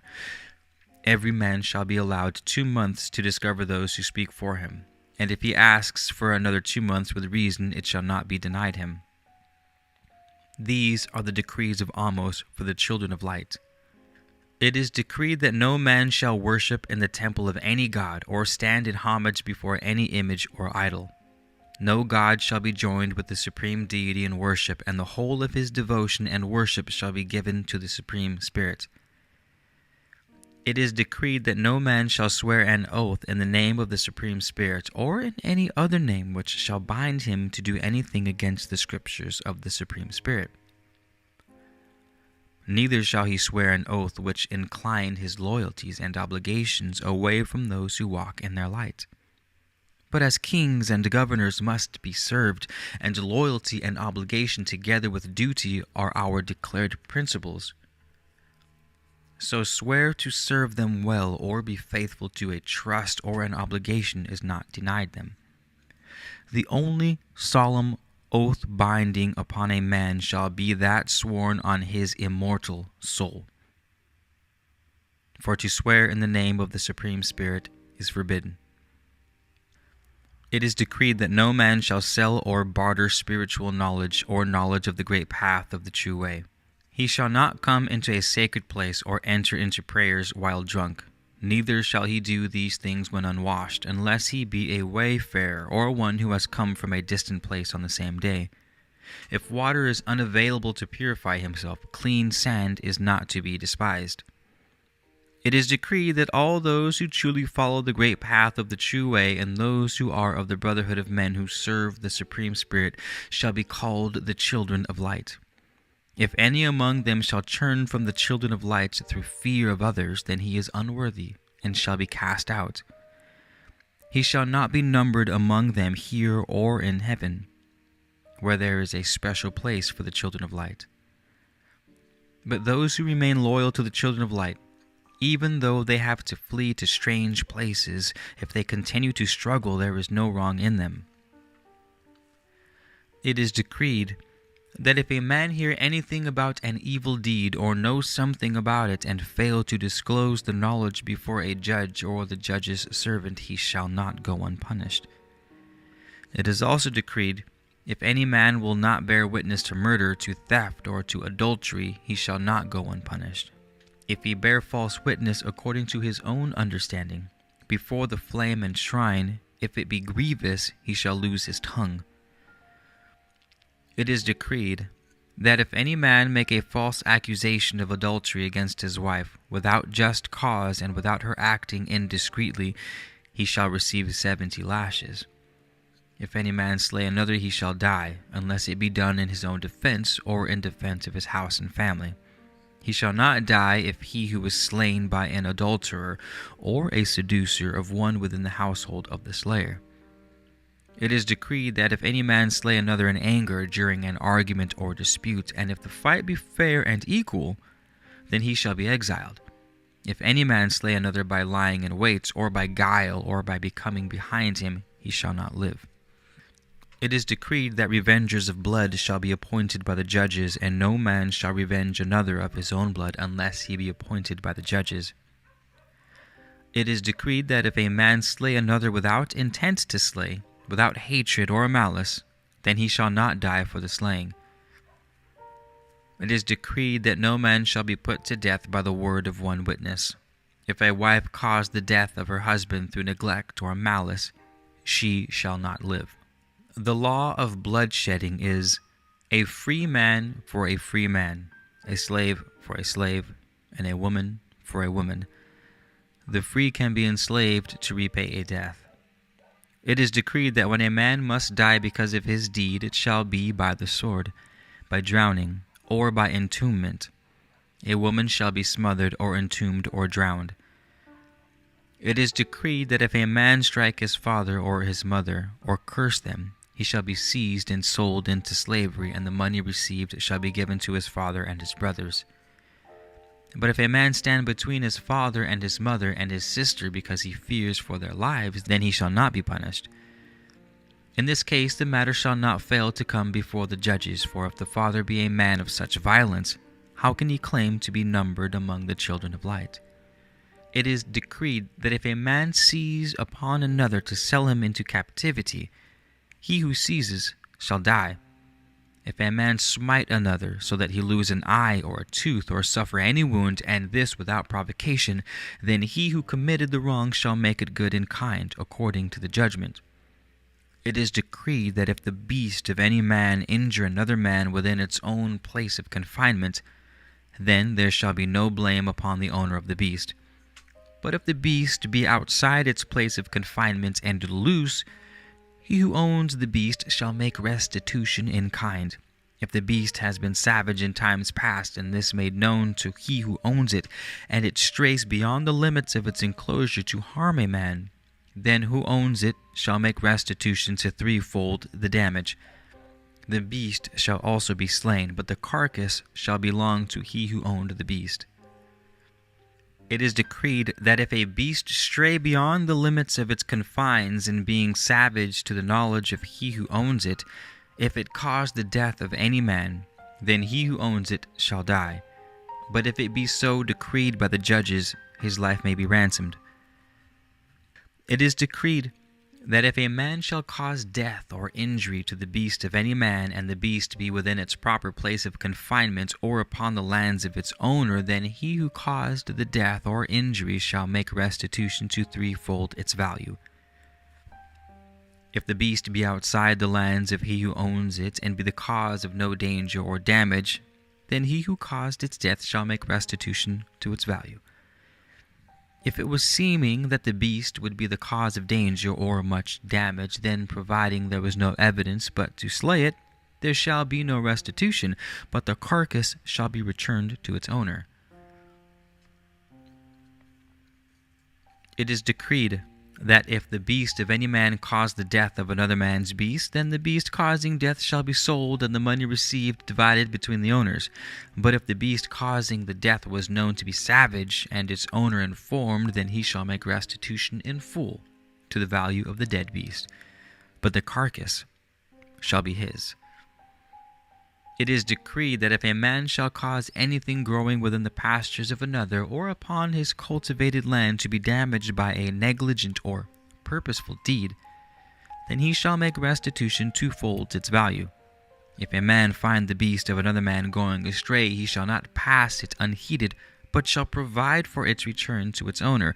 Having done this, he shall not lose or go unrewarded. But if the owner of the beast be a poor man, then bear with him. It is decreed that if a man set off a fire, he shall make restitution for whatever it consumes to a like value in kind. But if he be careless or seek to bide his deed, then he shall make restitution twofold. If a thing be scorched, or there is a blackening of wood or stone, the amount to be paid for restitution shall be agreed by the judges. If the fire was caused by accident, then he who caused it shall make restitution to half the value of whatever it consumes. The fire a man handles is like the arrow he shoots, for the bowman is liable, no matter how far his arrow flies. It is decreed that if a man steal any beast or fowl and dispose of it so that it is not recovered, he shall make restitution of threefold its value, and shall not go unpunished. But if the beast or fowl be recovered and restored, then he who stole it shall pay its value, and shall not go unpunished. It is decreed that if the thief is not found, then he who held the thing in safekeeping shall be brought before the judges and questioned about his integrity.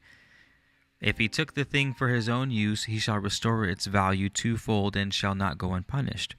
If he dealt with it carelessly, then he shall make restitution of its value. But if he was not careless, he shall not be called upon to do so. But if he were paid for the safekeeping of the thing, then he shall restore its value. It is decreed that if any man steal from a house on fire, or from a house abandoned by flood, he shall become enslaved to the owner.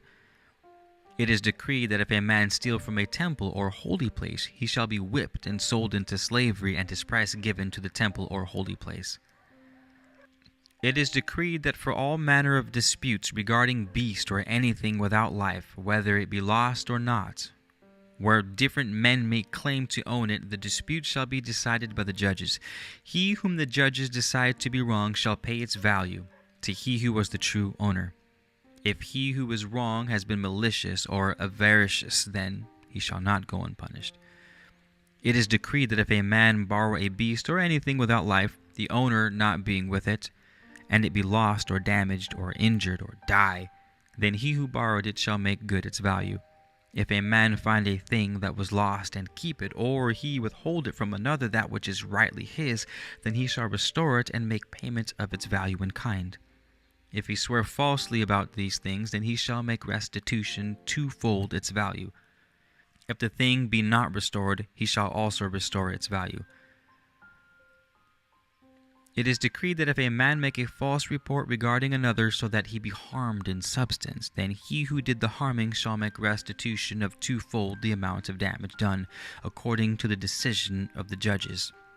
If he knew not that the report was false, then the judges shall judge him according to his dealings in the matter. If it be not done carelessly and with bad intent, then he shall make a smaller payment and shall go to the man he wronged and make amends with words. It is an obligation on every man hearing a report to discover its truth before letting go.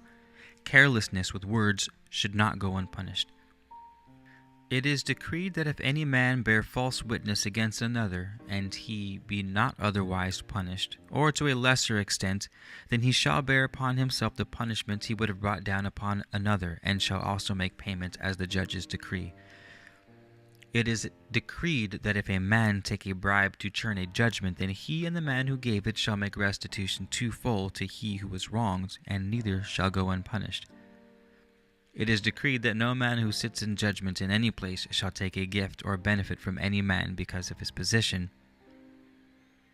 If any man seeking a decision shall give a gift or benefit to another to speak words in his favor, or shall forbear to do anything that words may be turned, he shall not go unpunished.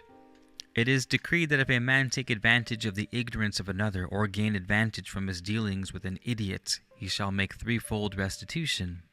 If a man deceive another to his loss, or take anything from him by violence or threats, he shall make threefold restitution. It is a decree that if a man declare a falsehood to the loss of another, the loss shall be made good in kind twice its value. If a man deceive another who has entrusted him with goods, he shall make twofold restitution. If a man deliver a beast or thing without life, making payment to another who deals with them, if the one who deals with them or carries them loses them or fails to deliver, he shall make restitution of their value. If he be found careless in his dealings by the judges, he shall make restitution of twice their value. But if he be waylaid or struck by powers above man, he shall not make any payment. It is decreed that if a scribe alter a record or make a false writing, he shall be punished with 30 lashes. If a man suffer loss because of the scribe, the loss shall be made good by twice its value. He who does wrong or causes any loss, be it done with purpose or without purpose, and seeks to blame another who is innocent, shall bear the guilt of his deed. He shall not go unpunished for his deceit, and shall make payment to the man he sought to blame. It is decreed that if a man have a maidservant or slave, and he seek to give her his son in marriage, he shall deal with her as a daughter. If he smite a manservant or a maidservant so that they lose blood or cannot move about, or if they suffer pain for 3 days, he shall be brought before the judges, and they shall decide upon his dealings and bring justice to the one injured. It shall be within the power of the judges to free a slave from an unworthy master and place him with another, either as a slave or a free man. Justice and truth are not in the safekeeping of judges. They are to those who sit in judgment, as the sun is to the other men. Every man who comes before the judges should walk in the light of truth and justice, even though he speak against himself or against those of his own blood. The man who bears witness should take no heed whether he be on the side of the rich or the poor. He should not follow the road of passion or the paths of his own prejudices, lest he lose the guiding light of truth. The man who hides within himself knowledge that would assist the cause of justice and truth inflicts an injustice upon his own soul. A too hasty decision by the judges often inclines towards injustice. Therefore, when the judges have heard all and every word has been spoken by those who have a right to speak, the judges shall retire and pray. Each should say within his heart, I will consider my words carefully before I speak, and they will be uttered in the purity of truth, untainted by falsity or hypocrisy. I will not be harsh in my judgment, and it will be bent towards a benefit rather than a loss. My speech will be directed towards the safeguarding of others and be without any taint of malice or evil intent.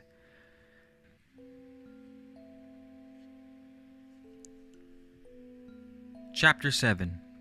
The Rolls of Record 1. By the hand of Robin, son of Heskiah, who was the bowman of God, and brought the children of light to the land of mists. Heskiah was a mighty man whose bow shafts struck like the lightning flash, and his enemies went down like corn before the reapers. He was a captain of men in the war of gods, and those he slew were numbered like barley in the measure. His enemies were spread before him like a carpet at his feet, and there was none other like him. He was a man who knew the all-might of God, and looked up to him as the God of his fathers. But Heskiah worshipped him after the customs of his people, and therefore knew truth only in part, for having stolen him they were unable to know him fully. Now the days of fighting were past, and Heskiah and those who remained alive with him slept in strange places, for they were sought by the king who had been victorious. His wives and his children and all his household dwelt at Kadesh against the mountain, and awaited his coming there. But he came not while being sought by the king. So it came to pass that his brother Esaias, who held stewardship over all his household and his possessions, seeing that Heskiah could not come unto this place, possessed himself of them. Esaias had the ear of those in high places, and Heskiah lost his birthright. So all that was Heskiah's passed into the possession of his brother Esaias. He took even the wives of Heskiah, for such was the decree of the king. But Athaliah, the first of the wives of Heskiah, spurned Esaias and called him down the wrath of Hell Yahweh. And Esaias was afraid and did not possess her. When they saw this, the other wives, being jealous of her, for she was ever in high favor with Heskiah, stirred Esaias up against her. They mocked him, saying, Are you truly the master here, or are there fruits you cannot pluck? So Esaias sought to take Athaliah by strength, and she strove against him, and his manhood was hurt, so that he did not take her. Then Esaias had her bound, and her hands were tied for 7 days, so that she could not of herself either eat or drink or do the things required by her body. She was humiliated, and her womanhood betrayed. For an idiot man attended her wants, and he mocked her modesty, and she was tormented by her needs. Then on the 7th day she was brought forth by Esaias to trial, and she was stripped and lashed, and her hair was burnt off. She was branded on the face, and her lips and tongue were cut. She was given a robe and a pitcher of water and dried fruits and flour. She was driven forth by Esaias, who said, Go, woman, and perhaps, should you ever find him, Heskiah will understand your babble. Athaliah went out into the wilderness to die, and at night she fell in pain and weariness under an elan tree, and lay there. In anguish she cried out unto her God, and cast her soul from her, that she might not feel pain. And her soul found Heskiah. As it became light next day, Athaliah awoke and praised God, saying, I have slept amid my pain, for God is good and merciful, And I know that Hezekiah yet lives in a far-off place, but my soul and my God will lead me to him. And she went, guided by her soul. On the same night Hezekiah lay in a cavern amid mountains, but he slept not. For one had come bearing tidings of his brother, saying, Esaias has possessed himself of all that was once yours. Even your wives has he taken, and between you and he are many men who would slay you. As Hezekiah lay thus in agony of spirit, it came to pass that he felt the presence of Athaliah's soul, and peace came upon him, and he slept. And as he slept, he dreamed, and in his dreams Athaliah stood at his feet, fairer than he had ever known her. And she said, All is not lost unto you, for I come seeking you in the wilderness, and I will find you, so be at peace. And Hezekiah awoke refreshed and strong in spirit. And he came down from the mountains and over the wilderness, came to the place of bitter waters, where men find refuge. And men were hiding there from the wrath of the king. Hezekiah inquired of them, saying, You have come from many places. Which of you has seen a woman seeking me? They said, No woman travels abroad on such a quest.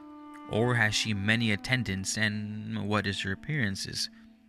And Hezekiah said, She is fair as the dawning, with hair like the raven's wing, and skin like fine oil. Her touch is like cool waters, and her bearing like the gazelle.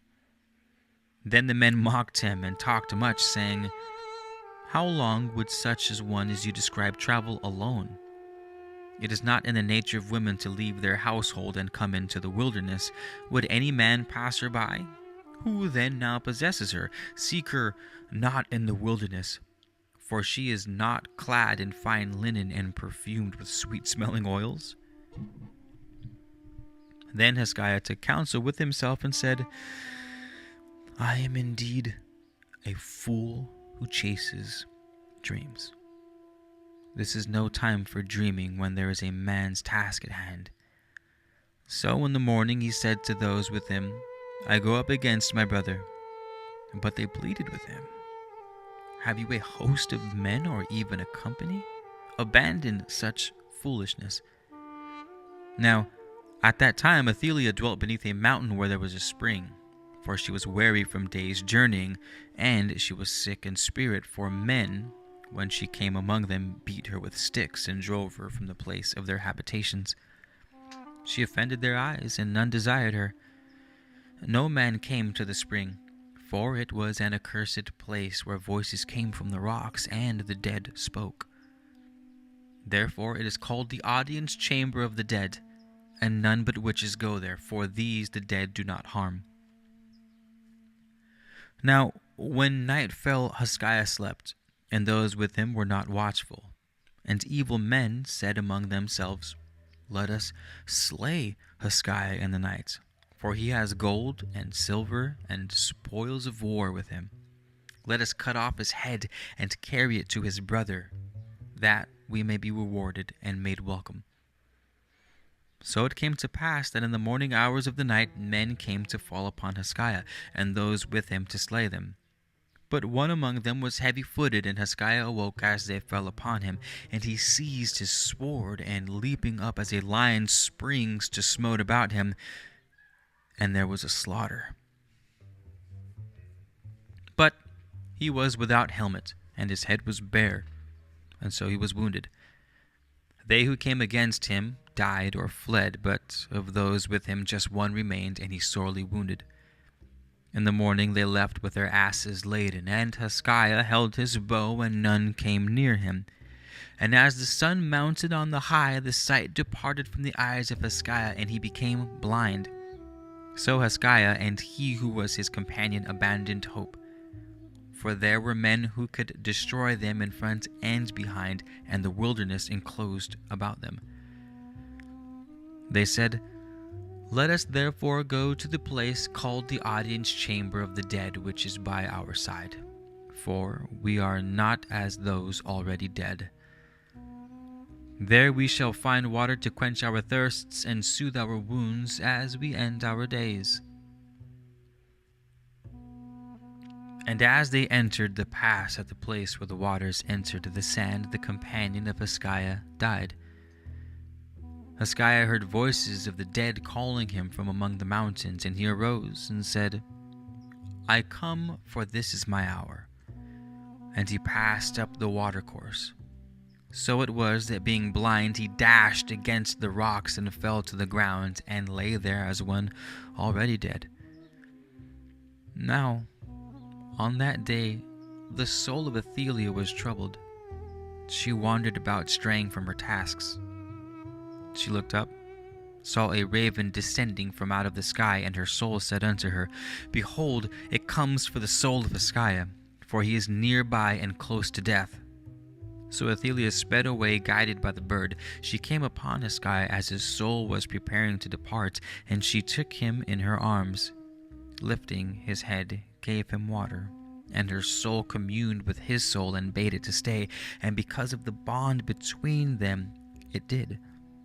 And she remained with him 3 days, and built a bower, and ministered to him. But he lay as one already dead. On the 3rd day, as the sun prepared to enter into his night's kingdom, Hezekiah stirred. He groaned in anguish from his wounds, and Athelia comforted him, and he slept in silence.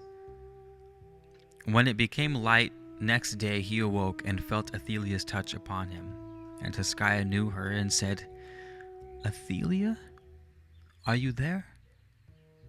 How came you to this place and found me in my hour of need? But Athelia answered not because of her tongue, and she drew a veil around her face, for she knew not that Hezekiah was blind. She wept, and her tears fell upon his face, and he held on to her, for her hands told him that she could not speak to him as she once did. And he said, I am blind and cannot see. But she drew not the veil, for she feared for him when his hands sought to be his eyes. Days passed, and Hezekiah grew strong, and he knew the tale of his brother's deeds, and swore vengeance in the name of his God. He said, For this purpose life has been left to me.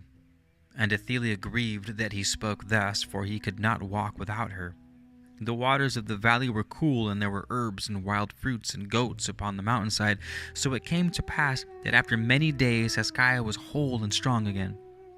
But he remained blind. So he could not see Athelia, and therefore she remained fair in his eyes. But the soft speech was gone from her. And this Hezekiah did not mind, for what he heard daily was the speech which greeted him as he lay in her arms before she knew he had come back to life. Hezekiah and Athelia were no longer troubled by the voices among the rocks, for no harm was done to them in this place. And when Hezekiah became strong again, he desired to go far from that place, and fretted to be gone. But Athelia bade him stay. She said, You are blind, and therefore like a child. And will we not die of hunger in the wilderness, or be slain by men who seek after you? Let us stay here. And Hezekiah listened to her words, for it was not unpleasant in this place. And it came to pass that one day, as Athelia gathered herbs in the valley, she espied a stranger drinking at the waters, and he was weak and weary from much journeying. And she took Hezekiah, and together they went up to the stranger, and Hezekiah greeted him, saying, May the peace of God be with you, master. How may we serve you? The stranger answered them, saying, I am Locus, son of the fire bird, and physician to the king of Tyre. I have traveled from afar to this place, and I may hear the wisdom of the dead. I came to talk with my soul in solitude, for I am weary of the ways of men. I no longer seek to be the companion of those in high places who concern themselves overmuch with wars and the affairs of men. Hezekiah knew Locus for a magician of great renown. Hezekiah dwelt in a cave in the mountainside by the waters of a spring which came forth from a smaller cave nearby. The land before the caves was flat, and there were ancient gardens and enclosures. Beyond these were trees. When Locus had been brought to the abode of Hezekiah, to the place where he camped, he was given food and rested. Then Hezekiah said unto him, You are great even among great magicians, for your magic is greater even than the magic of Egypt. I beg you, master,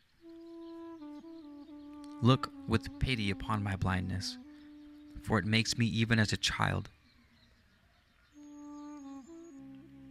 I, who am a man among men and have a man's task before me. Pray, therefore, cast magic with fire, that I may be made whole again. Locus said unto Hezekiah, Is this then the one desire of your heart? Is there not in heaven or earth you desire more? Hezekiah said, There is naught above this. Then Locus spoke to Athaliah, saying, What is your desire? Is it that you may be as you once were? And Athaliah said, This indeed I do desire, I especially for the sake of my Lord. But master, above all, I desire that he may see again. But oh, let not his eyes lead him from me to destruction.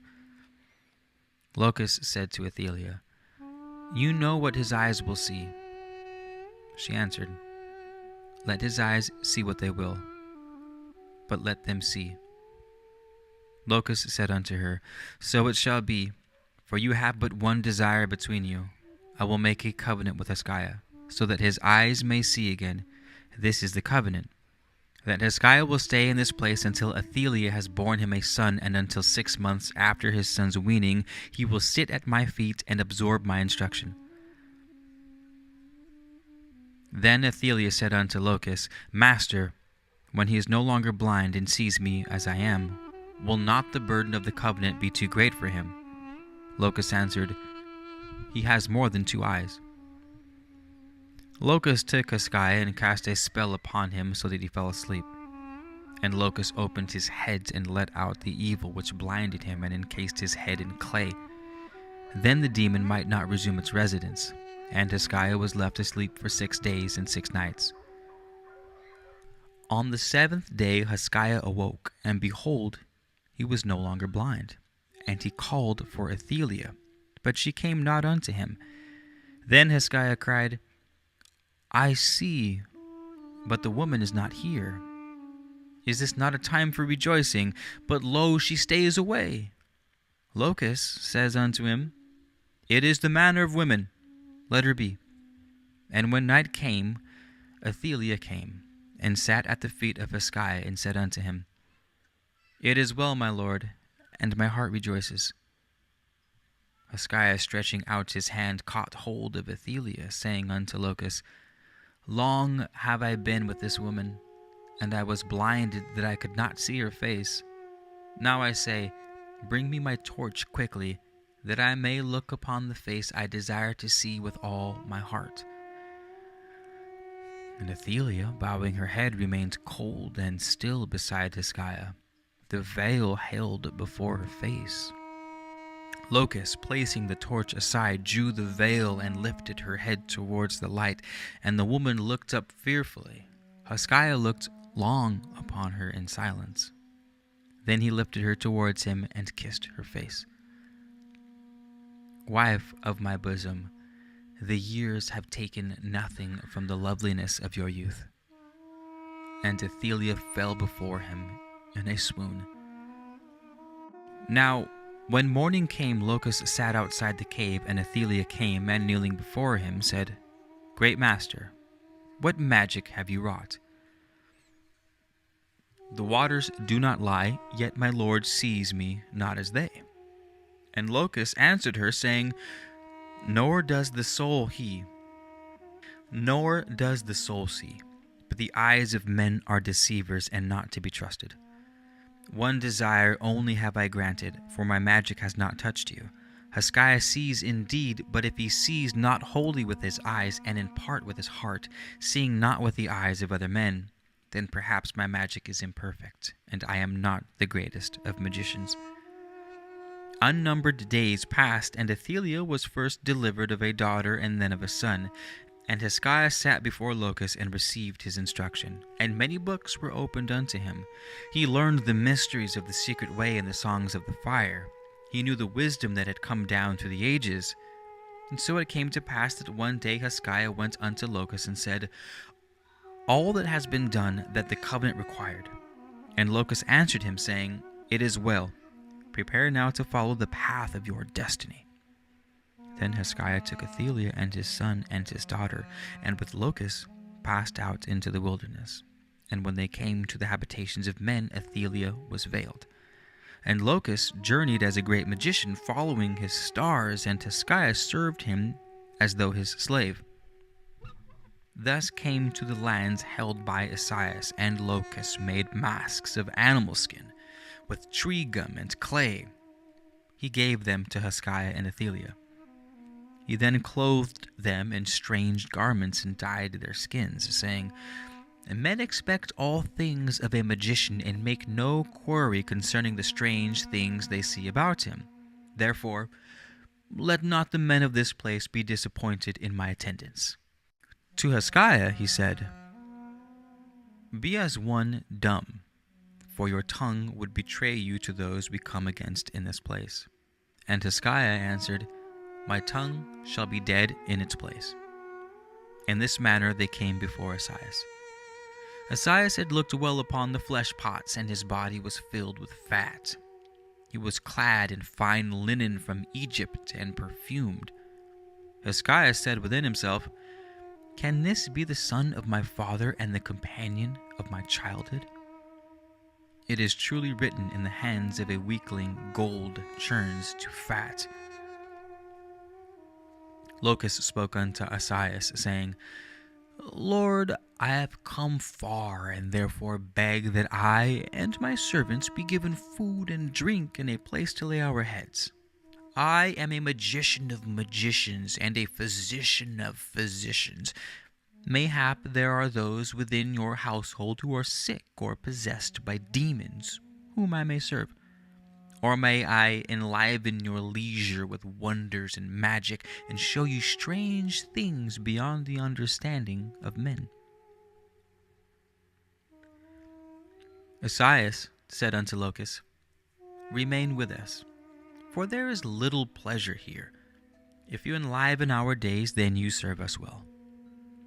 So it came to pass that Esaias prepared a great feast, to which came many lords with their households. The fame of Locus had spread from afar, for he had healed the sick and cast out demons and shown many wonders beyond the understanding of men. And among those who came were many who knew Tiscaia. When the day of the great feast came, there was much feasting and much merrymaking, and Locus worked great wonders, so that all men acclaimed his magic. And there were games and feats of strength and dancing. When night had fallen, great fires were lit and many torches. Tables were spread with all manner of good things, and the guests assembled within the great courtyard. Esaias sat beneath the tall sycamore tree, and before him was a table laden with every kind of meat. There were breads and sweet things and spices in abundance, and Esaias was sitting among half-men and wanton women, and with him were gluttons and drunkards. There was much loud laughter in their company, and many sly gestures. There were singing women and dancing girls. There were half-men who performed as women, and the night was heavy with the sense of wickedness. The feasting and dancing went on well into the night, and Locus displayed his powers before the assembly. When the clamor was at its height, Esaias spoke to Locus, saying, Show us now the greatest of your wonders, which we have not yet seen. Let the night be more enlivened. So Locus stood before them, and lo, before their eyes he changes stones into gold, and a dog into an ass. He drew wine and milk from an empty pitcher, and caused a rod to become a snake. Standing before a table that was bare, he drew all manner of foods and wines out of the air, and furnished it for a splendid repast. Then he called Tiscaia as his slave, and stood a comely maiden before him. And Tiscaia shot arrows into her, and they stood out from her body, so that there was not space for a man to place his hand, and the blood flowed down her robe as though she stood in a rainstorm of it, before she sank to the ground and lay there dead before them. Then Locus went up to her, and after wrenching the arrows from out of her body, threw a cloak over it. The arrows he carried to Esaias and those about him. See the blood of the maiden? And they held the arrows and looked at them. And behold, as they held the arrows and looked, the blood went from them, and the arrows were clean. And Locus cried out in a loud voice, Lo, behold, the blood returns. Then passing over unto the maiden, he lifted the cloak off her, and behold, as he did, the robe became clean again. Locus took her by the hand and said unto her, Arise. And she arose and stood before Esaias. And he was silent, and those about him did not speak. Casting aside her garment, which was the outer robe, the maiden danced before the gathering, and all there wondered greatly, for her body was unmarked. Esaias spoke to Locus, saying, How can such things be? What manner of magic is this? Locus? He answered, Lord, your eyes saw as I bid them to see. For I am a master of men's hearts, not the master of flesh and wood. The eye is the greatest of deceivers. It is the magic of Egypt which undid the work of the Ethiopian's bow. And Esaias said, Who is this Ethiopian who stands there so strangely garbed? It is indeed a bowman among bowmen to loose his arrows, so that one has scarcely struck ere another left the bow. Has Ram-Sfamishel come among us? Locus answered, Lord, he comes from beyond the land of the elephants, and the place where the earth tips over. The magic is in his bow, which can shoot at a wild ass and bring down a lion. So saying, Locus took up a clay pot and stood it upon a table. And Tascaius, standing off, loosed an arrow at it, and the pot was shattered, and as it fell apart, lo and behold, a silver pot appeared in its place. And those who saw these things were amazed, and spoke one to the other about the magic of Locus. One among the gathering, a speechmaker, stood up and spoke words praising the magic of Locus, but Esaias sat quiet, deep in thought. Then bidding Locus come to his side, Esaias said, This night I have seen with my own eyes a maiden slain with arrows and raised from the sleep of death. I have seen the magic of the bow change clay to silver. Is then your magic great enough to change age into youth and weakness into strength? It is said that the greatest of magicians can do even this. And Locus lifted himself and said, Even this I can do. Then there was much whispering back and forth and talk among those who sat about Esaias. They stood in the place of his favor and said, Master, this is the hour. Let the magic of this great magician cast the years from off your back and renew the vigor of youth. And while they spoke, there was much whispering and sly laughter among the half-men. Locus stepped back from the presence of Esaias, and he raised his left hand. And there were loud thunders. He raised his right hand, and fire leapt forth from the ground, and a great cloud of smoke went up. And he said unto Esaias, Great Esaias, this is your hour. You are the lord of this land and place, and therefore command as you will. Already the night is more than half spent, and speeds to its closing. Hear now my words. This I say unto you. Enter now into my magic tent, which stands strangely adorned over against the edge of the feasting place, the tent wherefrom I issue forth my magic, to which I return to replenish my strength, and when it is done. Therefore is the fount of my magic, the hub of the great circle of power.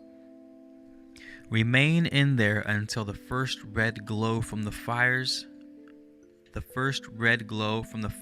of the underworld appears in the night sky. Then, Lord, I will come into the tent, and standing against it will call forth the Lord of this land and place. And behold, a new Lord will stand before the gathering in manly strength and vigor, a man among men, and a fitting master for this household. He will be such a man that I, even I, Locus, the master of magic, will be the first to proclaim him. So Esaias entered into the tent of Locus the magician, and as he passed within, Locus gave him the great bow of Tascaius, saying, Take this with you, for its magic is great and may be well needed. It is a worthy weapon for the lord of this land. Then The gathering spoke amongst themselves and waited. Singing women whiled away the hours, and as the first arrows of morning light struck the night sky, Locus arose and stood against the tent of magic. Lifting up the door, he cried out in a loud voice, "Great Lord of these lands and place, come forth to your heritage. Behold your Lord." And as he spoke, lo, Heskiah stepped forth into the morning light, arrayed as a lord and girded about with belt and sword.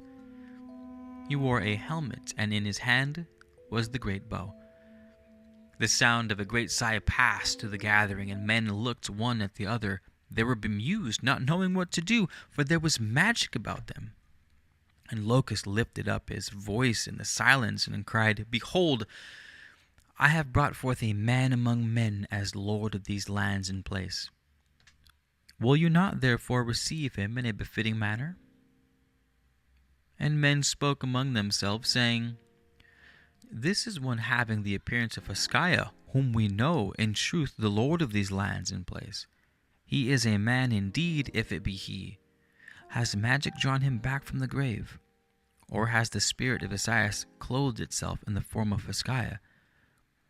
Then first one and then another hailed the man before them, saying, "This is a man among men, if not our Lord Heskiah." And then a great shout of Heskiah went up, and Heskiah stood stern before them. Now there were those among the gathering who stood silent, the half men and wanton women who were about the table where Esaias had been, sat pale and silent, clinging to each other. They said to themselves, "If indeed this be Heskiah, where then is our Lord Esaias?" A man stood up among the gathering, shouting, "This is not Esaias transformed by magic, but Heskiah, who with this evil magician has worked a trick. Esaias is not transformed, but murdered. Let him be avenged." And reaching back, he took a javelin and sought to hurl it at Heskiah, but the bow in hand of Heskiah bent, and before the javelin could be sped, an arrow pierced the man's throat. Then the bow sang twice more before the enemies of Heskiah departed. Now it came to pass that those remaining gathered about Heskiah, rejoicing, saying, "Heskiah is indeed the rightful Lord, and none but he ever bent bow as we have seen a bow bent this dawning." And Heskiah passed through them to the seat of Esaias, and those gathered there shrank from him. And he swept the table clean and drove away those who stood about it, saying, "Begone, lest I have you seized and beaten. For you befoul the earth and serve neither God nor man." They departed, saying, "This is indeed Heskiah, and not Esaias." And Esaias was seen no more by the eyes of men.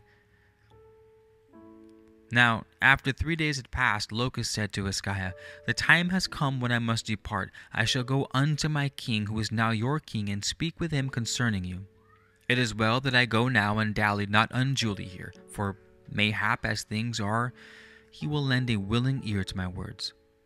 But if I dally here with you, others will gain his ear with another account."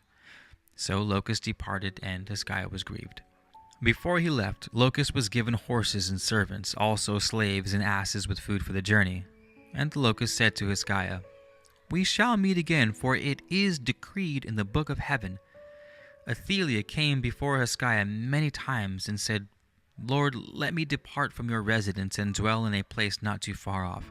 And Heskiah was perplexed within himself because of her manner of speech, for he did not understand what she wanted. He said, "Have no fear for the women of my household, for there is none I desire but you." And it came to pass that on his way to the king, Locus was stricken with a sickness and lay as one already dead. And for many days his soul was prepared for departure. While he lay sick, the power that bound the eyes of Heskiah became weakened, and the eyes of Heskiah were no longer bound. Heskiah purged his household and spent the days dealing with his estates, and his lands flourished. His servants no longer bickered among themselves as before, and contentment reigned within his shadow. So when many days had passed and all things were ordered, Hezekiah called his steward and said unto him, Let a feast be prepared. As the land has given generously to me, so will I give no less generously. Hezekiah said this, and it was done. Now there was a woman called Miriam of the household of Esaias, who was fair to behold, and she sought the favor of Hezekiah. And among the women there was much talk of Athaliah, who remained ever veiled, for there were those among the women who knew her. But none spoke to Hezekiah, for he was a man who talked a little with women, and Athaliah stood first in his eyes. Miriam had not seen the degradation of Athaliah, nor had she seen her unveiled. But it came to pass that she spied upon Athaliah one day while she was about her toilet, and seeing her unveiled, Miriam took counsel with herself. Now the day of feasting came, and many were the guests, but of half men and wanton women there were none. And among the women Athaliah sat apart, and among the men there was much talk of riches and battles, and of spoils of war and husbandry. Among the guests was a young lord who sought the favors of Miriam. And while the feasting and dancing were at their height, they came one to the other. And as they dallied beyond the torchlight, Miriam said unto him, Am I fair indeed? And he answered her, saying, You are fair even among the fairest. Then she said to him, Yet there is one more fair by far, so fair that she needs go veiled before men. She is Athaliah, wife of Hezekiah, who keeps her thus. He fears for himself and does not trust her, for this is his weakness. And Miriam moved away from the young lord, saying, Go, look upon her face. And if you can then say, I am the fairest of the fair, I shall know that your heart speaks sincerely of itself, and not at the behest of your body. The young lord returned to the feasting, and sat in a place nearby to Hezekiah, and spoke to those about him, saying, Have any among you seen a woman here who rivals the fairest bearers of myrtle and palm? And the man rebuked him, saying, It is not meet to talk thus about the women of a household wherein you are a guest. Are they to be judged as are women of the night? But the tongue of the young lord was not stayed, and he replied, That which causes talk will be talked about. And Hezekiah heard him, and was angry, and said, What in my household moves foolish tongues to gossip? The young lord said, That which a man tries to conceal ever arouses the interests of others. Does any man conceal that of which he is proud? And Hezekiah looked about him, saying, This talk I do not understand. The young lord said, My lord, men talk of what lies beneath the veil of the woman you brought here. Is she indeed as fair as men say, or is there truth even in the gossip of women? And those who knew about the degradation of Athaliah muttered among themselves, for her secret could not be kept hidden. They said, This is loose talk and wicked. Let the evil which belongs to the past remain buried. Does this concern any man but Hezekiah? Are we among women that the talk should be thus?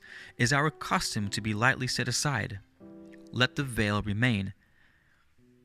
But Hezekiah, hearing the muttering, thought wrongly of what was said, and he spoke to the young lord, saying, This woman is fair as few women are fair. Should I not know?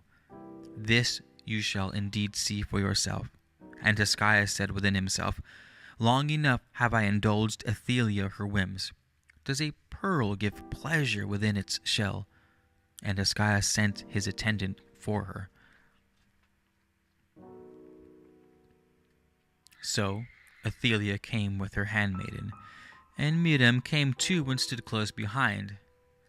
Athaliah stood before Hezekiah and said, My lord, what is it you wish? Woman, remove your veil.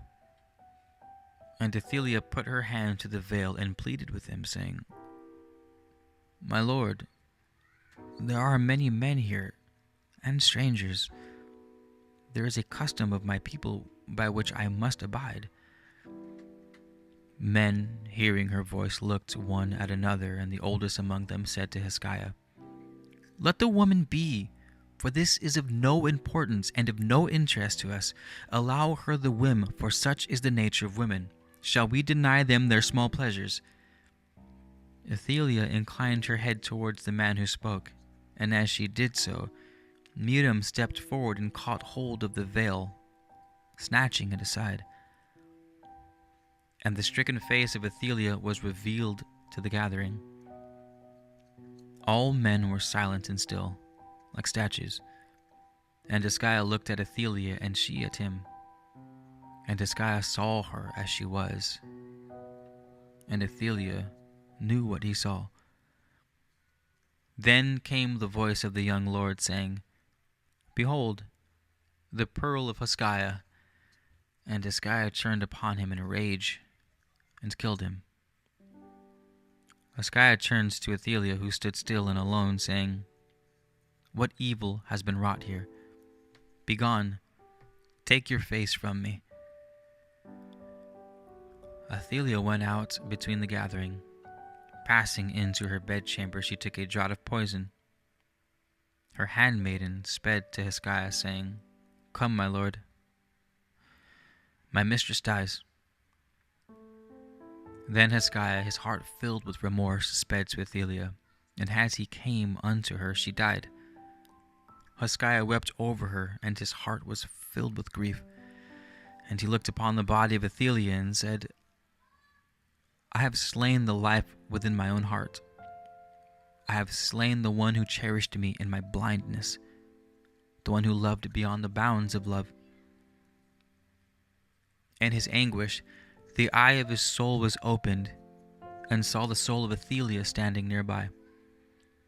Heskia was dazzled by the vision of her beauty, for she was radiant as the sun. He stretched out his hands toward her, but he could not touch her, for she was beyond the reach of earthly things. And she took her head at him, and raising her hand, departed to the antechamber of eternity. Heskia raised himself up and strode out from the chamber, but he returned not again to the place of feasting. He sorrowed for many days. Now, while Heskia still sorrowed, word came to him that a company of men was coming against him. And he sent out his servants with laden asses and went forth himself. And with his true men he prepared a place on the heights above the road, to meet those who came to take him. Heskia met them with arrows and with stones, and left them with their dead. Heskia and those with him passed out into the wilderness and lived there many days. And it came to pass that word came to him of locusts, and he arose and went into the land of the sons of fire, passing into Tyre as a merchant from Chetham.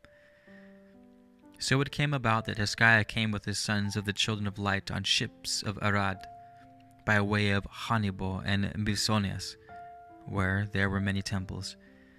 The ships made one harvest towards the land of the trees, where the great river flows to the west, and his sons he left in Tyre, that they might receive instruction in the household of locusts.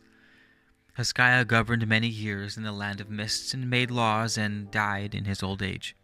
And he was buried by the river where the ground rises, beneath stones and soil carried in many baskets.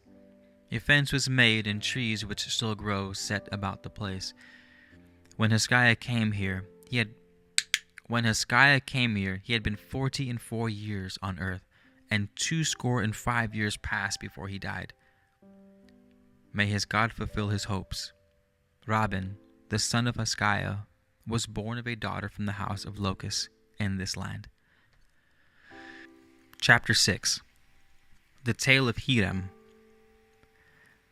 Thut, the son of Pelath, a freeman of Elanmora in the land of Hethem, wrote these things in the harvest years of his life, when his heart was filled with wisdom and understanding. He who reads them with the eyes alone will derive little benefit, but he who receives them with an enlightened and uplifted heart will find a response within the depths of his own spirit. While Hiram Uribas, son of Hashem, was still a beardless youth taking his pleasure among the riches and splendor of his father's house, a wise man came from a faraway land. He came not as a great man riding with a rich caravan, but weary-footed, begging water and food. These were not denied him, and while he sat in the shade, slaking his thirst and satisfying his hunger, Hiram, the youth, came up to him with courteous greetings. The wise man was pleased and poured out words like jewels, so the young man became filled with the desire for wisdom and truth, swearing that from that day forward he would devote his life to the search for them. After the departure of the wise man, Hiram became restless under his father's roof, and it was not long before he set off with a bundle of food and skin of water for Uruslim. Arriving there, he slept in the house of Gabel, a servant at the temple of the winged god of fire, and from thence he journeyed towards Beth Shemesh, which lies past Tir Galud, on the road to Egypt. Hiram was a young man of his people, tall of stature, with a darting, bright-eyed glance. His long, band-bound hair hung low on his shoulders, and his stride was wide and firm. He came upon Beth Shemesh close to nightfall, when it was not good to enter the city, and therefore, as darkness closed about him, he prepared to lay himself down beneath the wall of a vineyard. This was owned by a wealthy widow who, seeing the young man preparing for the night, sent men out to bring him into her guest house. The widow was neither old nor unbeautiful, and when she saw the comeliness of the young man, her heart was gladdened, and she bade him welcome. Hiram did not depart with the light of the morning, and it came to pass that the widow offered him a high place on her estates. Hiram accepted, for he was young and pleased with the honor. But in the course of time the widow had become enamored with him and sought to make him her husband. Hiram sought a way of release from this, for he had already heard tales of the woman's many lovers. The widow said to Hiram, "Be my husband, for the one I had has died and left no heir. Let us enjoy the fruits of your manhood, for I desire the seed of your body, so that I may have a splendid son. I will give you the robes of blue and red, and they will be laced with chains of gold. You shall ride in a high chariot wheeled with brass and poled with copper. Many servants will attend you, and wise men brought from the east and west will fill your heart with wisdom. You shall lack nothing that satisfies your desires." Hiram was not at ease with himself, for he was young and lacked the wisdom to deal with such situations. He answered the widow hastily in these words, "You are a woman of beauty, and this alone makes you a desirable treasure to men. But how would it fare with me in marriage?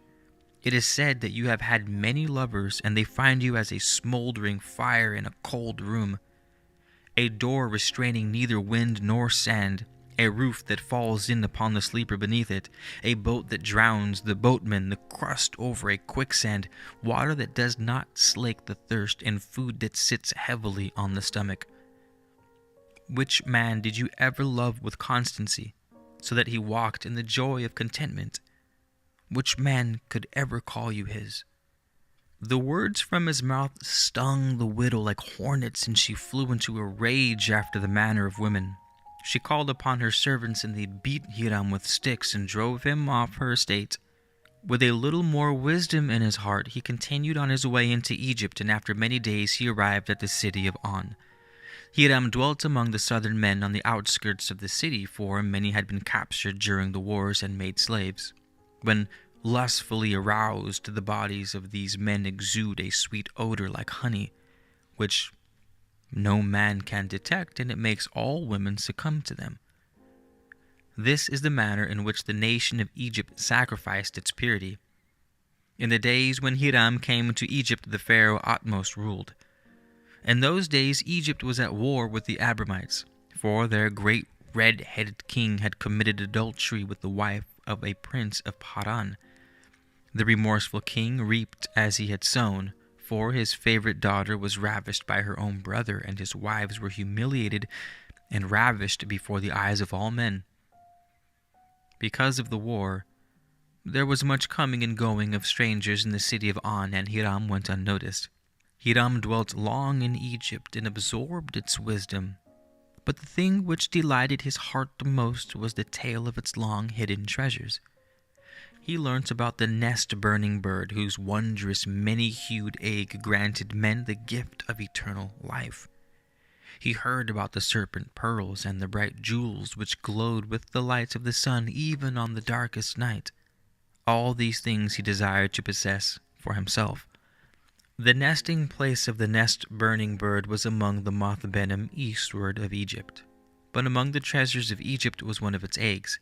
The egg, the pearls, and the jewels were safeguarded in a dark cave upon an island called In-Mishpet, which was set in the middle of a lake called Sidana. In the waters of the lake were fearsome water monsters, part beast, part fish. On the shores of the lake dwelt the shape-shifting priests, guardians of the treasures. Northward of the lake was a broad pasture land where the shepherd Naaman tended the temple flocks. But Naaman was old and had no son who followed him. Therefore he took Hiram into his household, and Hiram became as a son to him, tending the sheep of the temple, and no Egyptian was with him. One day, while the sheep still suckled their lambs, Hiram was out in the pastures, sitting near the cool waters because of the heat. As he reclined in the shade, he played gay shepherd tunes on his flute, and in the many times he had been there, no one had ever disturbed him. Yet not far away was the house of the virgins of Elra, but the maidens who dwelt there rarely went abroad. This day, however, Asu, daughter of the high priest, walked abroad, and hearing the melody of the flute, drew near to listen. But Hiram did not see her because of the bush between them. The maiden sat down, taking the sandals off her feet. Hearing a cry from one of the sheep in the distance, Hiram stopped playing and stood up, his back towards the maiden. She, seeing him stand up, sought to creep away before he saw her, but as she did so, her foot was pierced by a thorn, and she let out a cry of pain. Hiram turned, and seeing her distress, hastened to help her. He withdrew the thorn tenderly and carried her down to the pool, so that she could bathe the foot in cool waters. While she did so, he entertained her with sweet melodies on his flute. The maiden fell in love with Hiram, and he with her. But because she was a dedicated virgin and daughter of the high priest, neither could open the doors of their heart. The maiden spent nights weeping, for she had a love for which there was no remedy. Hiram took his flock to other pastures, but still their hearts drew them back to the place of meeting, and they met again and yet again. Now, the wife of Naaman noticed that Hiram pined as with a sickness, and she spoke to him about it. And he told her of Asu, the maiden from the house of the virgins of Elra. The wife of Naaman spoke words of consolation, but this hopeless love, knowing they helped but little. In the fullness of the year, Hiram took his flock to distant pastures around the other side of the lake. While he was away, the wife of Naaman took herself down to the place where he was wont to meet Asu, and one day Asu came. She was known to the wife of Naaman, who was the gatherer of herbs for the temple. They spoke of many things, of Hiram and of the gods, of priests and their ways and temples and those who served in them, of life and of man and of woman. Now, when Hiram returned, it was nigh the feast of sheep-slaying, and at this time sacrifices of lambs were made to the water monsters in the lake. While away, Hiram had thought about Asu and about the treasure of Egypt, both seemingly equally unattainable. The wife of Naaman spoke to him rarely, and Hiram wondered, for this is not the way of women. Yet on the eve of the feast of sheep-slaying, the lake boats were prepared for the annual pilgrimage to the island. Among these were the great boat of Erab, kept in memory of the day when the scorcher of heaven rose with the sun and earth was overwhelmed. From this boat the sacrificial lambs were offered to the water monsters, and on it served Asu and 8 virgins. There, too, the high priest officiated. Hiram had conceived a plan within his mind whereby, at the risk of his life, he might possess himself of the treasures of Egypt. This year, Naaman being now frail, he alone would be in charge of the sacrificial lambs, together with 2 boy priests to assist him. They came from the temple of the lake dedicated to the bright-bearded one who once saved earth from destruction through fiery hail by making a 3rd round. On the night before the festival, Hiram slept with his small flock beside the boats, and at first light they were put aboard. As the sun rose up upon the high, The high priest came with many other priests and princes, and the virgins came also. They offered sacrifices at the temple of departure and then set out upon the waters. In another boat were Naaman and his wife, and there were other boats filled with people. After making offerings upon the waters, the boats arrived at the island, and preparations were made for the island ceremony, which lasted throughout the night. The lambs were offered as darkness came, and the waters became red with blood, and the water monsters satiated with meat. Now, the cave on the island was protected from men by the spirit of Mot, who had died there in days long forgotten, and the priests guarded its entrance. But Hiram did not fear the spirit of Mot, for it could do no harm to one who carried upon his body the same blood scars Mot had borne. Hiram, the stranger, had been so marked out from the other men in his childhood. At the 6th hour of the night, 3 virgins entered the cave to bring forth the treasures, and with them went a priest protected by sanctification in the blood of a lamb. 5 priests who were guardians of the treasures and never left the island also went into the cave with them, garbed in skins and masked with the heads of beasts. The treasures were brought forth and placed upon the altar against the rock wall beside the cave, so that all might behold them. Over the altar was laid a cloth of linen and gold. While the people passed before the treasures and danced and sang, priests came and went into the cave. There was a pathway which went down to the pool of purification. Here, after the maidens had bathed, men and women came down one by one to be purified in its waters. They then went through an opening into the lake, and passing through the waters along the shore where they rose not much above the waist, ascended by steps through a small arched temple back on the road. If they were truly purified, they were never touched by the water monsters. Never had a maiden been taken by the water monsters. But on this awful night, while a maiden passed between pool and temple, there was a loud cry of agony, quickly stifled.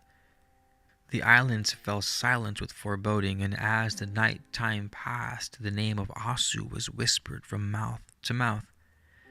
The treasures were carried back in gloom and silence under a mantle of dread, and the head of the high priest was bowed in sorrow and disgrace. When the boats departed, none noticed that Hiram was missing, for his duty done he could return to any boat.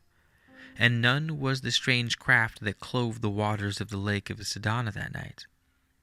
Hiram returned to the shepherd hut of Naaman, and nothing was said to him. For Naaman thought he had joined with the people sorrowing in the temples, and always many remained about for several days. And when Hiram had refreshed himself, he left Naaman, who was weary and weighed down with age and sorrow, and prepared to return to his flocks. In his grief, because of the death of Asu, he could find solace nowhere, except perhaps in the familiar solitude amongst his sheep. But the wife of Naaman said, "Let me walk with you a little, for I too suffer, and yet must seek herbs which are needed and not easy to find." When they had gone some distance, she said, "I go this way. Will you not accompany me and humor an old woman who may need your aid?" Hiram did so, for the woman was ever as his own mother, though he could not understand her strange manner. She brought him to a place in a hollow enclosed by thickets, and lo, there was Asu. When the embraces and the greetings were over and the explanations given, the wife of Naaman said, "Here you cannot remain. There are clothes and food, and no pursuers will follow the maiden, and none will query your departure. Go this night, taking thought for nothing here, for you are young, with a lifetime of joy before you, after the pangs of parting have passed." Hiram said, "No gladness, no joy can ever surpass what I now feel.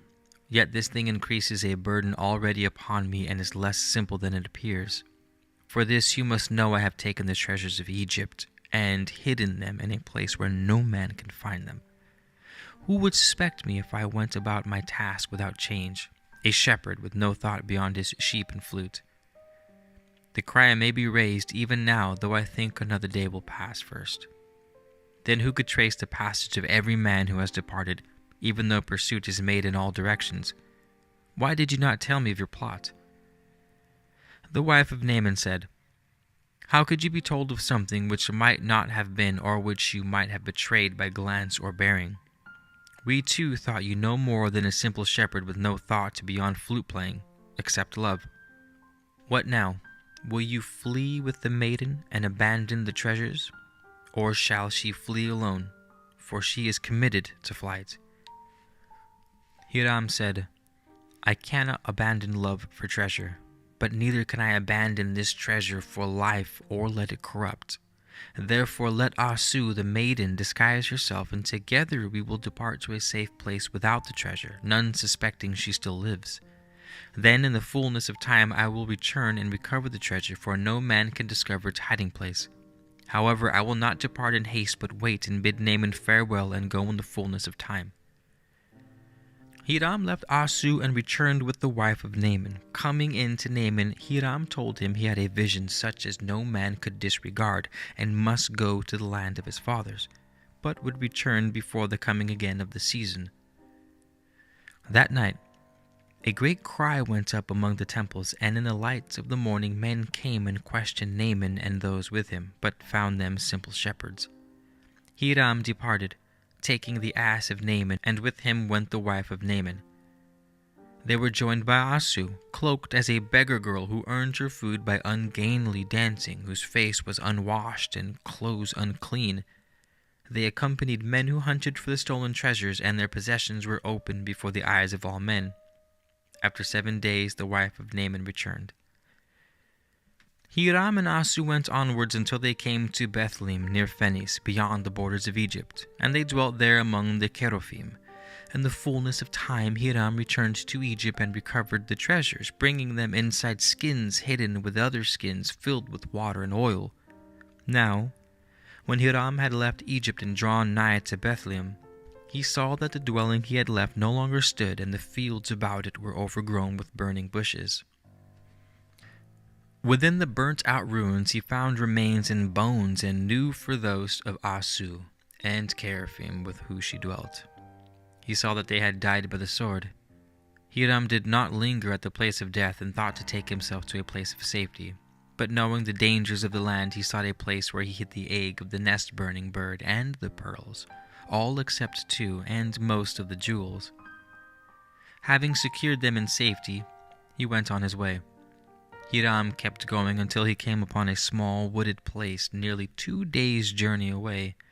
Here, while he slept, 2 wild swine came and swallowed 3 of the jewels which he had tied in a piece of hide.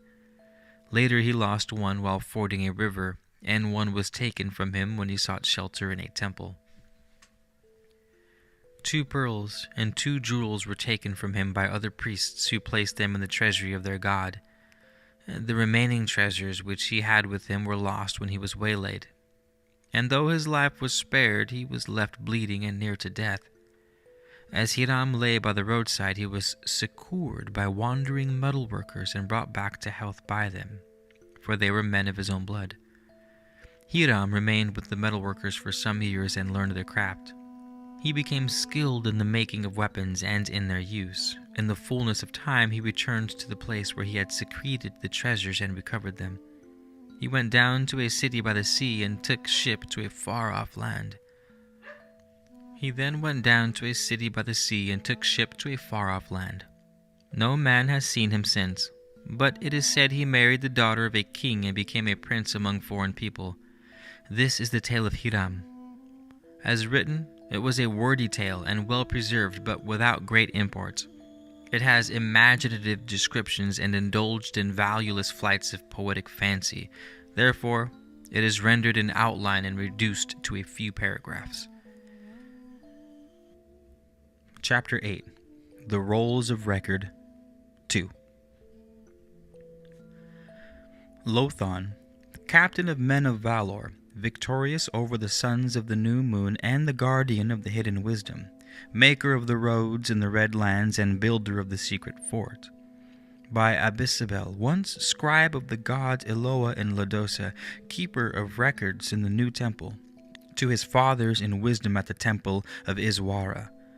Greetings. May you live long on earth in prosperity, peace, and health, and depart in knowledge. We left the good land, hearts heavy laden with grief. The ships were 5, and I looked to mine and found it good. It was built of lawn wood and stout masted. All about it casks were lashed. Along the planking the cords that moved were free, but all clear spaces were filled with things wrapped about and bound. There was much leather for the sails and leathern scoops. There were 50 of large buckets of wood hooped about and handled with plated leather. Between the eyes of the ship the guide pole was raised, beneath which were stored all kinds of unusual things made of wood and cordage used by men of the sea. There was a machine for slinging stones and another for hurling fire. There were high shield guards which could be strapped to the side. A store contained every kind of weapon and much armor. There were pots for cooking and braziers. There was a store behind the mast, and in it were over 50 jars of oil, and not less of wine and vinegar. Casks of food there were, and more stored in baskets. Many large pitchers were lashed about, and dried meat stored in cloth. Dried dates and figs and small fruits there were in large quantities. Water was not lacking, nor the dishes for eating. There were nets for fishing and hooks for catching birds. The chief among the men of the sea was skilled in the notched stick called Thumb of the Night, which guided him across the widths of the sea. We brought up against Keftor, where Nabam departed, for they were troublesome. Men of Melkat came who had been wrecked, and we took a score of the men of valor. We passed many lands by the sea, where once broad sea-girt Poseidma reigned, before blown apart by underworld fires. By the lands of Hogburn we went over the wide sea to the gates of Alcin. By the hands of Hogburim we went over the wide sea to the gates of Athalasan, and beyond it across the sea of Tapuim. 1 ship and 40 men and the households of the 6 were lost on the way. 3 ships have I left, with 1 brought up on land. 12 men have I lost in battle, and 10 have gone with sickness. There are with me 200 fighting men, 110 men of skill, and 100 bondsmen. 60 households with their cattle and sheep and corn and tools and wagons. All things with us are numbered, and the tally grows daily. The encampment is well made and encircled with a wall where water does not lie. Trees and soil are the material of its construction. Great trees are about us, but no stone for building, for the soil is deep. The waters rise not over the fields where men have cut water passages, but there is much rain. Wild men are in the land who write on their skins. They are hairy ones whose gods are the plants of the field. Their quarters are like baskets over the ground, and they are unwashed. The women are like hellcats, uttering wild cries among the trees, but the men are quiet and come in silence. They have temples of poles, roofed over in part and encircled by great logs, with logs laid over. Skins and painted leather are hung about, but no cloth. They place plants on altars that their high gods may consume the essence of life within them and draw it back into themselves. They place plants on altars that their high gods may consume the essence of life within them and draw it back into themselves. Virgins they keep in cages. Why? I know not, but the women in cages are virgins and well cared for. Is virginity uncaged like a hound unleashed? The wild men are unlearned and without soft speech. They are cousins to the wild dog, yet with children they are gentle. The children of Fickhole, the stone worker, were lost among the trees, and wild beasts beset them at night. The wild men found them there and carried them away and fed them. Then came the search band of men who valor upon the place, and the children, seeing them, ran away from the wild men. The men of valor slew the wild men, thinking they had taken the children, for they knew not their speech. Since then we have seen their ways. 110 of the wild people we have as bondsmen and bondswomen. The men work with the soil and wood about the encampments. The wall I caused to be built out into the water, and it encloses a pier against the bank where ships can moor. Within the wall and the circle of water I have built the temple, but not all go in there with me. We are not one people. The gates of the temple are on pillars of wood and turn on a stone, and wooden are the pillars within. Great beams support the roof, and the walls are of wood and mud brick. The floor is of sand finely raked, and before the altar rests on stones.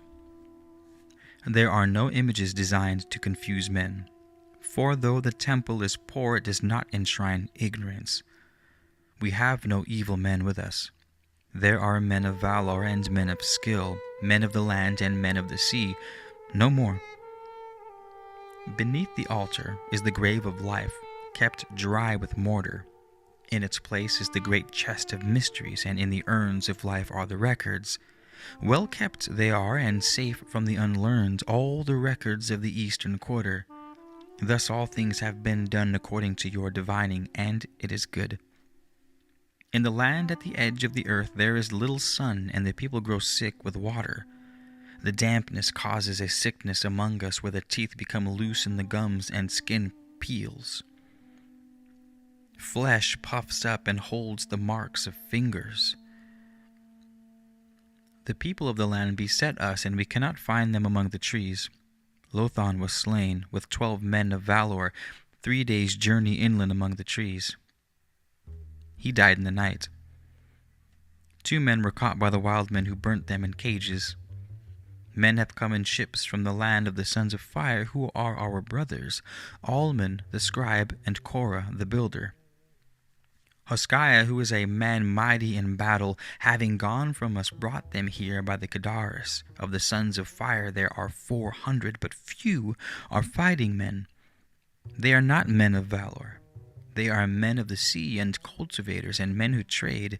There are builders among them, and men skilled in the ways of wood and stone, for they came to establish a city in this place. This, the kingdom of the trees, is no place for a city.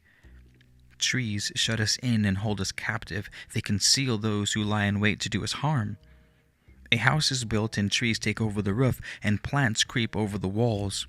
Corn is planted and rots, while weeds smother other growing food. Grayness is everywhere. Even the face of the sun is pale here. Men shiver without heat, and the air is not pure and mixed with water. Wild dogs lurk among the trees to tear the unwary to pieces. There are few stones, and they are covered with slime. The wild fruits and herbs are poisonous, and men have died eating them. The wild men in this place eat their own children and anoint their bodies with the fat of the dead.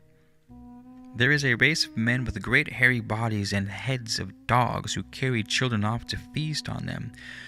Arutha, wife of Amorah, died in the embrace of one. They have hides that no arrow can pierce. The book of heaven is open to the sons of fire. In it they found the road across the waters. They are filled with the wisdom of wanderers. As we came by the sea in the hands of seafarers, so shall we go out. We long for the welcome omens of the shining arrows of the night. Our people are wary, and there is muttering among the men of valor, for they fear the spirit of the trees. His breath surrounds us. His great fingernails corrupt our possessions. He has caused our cattle to die and our crops to wither. Against him, we are powerless. He was robbed of this land, hewn out from among the trees. He will never forget. The great secrets and the sacred wisdom are secured for our children. We place them and ourselves in the hands of the sons of fire. We shall leave this place and sail towards Hire, towards the west, where lies the land of the white stone. There we may build with stone and brick. Here is the tally of our departure. Of those who came with Lothon, 90 men of valor, and the households of 35. There are 70 men of valor who came later, and those of the sons of fire. 82 men of skill, and 8 households newly formed. There are the men of valor who came with Hoshea, and the households among them. There are 9 households who came later. There are 240 bondsmen. Of these, 110 carry slings and clubs. Some have fighting axes of stone and staves shod with metal, but there is no sharpened weapon among them. 104 among all the households are children and unmarried women, for many have died of the sickness belonging to this place. There are slaves, but most have died or perished among the trees. The cattle are gone, and there are few sheep and goats. There are for each man of valor 2 measures of corn at morning, and for others 1 measure. Of corn there are 60 great baskets, of herbs dried by fire 45 endcrim. There is fish fried by fire, and some meat. There are 110 baskets of cupped nuts, which are bitter and go sour. The men of the trees eat them, and for such people it is proper food. There are nara nuts which grow in this place, sweet but not stomach-filling, and nuts which are good for cakes in quantities. There is much weapon metal melted down, and gold and silver in pieces. There are all kinds of tools for the men of skill, and much pottery in the households. But much has gone to the men of the trees, and of cloth there is little, and men are clothed in skins and woven fiber of plants. The harbor of sorrow we leave behind, and with our 4 ships sail towards the sun setting. 1 ship goes to the land of the sons of fire. Spirit of Lothon, remain among us as we go far away among the men who are strangers to us. In the days of Hezekiah the records were not whole, and Hezekiah caused it to be that this was written. I was set down in the manner of Kahadmos. It is written in the book of Mithrim, the true man has many qualities, and among the greatest is the inclination towards his duty. A man has a duty to his soul, to his God, to those who govern, and to his household. The weakling runs in battle and says, see, I have done my duty, I am alive. But the true man stands resolute and grim. His enemies are like chaff before the wind. He is the master of life. Duty is the goddess of manhood, and she demands no mean sacrifice. The grim goddess says, die. And the true man steps forward. The ranks of the everlasting lords of life open, and he takes his place among them. Duty says, glory and honor will never be yours. Your miserable lot is to labor in the brick. Your miserable lot is to labor in the brick pits, so that your wife and children will not go hungry. The true man faces his task with fortitude and cheerfulness. Courage is the greatest quality of manliness, and the duty the greatest expression of courage. What chastity is to woman, duty is to man the willingly assumed burden of their kind. Man and woman travel the same road together, but each bears a different burden. Hezekiah said, this shall be added to the records. Even the wild beasts have a duty to perform, for duty is the handmaiden of life. All things that have life have a duty, for life itself is duty. When a man has no obligations, he is dead. The greater the standing of a man, the greater is his duty. The captain of men shall serve better than the footman. Greater men have greater duties, lesser men have lesser duties. Wherever there is life, there is danger. It is written in the book of Mithrim, the true man is generous in word and deed. Meanness has no place with him. He who gives with one hand gathers with the other. It is also written thus, all men must seek to rise above their estate. They either rise or are cast down. Only man knows discontent and seeks to improve his lot, for discontent is the maker of men. Hezekiah added this to the records. Aim your arrow above your expectations. The man who sends an arrow towards the moon shoots farther than the one who sends it to a treetop. Choose your bow according to your strength. A strong bow without a strong arm is of no more value than a weak bow. Judge a man by his aim and not by his bow. A plain bow for service, a fancy bow for display. The strongest bow ever made is useless without an arrow. Hezekiah said, there are things which are written but have been lost, Let them be recorded again. Success is the child of diligence and persistence. It follows the footsteps of the wise, even as failure dogs the foolish. Men have the choice of either success or ease. They cannot have both. To be beaten and still not surrender, that is true victory. Failure is the yardstick of success. It alone adds value to achievement, but there can be no real failure except through the acceptance of failure. These things were added to the records, but we cannot tell when, though it is said by Hezekiah, "The manly spirit rejoices in freedom and cannot bear the yoke of servitude. It will admit no master who imposes his will by force. A man may submit to leadership and command in warfare and be a better man, for true service is not servility. Never demand your rights before you have earned them. A man is unworthy of freedom unless he also recognizes the rights of others to freedom. The free man is his own governor, and his rule is more rigorous than that of a despot. The only man entitled to be free is the one who governs himself strictly and wisely." Every nation moves either towards freedom or towards servility, for none can remain suspended between the two. It is free men, if they are weak, who are the greatest enemies of freedom.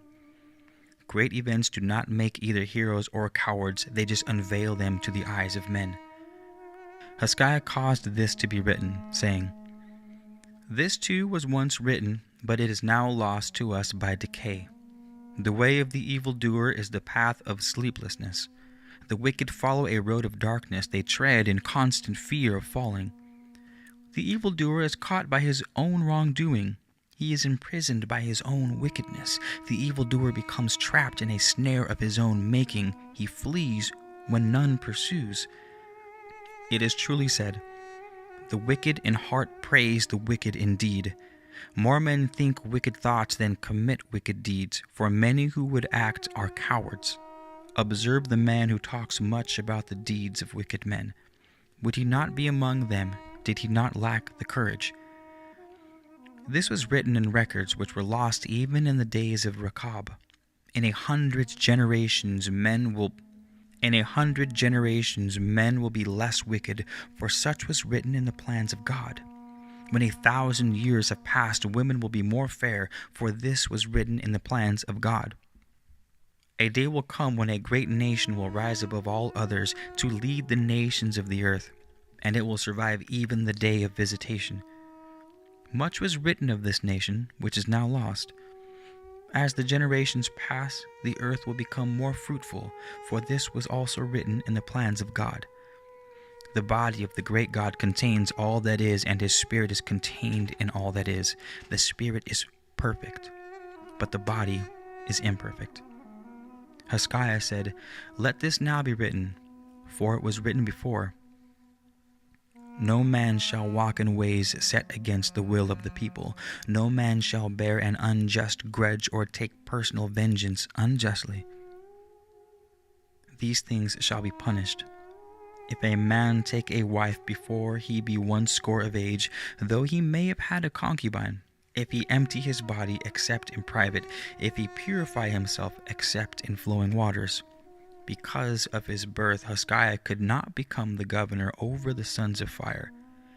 But he sat equal with the governor at the council, for he commanded all in this place. The council made these statutes and set them together with those of Hezekiah. A stranger, even a barbarian, may become one of us if he be supported by 3 members of the council. But he shall not sit in the council unless he has carried arms in war. He shall not become one of us until 1 year after his proclaiming, and any man may come before the council and speak his objections to the acceptance of the stranger. Each man shall have his assigned place at the council, and may speak at his time according to his place. No man shall interrupt another while he is speaking. No man shall speak before his turn, and any man having spoken may speak again. If a man has spoken twice and desires to speak again, he shall stand and remain silent. If 1 man and 5 raise their hands for him, he may speak again, but if they do not, he shall be reseated and not speak. If more than one man stand up at a time, those of lesser placement shall reseat themselves. On the third time no man shall speak, except on some matter spoken about by one who came after him, and may he not speak about anything new. No man shall speak beyond his own time. The old statute shall be changed, so that no man shall sit on the council except he be 65 years old, but those over 60 years may remain on the council. A man who has carried weapons of war in battle shall take a higher position than a man entering the council with whom has not. If a man go to sleep during a meeting of the council, he shall not come there again for one season. A man shall not leave a meeting of the council while another is on his feet speaking, and when a man goes outside, no man shall speak in debate. A man shall not spit or laugh foolishly or make body noises during a meeting of the council. No man shall whisper or talk except in his own talking time. A man shall not revile another at a meeting of the council. If a man wish to make an accusation or call something into question, he shall state it when he is speaking, and ask that a time be made for it to be debated. This shall be the stranger's oath upon admittance. I swear before the God of this enclosure that I will dutifully follow his ways and obey his commands. I swear to be steadfast on the great path. I swear to submit myself to all your statutes and to remain faithful to you in warfare and before the face of terror, even under torment by barbarians. This I swear for all time.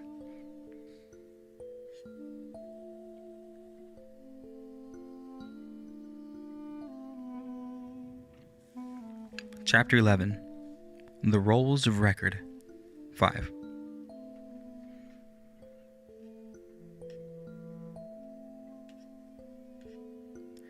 Supreme One above greatness, illuminate the hearts of my people and let them see the path ahead. Permit them to understand the meaning of life. Make their hearts fearful for the responsibility they carry with regard to the future state of their souls. To this end, help them towards achieving a humble spirit and a kindly heart.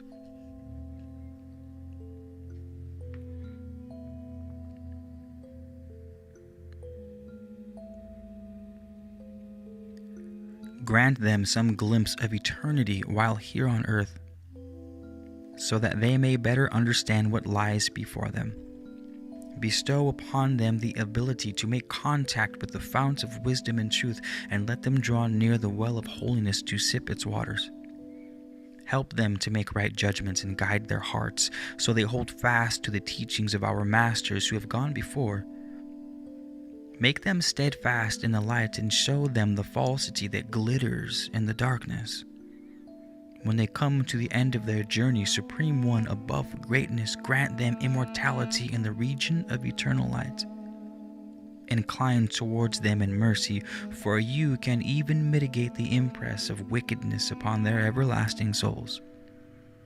Our masters taught that the soul of man is the seed of a spirit implanted within the body of a beast. Supreme One above greatness, send down the refreshing waters of your wisdom and compassion upon my people, that the seed may be nourished within them to spring to life in the land of light. If the seed wither within the body or be consumed by the beast, we are condemned to the doom of everlasting nothingness. Let none of my people suffer this, for even the most wicked among them will be missed by others in the region of eternal light. Supreme One above greatness, who reads the hearts of men as an unrolled book, what can I ask for myself? I who, though first in rank among my people, fall far below many of them in strength of soul. I am a man of battles and not a man of prayer, therefore I cannot know how I stand with you. Indeed, Supreme One above greatness, I have brought about much sorrow and suffering in my days. The burden of my manhood has weighed down heavily upon me.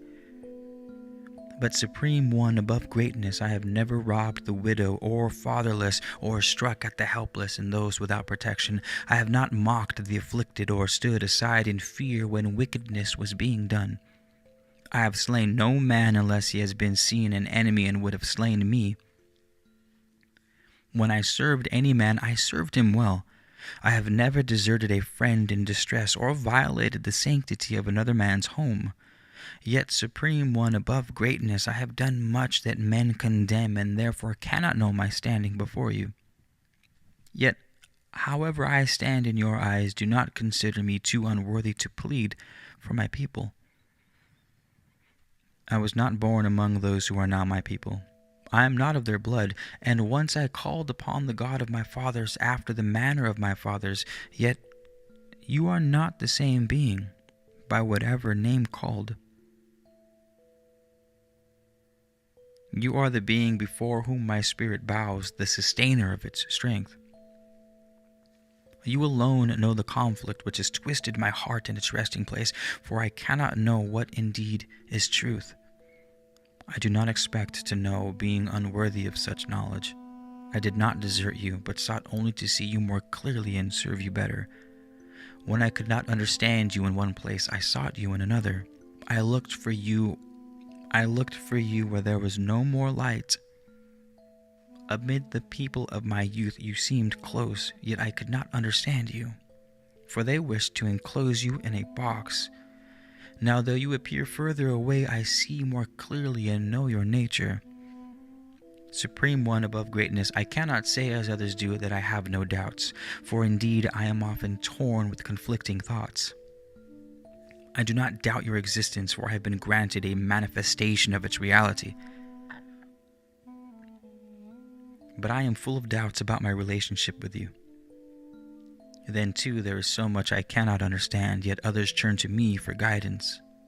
When I make an error affecting only myself, I do not complain about the consequences, but should I guide others into error, my heart would be torn apart. God of my heart and Father of my soul, incline towards me a little, for of myself I cannot reach you. Enlighten me so that I may lead others into the light. Death and destruction I do not fear, not even everlasting nothingness, but I do fear being inadequate for my task. Supreme One, above greatness, give me confidence and strength. I ask no more.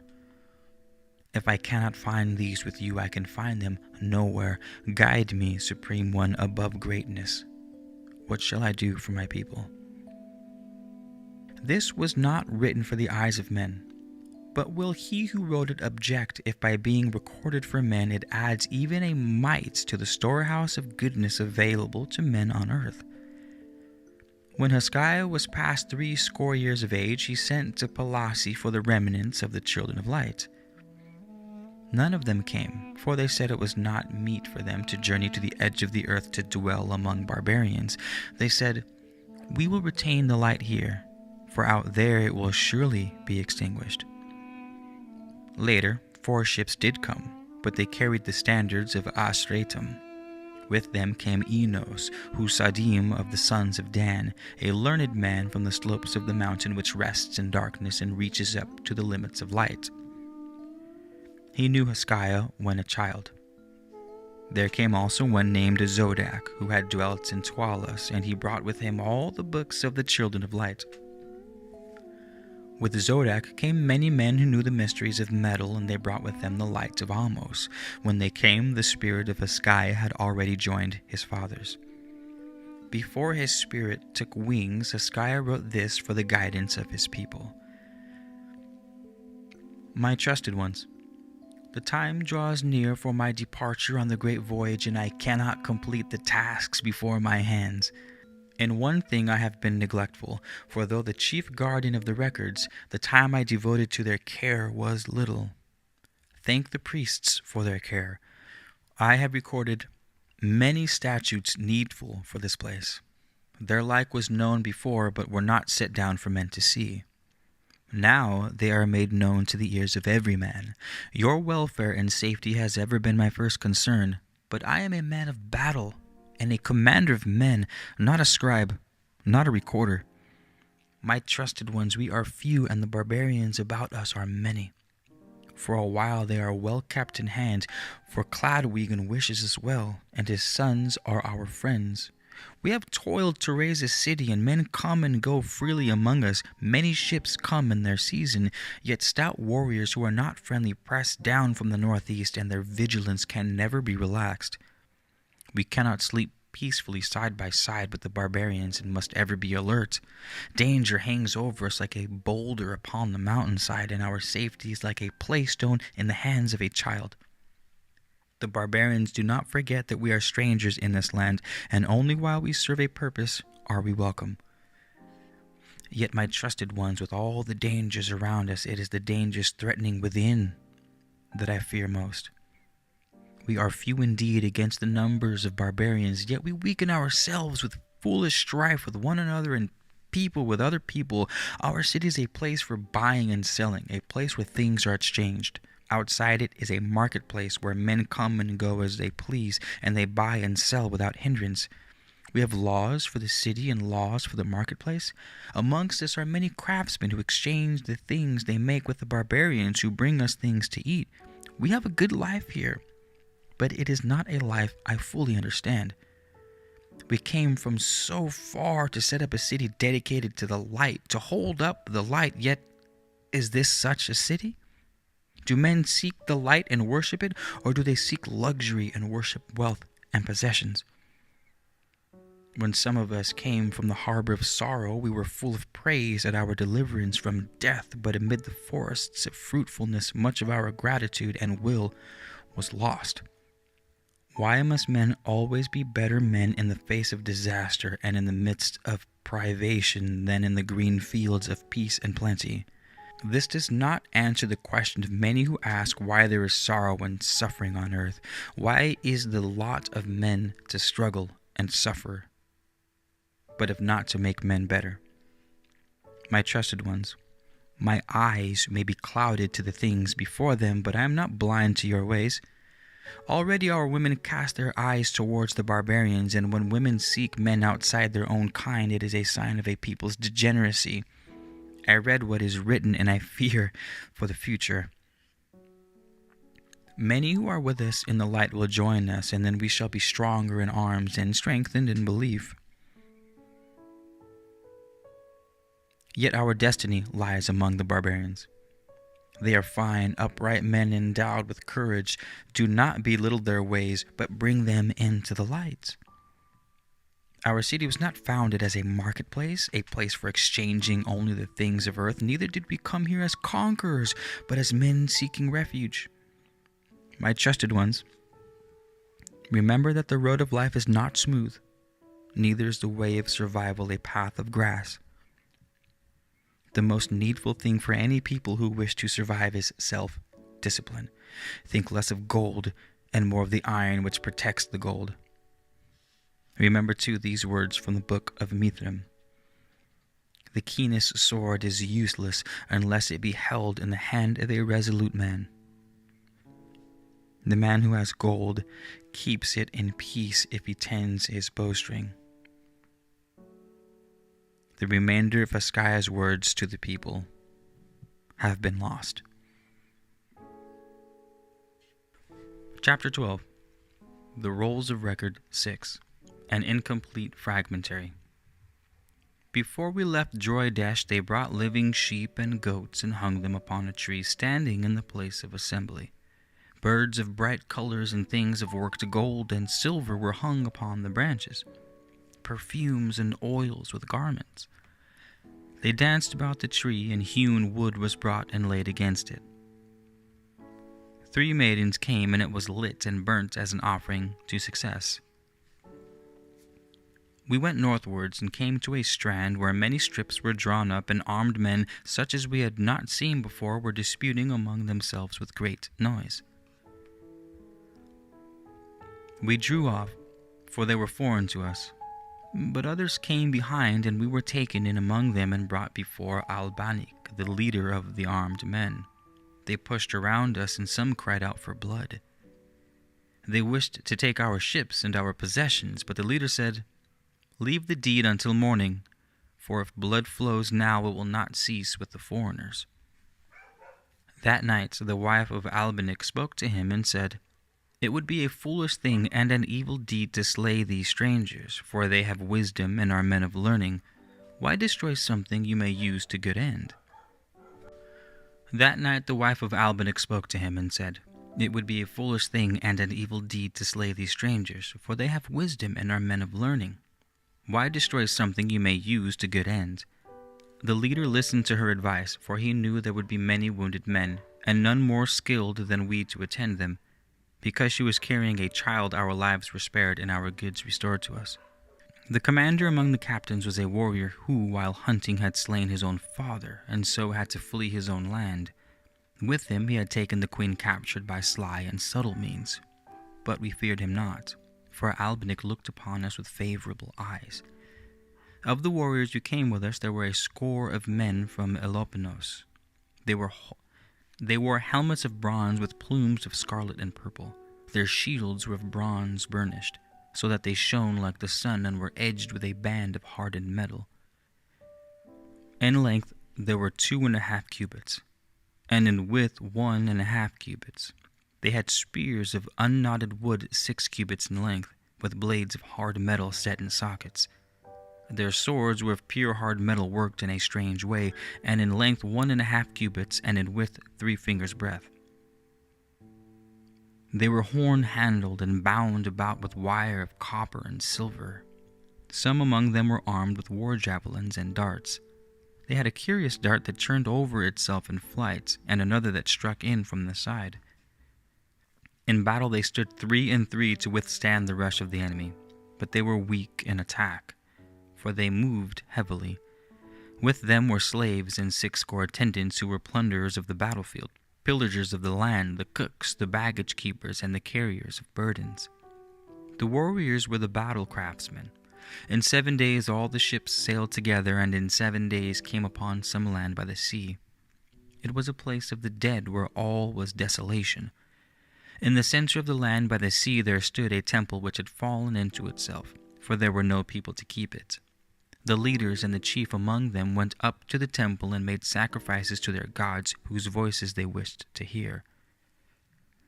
The daughter of Laban, the armorer, had hidden herself in the opening behind the flame and spoke to them in a strange tongue. They heard her voice and thought it came from a shadow god. She told them of the land of her mother called Belharia, and bid them find their way there.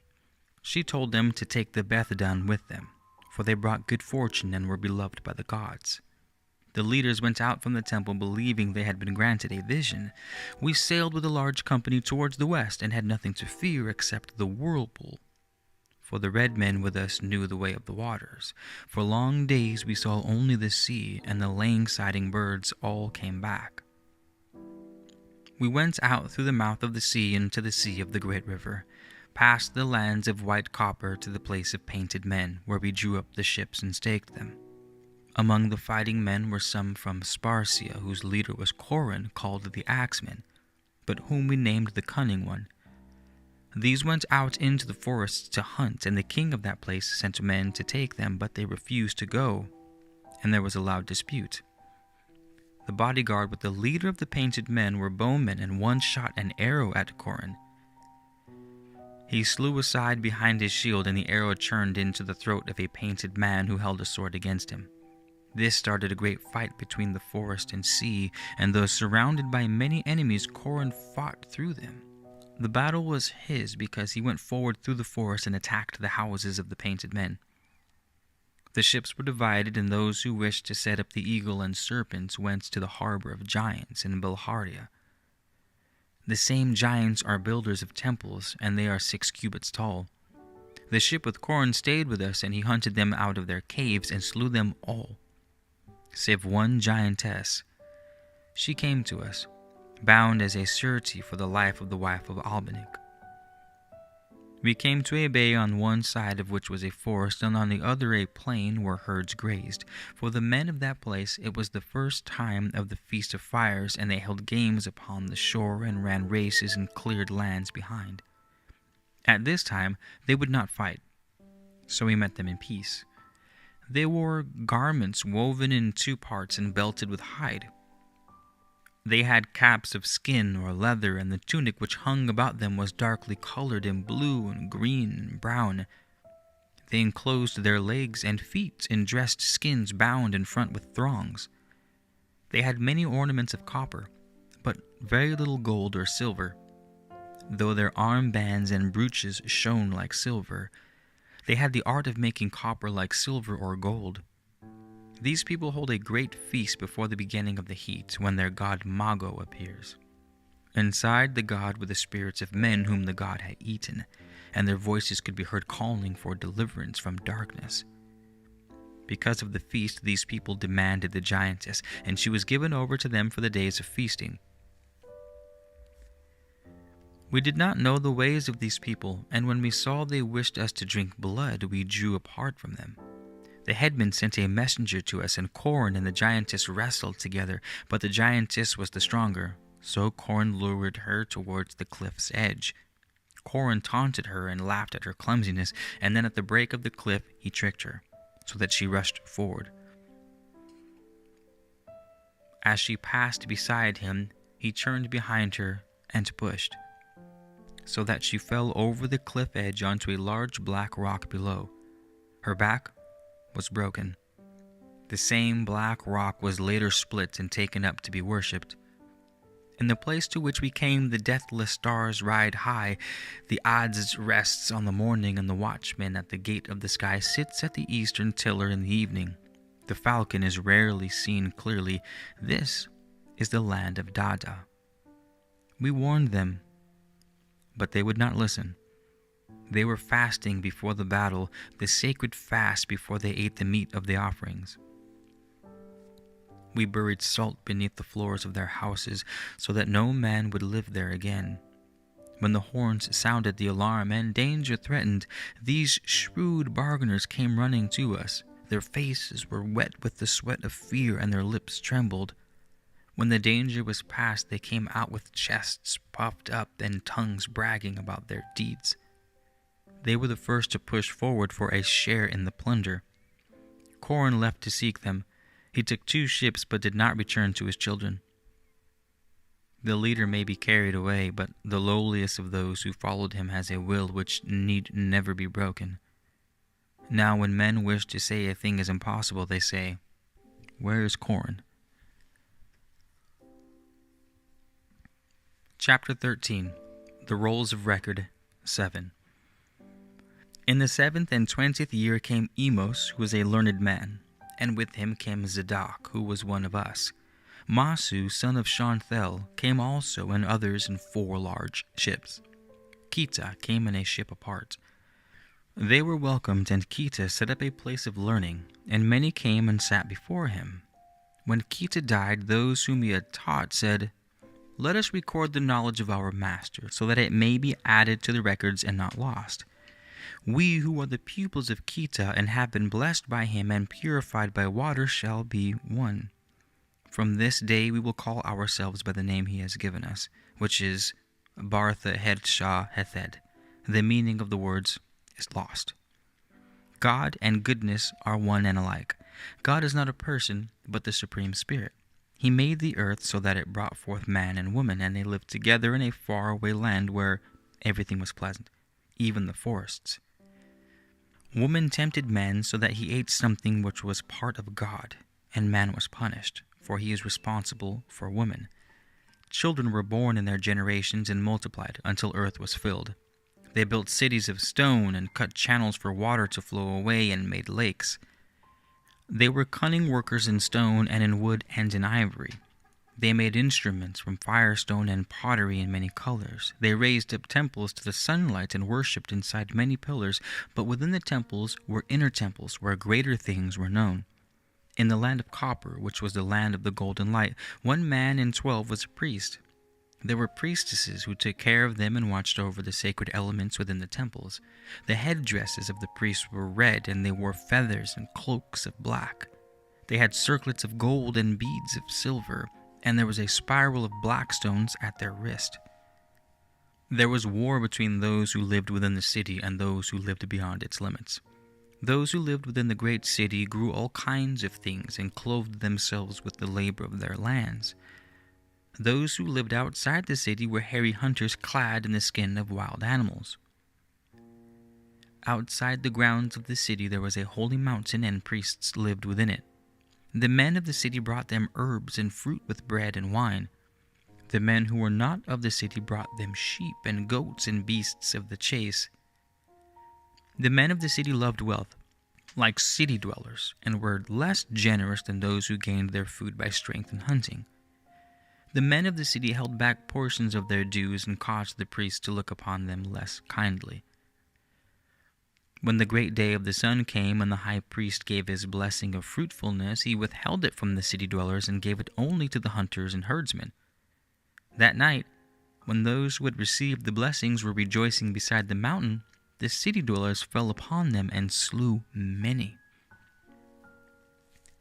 This was the cause of a great war in which many men died. Men did to men what their natures inclined them to do, but they also ravaged women and children.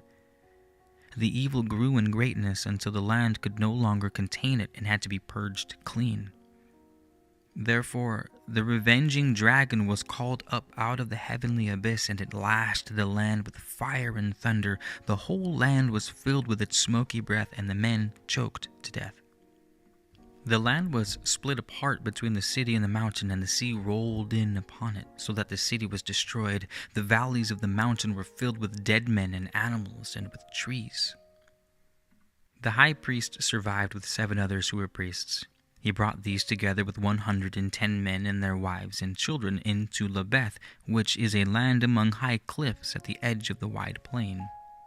Here the priests sought to preserve their wisdom and knowledge and pass it on to the children, but it became distorted and misunderstood. They did not understand the radiating power from the bodies of the dead, which could guide the living. Even we do not understand these things clearly. The priests who came from the lands of copper could make their soul depart from the body at their command and return as they willed. When ignorant men saw seemingly dead bodies return to life when the soul came back into them, they thought the same could happen to a dead body if it kept long enough. Even this superstition stays with us. Later, when they had left Lebern, men believed that if they kept a dead body so that it remained whole, the soul would not finally enter the sphere of accounting. Such was the knowledge of their wickedness and fear of their fate that they used every art to prevent the body falling apart and entering decay. They may have believed that until the soul entered the sphere above earth, it remained flexible and capable of acting to counter some of the ill effects of a life of wickedness and ignorance. Later still, the light of truth dimmed until it could scarce be seen. But always there were the few within the many, and the many hid them. The light of the few was a precious thing, safeguarded with diligence and care. The people knew the many, but the few remained unknown, their treasure safe. Gods multiplied, but those who sought truth among them could always find it if they were sincere and diligent seekers. It was then as it is now. A nation was once made from the blood of kings, and it became great and good. The light of truth was revealed to this nation, and it rejoiced in the light. But in a few generations it accepted the light as being something to which it was entitled by heritage. So the nation became careless in the preservation of the light.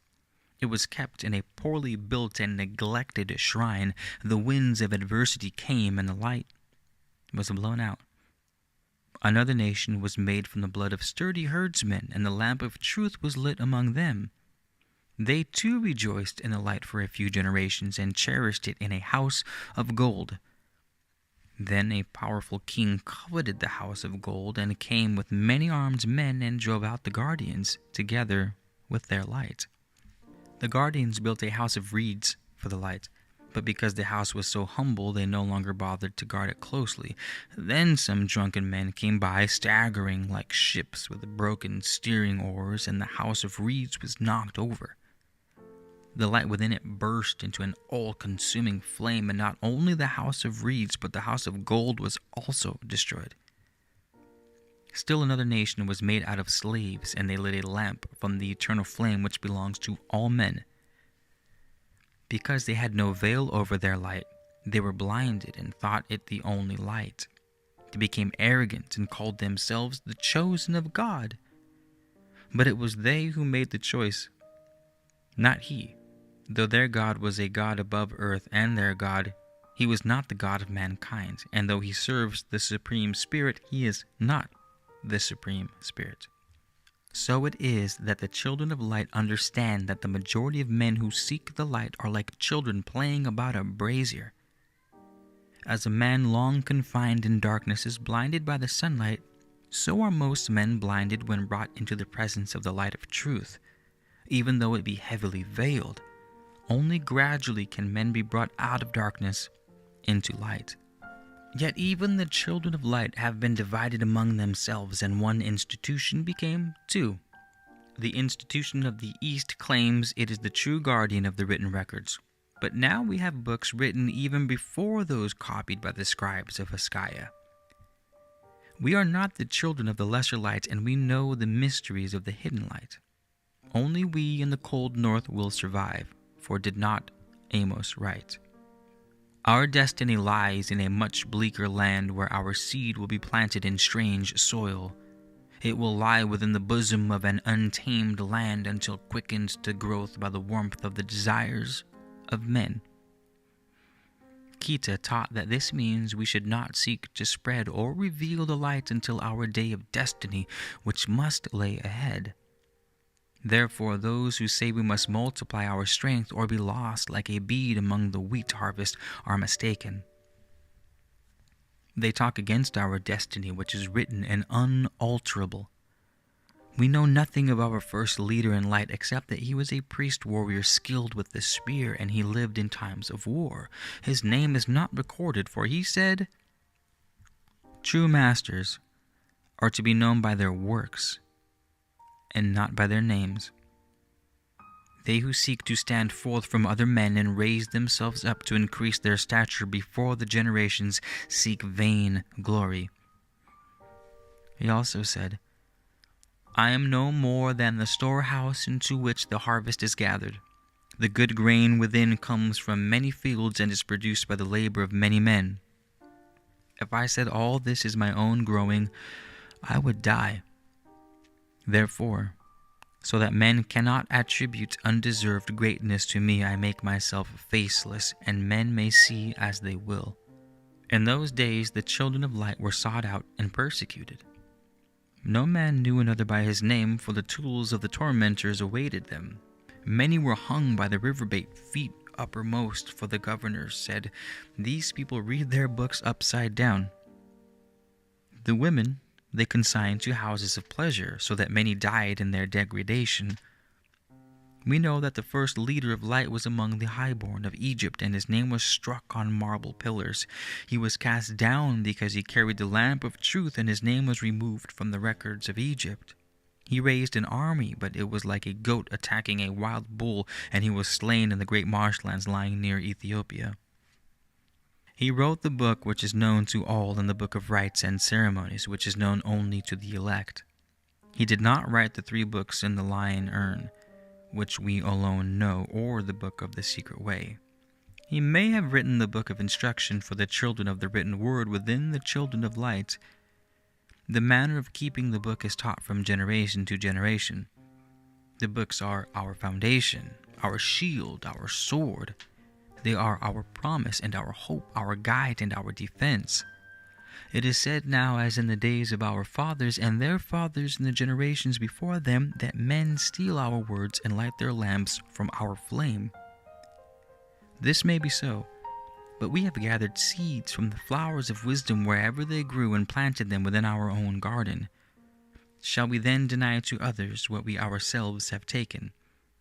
Is it not written that no man can make truth, but many can find it if they seek?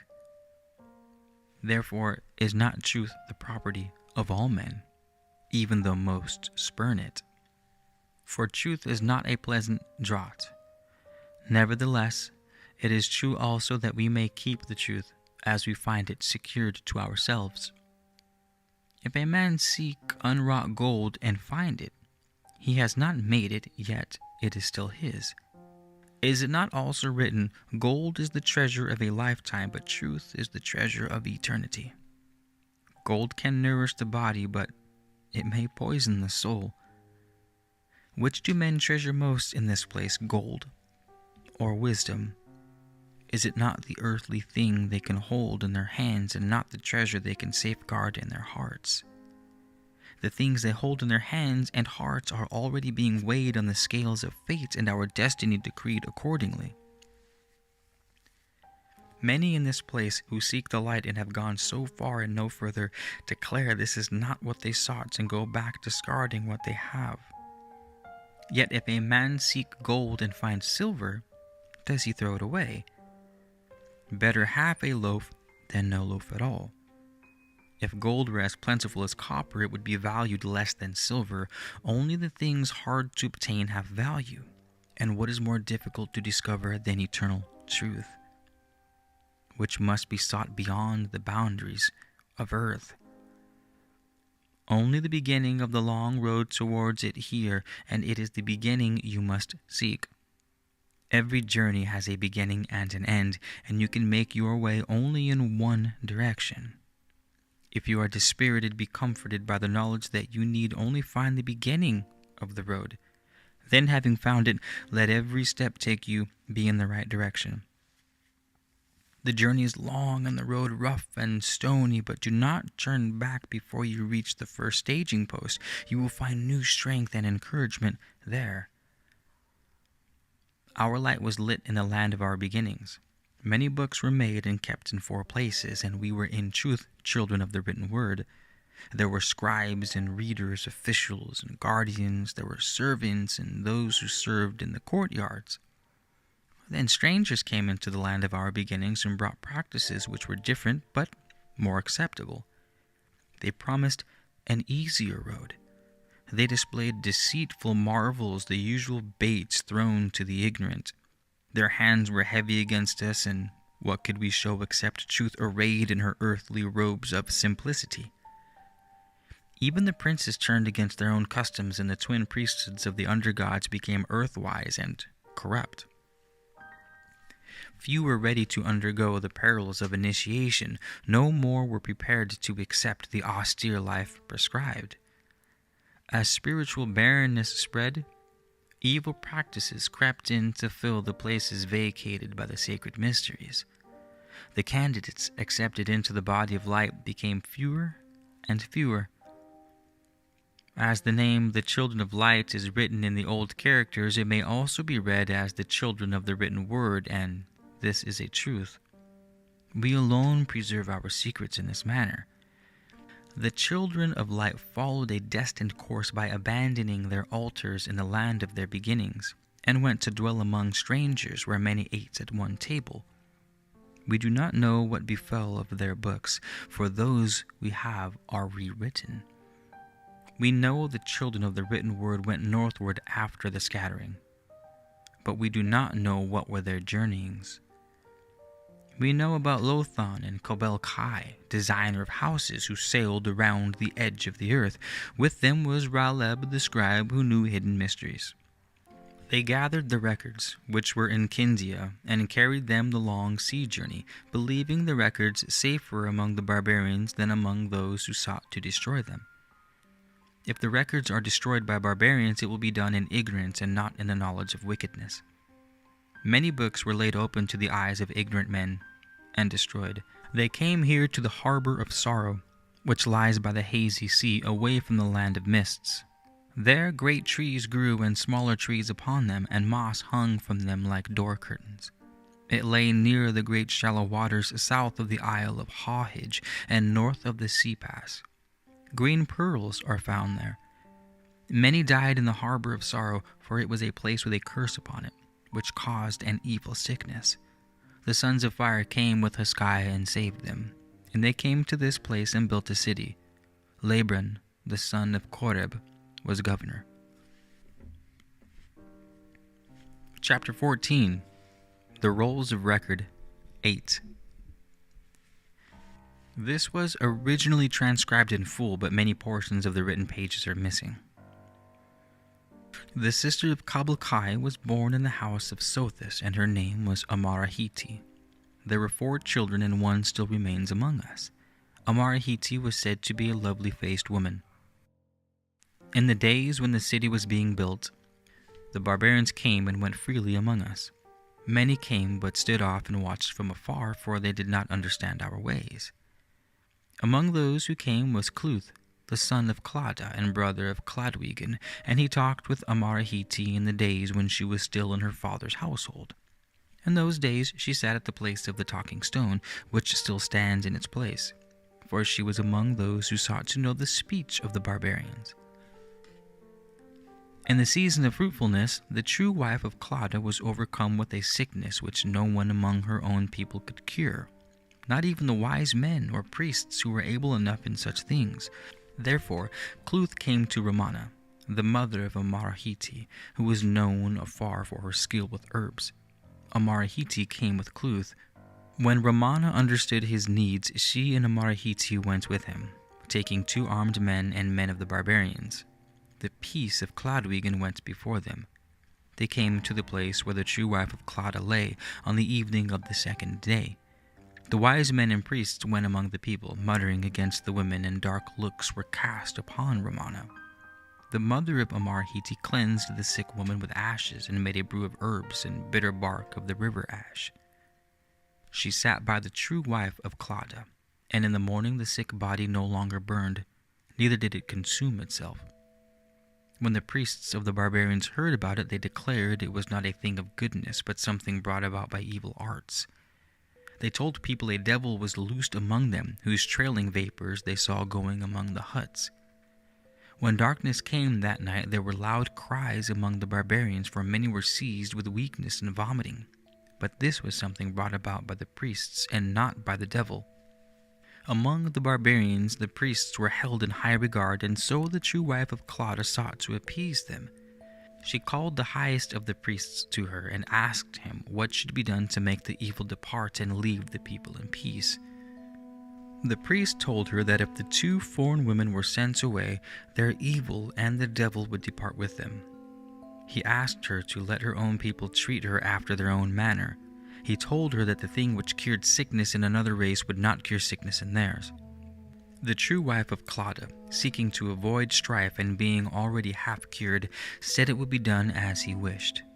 So Amarahiti and her mother departed, together with their servants and the armed men who accompanied them. On the night after they left, the true wife of Clada died, with vomit stopping in her throat. Then the priests made their voices heard among the barbarians and told them to behold the work of the devil which remained among them. They said it had not departed, nor would it leave until it was appeased. They spoke in such a manner that men of the barbarians set out in haste and came upon the women of Cluth, who with armed men were preparing to leave their camping place. When Cluth heard the words of the priests spoken by those who came, he was dismayed and knew not what to do. There was a man among those who came, who spoke many words to Cluth, so that he was stirred up against our women. For Cluth was a barbarian, and their ways were his ways. Here some 350 words are missing. It resumes.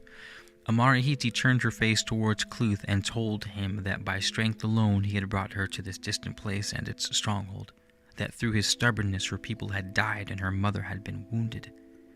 She said that though the priests called for the sacrifice of her modesty, after the customs of his people, she was already made sacred to a man of her own and would rather die than be degraded. She asked him what would be his pleasure, and would it not be even less than that given by a woman with a price, who would at any rate be willing to please? What a small pleasure that is set against the pleasure women can really give. There are several lines missing here. Cluth stood apart with his arms. Another missing line. The priests prepared the cage, and Amarahiti was fetched. Words missing. Stood by with dignified modesty. Her mother sat apart before the image. Large section missing here.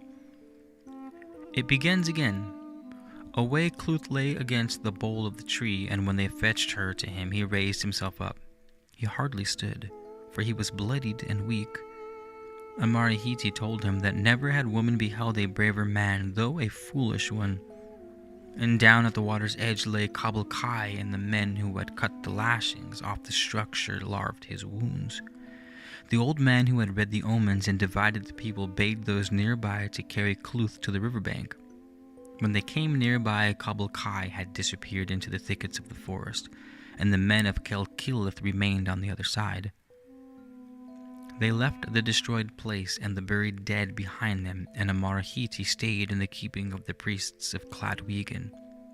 In this manner, they came to the place where Cladwigin and his warriors were assembled to meet the enemy. They were received joyfully, but there was sorrowful Kabul Kai, whose cunning had carried the day. They feared him, thinking he had been taken by the Wiktas. Cluth was slain in the battle with the Wiktas and the men of broad knives at the crossing of the river now called by the barbarians Cluthradrodwin. Kabul Kai was not taken, though he was sorely wounded. His face was torn when the logs fell upon him. So he remained hidden within the forest, the companion of beasts, for his appearance caused men to shudder. When the leaves left the trees in the fall of the year, he came close into the city, near the boundary where Amarahiti was wont to sit, by the side of the flowing stream. In the winter he was clothed with skins and moved hardly. At the time of the midwinter feast of the barbarians, the people of the city met them on common ground beyond the city and before the forest. Fires were lit and there was feasting and revelry. Gifts were exchanged between the people of the city and the barbarians. There was an image, part missing. Amarahiti was sorrowful because of this and withdrew into some bushes close by the stream. With her were the two hounds. The hounds smelled out Kabul Kai, for he had come close, being drawn by the warmth and cheerfulness at the place of feasting. They leapt upon him gladly, for they knew him. Kabul Kai sought to escape back into the forest, but Amarahiti caught him by the hand.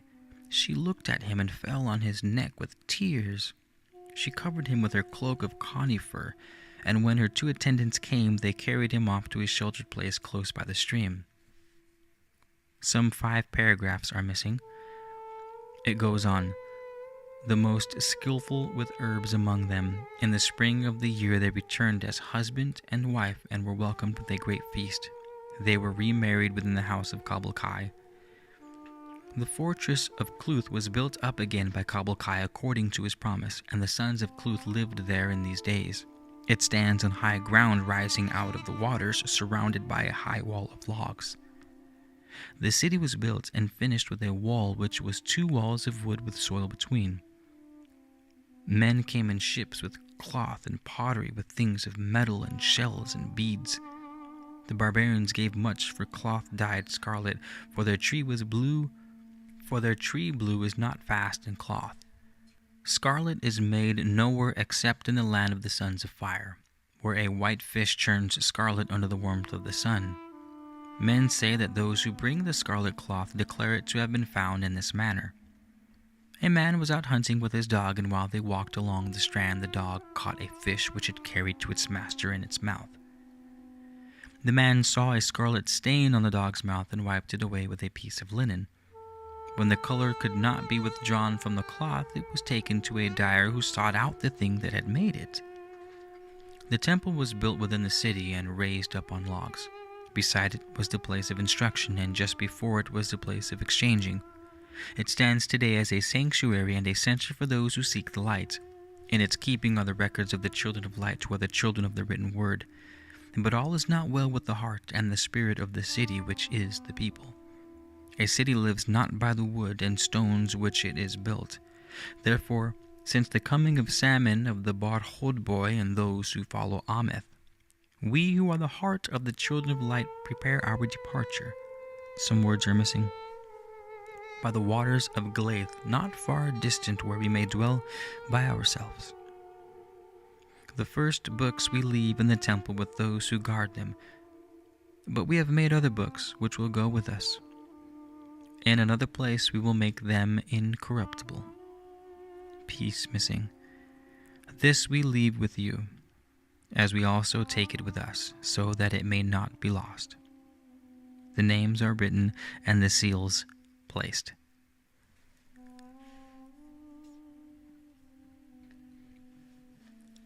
Chapter 15. the Book of Cadmus.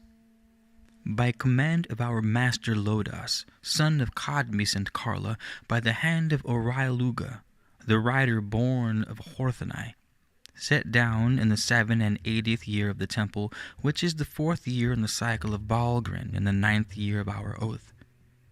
As man moves in air, so does God move in goodness. As God is incomprehensible to man as mortal man, but comprehensible to him as man in spirit, so is God not a being with the mere attributes of men, but the supreme spirit among spirits. As man stands at the apex of material creation, so is the supreme, the ultimate unity above the spherical plane. From this day forward, we shall be known as the craftsmen of the Supreme Spirit, and this place upon the waters of Gleith, which we call the Valley of Reeds, known to those about us as Karstflan, shall be called the smithy of the Supreme Spirit. The boundaries of the land pledged solely unto us are the waters below, upward of the mark post 3,062 set paces. Downward of the mark post 1,012 set paces. In the water and its divisions you may fish and gather reeds and cut water herbage over to its furthest bank. Landward of the mark post at 4,010 paces is the stone placed by Calraneth, set upright, and there is the boundary to the east. Outward from this 2,500 paces on each side is placed a markstone set that all may recognize it. From these stones to the mark posts on the water's edge are the boundaries north and south. Within the boundaries the land shall be clear of trees and shall be pastured and sown, and therein we shall have our habitations. In the forest about us may be gathered wood, and swine may be fed there, and we may hunt. The house of men shall remain as before, but no longer shall we be divided into parts. Men shall be made men as they have been in the past. If any man be in years and without wife and children, or having a son who is a man placed in his stead, he may enter wholly into the house of men. No man shall be absent himself from the house of men at his times, unless by dispensation of the house ruler, or if it be impossible for him to be there. But all time not served shall be served doubly later, unless with the dispensation of the house ruler it is waived. The ruler outside the house of men shall be a man chosen by the council, which shall be 4 men chosen in meeting together at noon, one day before midwinter's eve. The ruler and the council shall govern and judge in all things among us, but they shall not enter these decrees, which shall stand among us as a rock. We will govern our lives by them, and abide by them, and pass them on to those who follow. These, together with the words of the Holy Writ, are the candlestick and the container for the mortal light of truth which is among us. They shall be honored by all who walk in that light, now and henceforth. They shall be written on copper, made incorruptible, and placed within the sacred urns, together with the records. Yet they shall remain with us and be among us, written on tablets of wood. We shall keep the decrees of Askai and abide by them and their punishments, though the punishments may be changed by the council, so that men are lashed with the whip and the women with leathern thongs or wands of wood. We now have with us the decrees of Amos, and they alone shall stand before those of Askai. All other laws shall stand according to the order of their numbering. Where laws are at variance, one shall not be set against another, but that which is latest shall stand highest, and the others be subordinate. The decrees of the old law, which is not written, shall be kept only in their keeping, be the custom and judgment. Let no man build a habitation of brick or stone upon these lands, for this is an unlawful thing unto the people within whom we dwell. If any decree be set against another, the last written decree shall prevail, except between the decrees of Amos and Hezekiah. Let no man change to his benefit the brand mark upon the beast of another, for this is an unlawful thing. If done, the wrong shall be unjusted by restoring double the value, and if done again, by restoring treble. Let no man among us worship otherwise than in the manner of our brotherhood. To the rituals nothing shall be added and nothing taken away. Our beliefs shall be supported manfully, without shame and with all our strength. You shall not be faint-hearted when danger threatens, nor indifferent when hard-pressed. No man among us shall be voiceless when our beliefs are ridiculed, or remain passive before our enemies. If anyone become a coward or fail in this, he shall not be numbered among us. The works of men are imperfect, and no man has ever seen the light of truth in absolute purity. Therefore, though two things within the body of our written records may appear contradictory, if not capable of reconciliation through greater understanding, the thing written later, unless a manifest error, shall be more acceptable. Be men of good faith, goodwill, and common sense. Nothing passing through the hands of many men escapes contamination. Only sincerity and diligence will maintain its purity. Nevertheless, having established something, uphold it steadfastly. In this sphere of falsity, cling to every truth, as a man swept out to sea by the river torrents clings to a log. All men held captive for anything they may have done, and not yet brought before the council or punished, shall be kept encaged at the water's edge. A man may be encaged as a punishment, and the cage either covered or uncovered. If a man must die, he may die either in clean or unclean waters, as is done by the people who surround us. No man shall draw blood to slay in judgment. A man shall take his brother's wife into his household if his brother die and leave her unprotected. The unprotected of any man's bloodkin or lawkin shall become his responsibility. Inasmuch as the Lord of heaven mated with the Queen of heaven, brother and sister are not forbidden to each other under the old law. A man shall not gaze upon the nakedness of any of his bloodkin or lawkin in lust, and no woman shall expose her nakedness to any man not her husband. Punishments may be executed either by burning or the cage. Every man shall learn to fight and defend himself with the axe, the bow, the spear, the sword, the javelin, or the sling, and all weapons of the hand shall be sharpened. Every man among us shall know the words of the Holy Writ by understanding of the writings or by memory. They shall be cut into his heart as they are on copper and wood. The records shall now be written in the sacred characters and not in letters of the sons of fire. Line for line, the letters of the people of the 5 red gods shall be used. The letters from the sky signs seen by the master of writing. After this, many chapters are lost. Chapter 16. The Reconstruction by Kedareth. The master was seated at his table, and about him in a half-circle were those he instructed, and he taught them in this manner.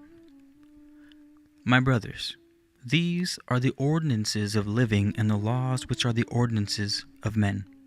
No law, whether it be the supreme spirit or of man, wholly produces happiness and causes no sorrow.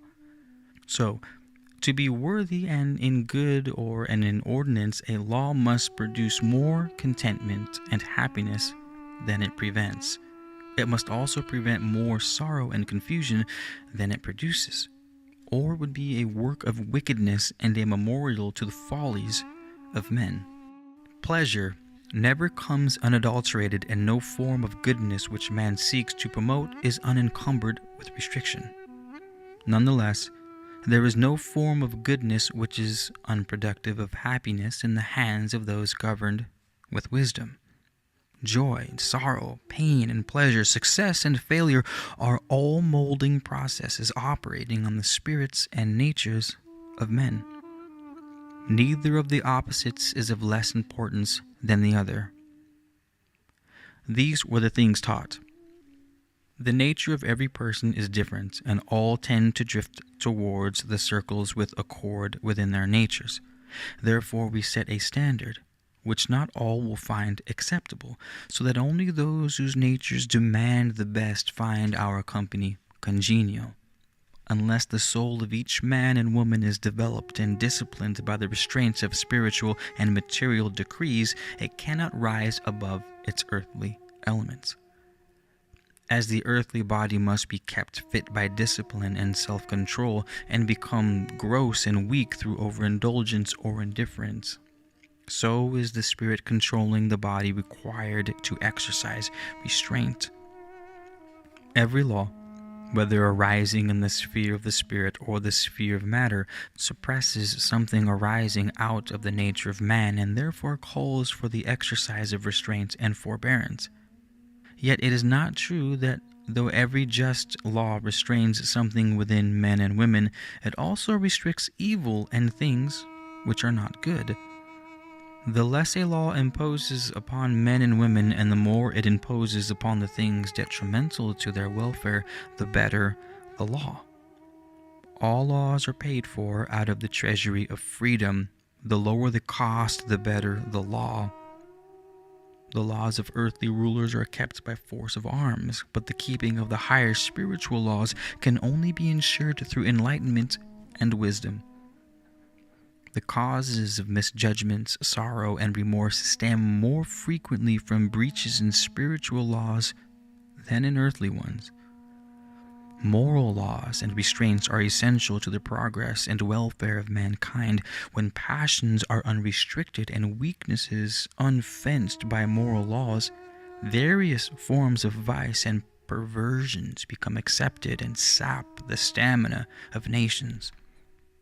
When the abnormal is given free access to intrude upon the normal, the nation degenerates, the race is contaminated, and mankind suffers a reverse. The great law places an obligation upon mankind to improve itself.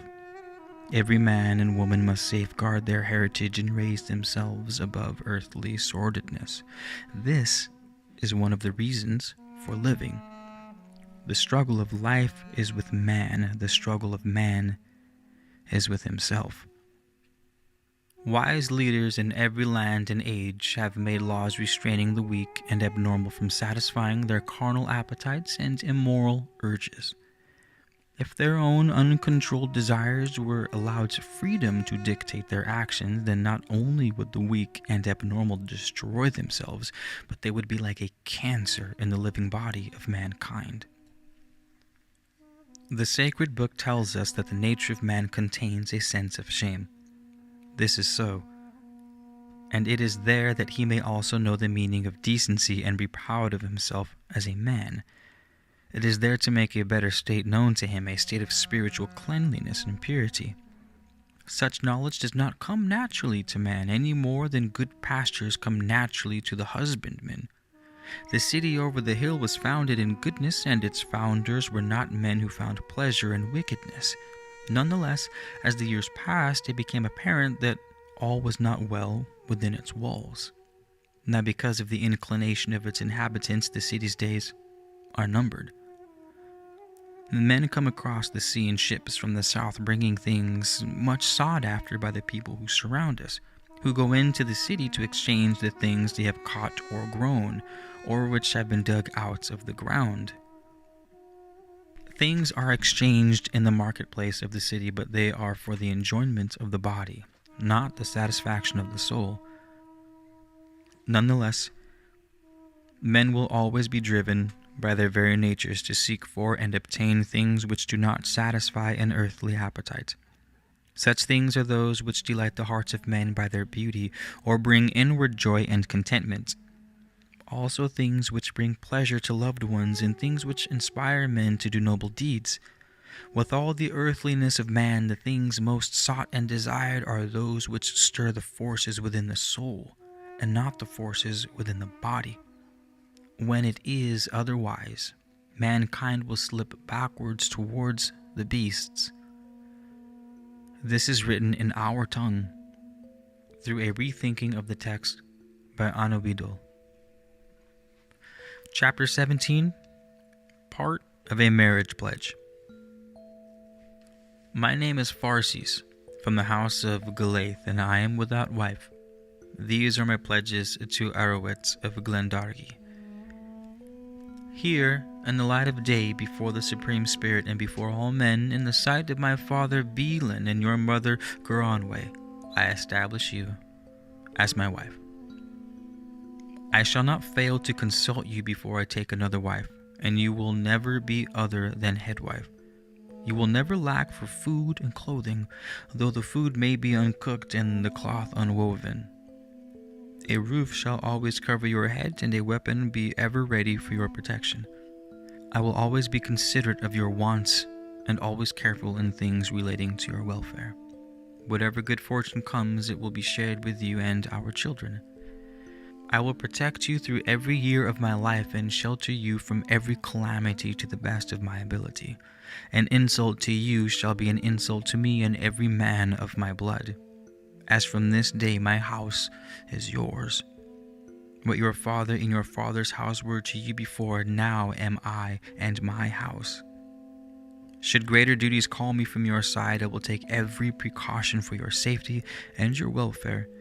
Should I leave you through any change of heart or darkening of thoughts, or should I slight the pledge given here and take to myself another woman in your stead, then, unless you have brought shame on me in my house by committing the great wickedness of women, I shall pay to your father's house twice the bridal price.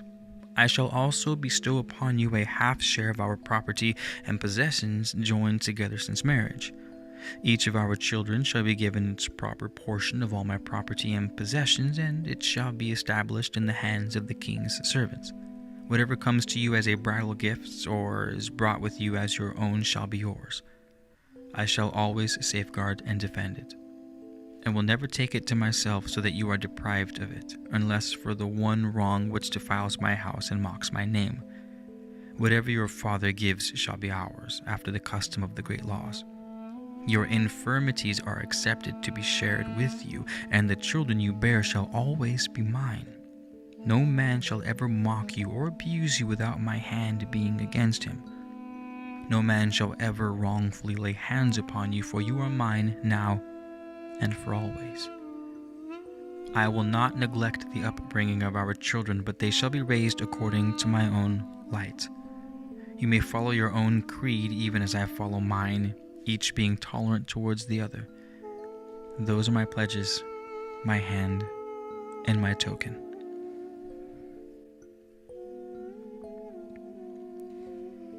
Chapter 18. The Masiba Amendments. These are the lawful changes witnessed before Masiba. No man or woman shall own a slave, and no woman or maiden shall enter the household of another except as a wife or maidservant. To possess a concubine is no longer lawful. A maidservant shall be under the protection of the master of the household wherein she serves, and he shall render her up in due time. If he lay hands on her in anger, he shall make due payments for it, and if he seduce her, he shall forfeit to her household a third part of his possessions, and may be otherwise dealt with lawfully.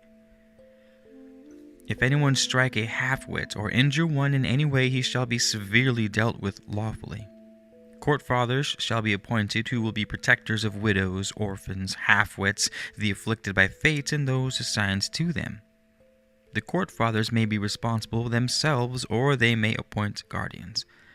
The property and possessions of any person may be placed in their care. If the court fathers act without good faith, deceitfully or carelessly in their trust, they shall make restitution without stint and be punished otherwise. If two men fight without weapons, using their hands, without wood or stone, except that they may use staves or sticks, and one be injured so that he keep to his bed upward of 3 days, the other shall pay for his loss of time and full healing. If any man gain deceitfully by keeping to his bed, declaring himself to be hurt sorely, he shall not keep his gains, and shall be punished otherwise. If a man fight with wood and stone in his hands, or unlawfully with weapons, he shall be punished severely. If an armed man attack another who is unarmed, he shall pay heavy compensation and be punished severely. If, when men fight, a woman with child is hurt so that she suffer, or if at any time a man cause injury to a woman with child so that either die, he shall pay with his own life. If it can be doubted whether a man caused an unborn child to be stillborn, he shall not die, but can be made to pay compensation to the husband of the woman. After her punishment, the life of an adulteress shall be in the hands of her husband. If he redeem her, he may deal with her as he wish. If he redeem her but does not wish to deal with her, she shall still be denied the status of wife. If a woman use a substance so that she may not conceive, her husband may punish her by whipping or beating, providing he does not draw blood or maim. If a woman make a substance which prevents conception, or give or convey this substance to another woman, she shall be whipped with hands as before. From this time the whipping shall be done on 3 days following each other, and she can be made to pay compensation. If a man make, give, or convey this substance, he shall be severely dealt with. If a woman cause her unborn child to be stillborn, she shall be secluded in a place of confinement for a month, and whipped with 10 strokes of the wand every 3rd day. If anyone supply a potion to cause an unborn child to die, they shall be punished. If a woman, she shall suffer double the punishment of a mother who causes her child to be stillborn, and can be made to pay compensation. If a man, he shall be much more severely dealt with. If anyone poison an animal belonging to another, that person shall pay compensation to no less 3 times the value. The flesh of horse, squirrel, and rat shall not be eaten. The badger is a creature sacred to our fathers because it was their salvation, and it shall not be slain. When a child stands on the threshold of manhood and his manly organs become active, he shall be made a man after the old custom. He shall be handed over the threshold stone and welcomed as in times past, but this shall be the new declaration. I know without doubt what I am. I am the seed of divinity implanted within a body of flesh. I belong with those who walk the great path of the true way, and my place is beside them. I am a man knowing manly ways, and I will do what is required of me as a man. My duty is to always protect those who walk with me and never deny my beliefs. I shall be steadfast even under persecution. The tormentor's instrument will not open my mouth. I undertake to bring at least 1 convert into the light. My duty is to take a wife and beget children who will be raised in the light of the great path of the true way. My duty is to provide for them in every way within my power and to instruct them in the paths of wisdom. My duty is to learn a skilled craft. I will be kind to animals, to vegetation, and to the soil. I will not willfully harm a creature or a tree. My duty is to oppose all forms of disorder and lawlessness. It is to learn the purpose of life and to try to understand the design of the Supreme Being who laid all things out in orderliness. I know I must always keep my thoughts clean, my words true and good, and my deeds manly. I know there is a path of evil. It is the way of wickedness and cowardice, which leads to self-destruction. I will fight all forms of wickedness and evil wherever I find them, and I know I cannot go manfully through life without opposition and struggle. I know that all men are born mortal, and all must die in body, but I believe I am a soul with the potentiality of everlasting life. If during the trials of life I am assailed by doubt, I will not remain passive before it. I promise to obey the code of manliness and to follow the paths of wisdom. My tongue will ever speak true, and my hands do good. I know that to do good is not sufficient, but I must attack evil. My duty is to oppose wicked men in their ways, and I will abide in my peace with my brothers. The duty is to learn and to understand the teachings of the Holy Writ, so that I may direct my children by its light. I will uphold and support the brotherhood all the days of my life and expound its teachings to others. I acknowledge that only by example can I be a true and worthy exponent. I will never oppress any man for his belief, unless he attack mine first. Even then I will bear him with tolerance until his oppression threatens to overwhelm me. I will never agree to the conversion of men by force, even for their own good, for this is an evil thing. My only arguments shall be example and common sense. The faith I hold shall not be something imprisoned within my thoughts, but something lived and expressed in deeds. I give thanks for the knowledge that I am a living soul, but I know full well the grave responsibility I bear towards my future being. I will not be a disgrace to earth when I pass to the greater realm beyond. When I become a father of children, I shall accept responsibility for their wrongdoing, even as credit is claimed for their goodness. I shall not seek to blame others for my own failures. I shall be ever mindful of the good things of life and grateful for them. I shall suffer adversity and affliction with fortitude, rising above them like a man and not cringing before them like a dog under the stick of his master. Doubts, fears, unnatural desires, and unmanly urges may lurk along my path like forest demons which waylay those who travel, but I shall overcome them too. I will not hide my contempt for the workers of wickedness and servants of evil, and though they may be in the seats of the mighty, I will accord them no respect.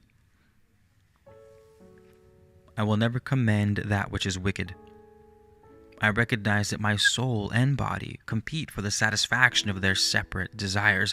I know that each day the body dies a little, that every day it draws nearer to the dark shore. Therefore, I will follow the precepts of prudence, and each and every day will be a step toward the awakening of my soul. I shall not punish my true self for the sake of satisfying a decaying body. I will live in the light as revealed in the Holy Writ, the written light as revealed to the brothers of the book. I will live as a man, acknowledging my duties and obligations as a man, and I will die as a man. Chapter 19. The Letter of Mata, a son of Agner. The barbarian asks, "Who and what is the supreme light?" Say unto him, "Conceive it as a being even above your greatest God. If it helps you in understanding, see the Supreme Spirit as a God reflecting his own image as yourself. It is he who fills heaven and earth with his might, and his powers are displayed by the elemental forces. He is now as the beginning and will be no different after the end. He formed men by building an earthly structure around a heavenly seed, and into this he infused the vapors of life. He maintains the order of the heavens and stabilizes the land and the waters. His breath is the breath of life, and he causes water to fall and greenery to live. Say to the barbarian, look about you and see God reflected as in a mirror. No mortal man has ever looked upon him directly, but his reflection may be seen with immunity. The barbarian seeks a God he can see, but try and make him understandable. This is impossible because of God's very greatness and the littleness of man. Take the barbarian out next time the sun shines at its strength and ask him to gaze upon it. He will be forced to admit that it is beyond his powers to do so. Then say unto him, see, it is beyond your power to look upon even the shield behind which Howlah hides himself because of its brightness. Yet even this great God is no more than a faint, far-off reflection embodying the ray-carrying power from the Supreme Spirit. How then could you hope to look upon the source of power itself? The barbarians are still children, and these things do not come easily within their understanding. Because of this, it may be best if they were taught by simple tales like children, and so brought into the light gradually. A behalf into the Supreme Spirit is of no great importance. An inquiry into his nature by the ignorant is purposeless foolishness. It is of much more importance to men that they believe in their own souls. Belief in a God of any sort without belief in the immortality of man and his godlikeness serves no end.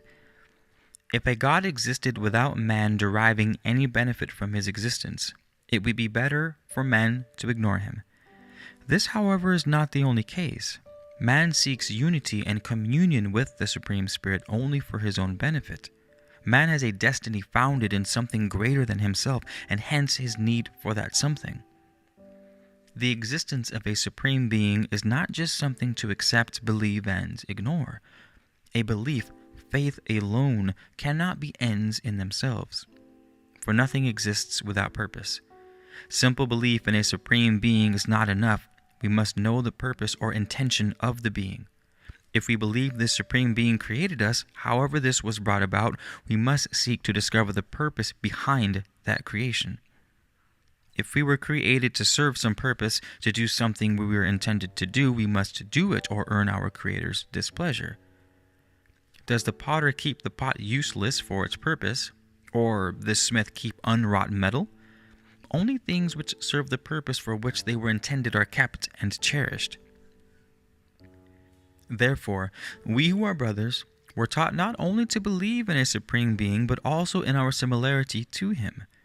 The Supreme Spirit is not a stranger beyond our ken. The powers of the Supreme Spirit infuses every fiber of our bodies. If we have difficulties among the barbarians, the difficulties here are no less. Come on! Everyone's slamming car doors right now.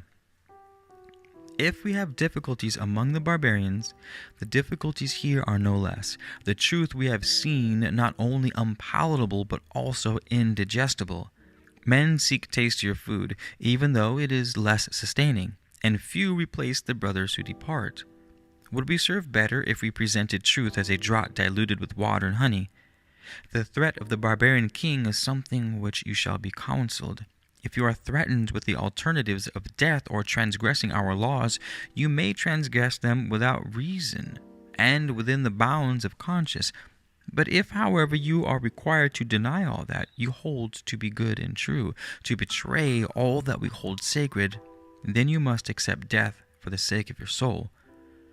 You will be informed about these things by Kuan of Abalon, who comes later, so only the things you inquire about are answered. For the sake of the barbarians, it is perhaps best to call the Supreme Spirit God, the God without a name.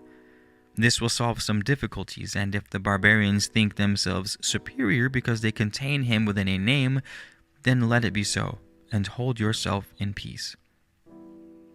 Say to the barbarians, as the soul of man fills his body, so does God fill his domain. As the soul surrounds and contains the body, so it is with God and his creation. As the soul sees but cannot be seen, so does God see without being seen. As the soul feels, so does God feel. As the soul oversees the nourishment of the body, so does God revitalize the whole of his habitation. As the soul occupies an unfindable place within the body of man, so is the residence of God unfathomable. No man can know the seat of the soul, and no man can know the seat of God. The barbarians make images of God to make him more understandable. Are we much better who make images of him in our own likeness within our thoughts? Not perhaps because we believe in him so, but to make him more understandable. As man's understanding of God increases, so does God's recede, so that though through the ages man comes to understand God better, he ever keeps him the same distance away.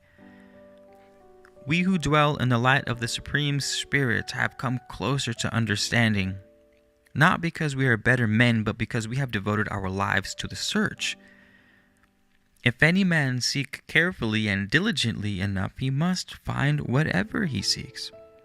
The rest of this letter is missing, but on a small recovered scrap dealing with the buildings, it refers to Galhida. Elsewhere, it is stated Galhida rewrote it. Chapter 20. The Teachings of Sadek. All men within the brotherhood are taught to live by these ordinances, which provide the discipline of the Spirit. Men shall be made to abstain from all manner of wickedness, and hold fast to all that is good. They shall become speakers of truth and followers of uprightness, and justice shall be upheld in their hands. The virtues are staves which will aid in man's journey through life to the gate of his soul's unfolding. There are guides upon the path, guideposts, and places of rest and shelter for the weary. There is provender to be found by the wayside, and there are many things to be discovered along the trackways. 2 paragraphs are missing. The master shall admit into the brotherhood all who have, by diligent study and rigid self-rule, established themselves. They shall become one with those who climb the steps and find their appointed place. The Master shall instruct them in the schools of light and life, revealing unto them all the secrets of their nature and the manner of the soul's release. There shall be no unnecessary chastisements here, and no particular rewards. Austerity for its own sake shall not be practiced. Every man who comes under the Master's hand, led forth by his nominator into the presence of the acceptors, shall bring with him all his skill, knowledge, and possessions. He shall have been properly observed, judged, and questioned before coming before the acceptors, and shall not do so until he has been here for 1 full year. The next symbols shown are those representing the design and the law. These are the great unchanging things, lasting forever. They were the same in the time of our first forefather, as they will be in the time of our last descendant. No man shall remain within the brotherhood who does not live by our guidelines. The man who walks in filth befouls not only his own floor, but also the thresholds of his neighbors. Unless a man walk in cleanliness of body and purity of mind, he shall not be counted among us, and no one shall call him brother. The soul must be wrought with the hard smiting blows of adversity and sorrow. It must be gently molded by the waters of humility and charity. It must be chased by understanding and patience. These are things which form a shape of harmonious beauty, but other things shape it in ugliness.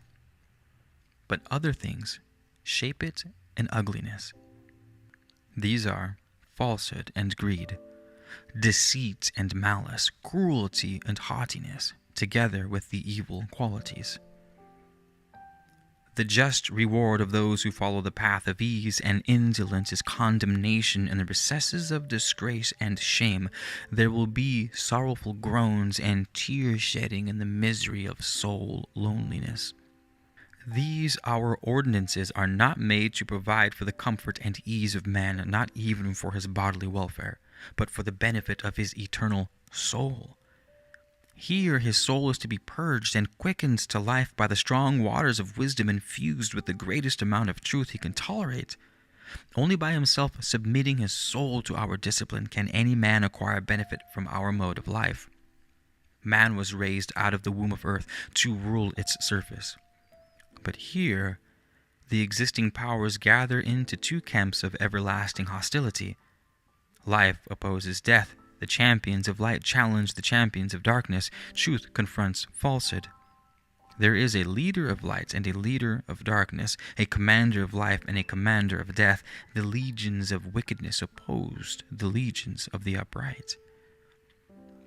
At birth, all are cast out upon the battlefield of life and join the legions arrayed on one side or the other. According to his rank in the legion of truth, so does a man fight against falsehood. By his standing in the eyes of the commander of light, so is a man placed in opposition to his adversary in the legion of darkness.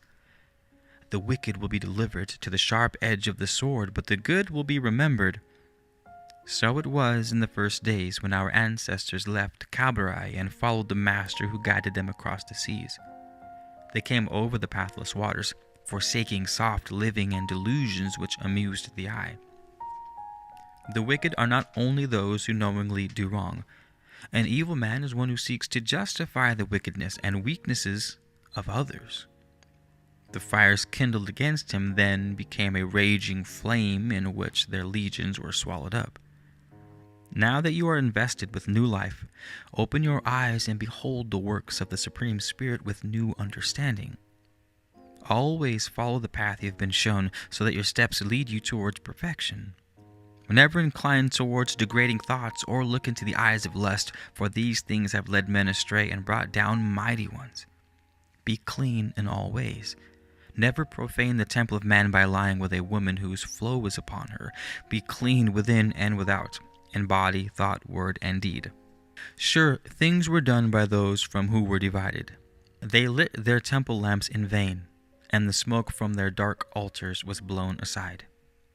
You shall not be as those who walk in darkness. Though we are oppressed on every side, this is the time of travail, heralding the birth of the great Master.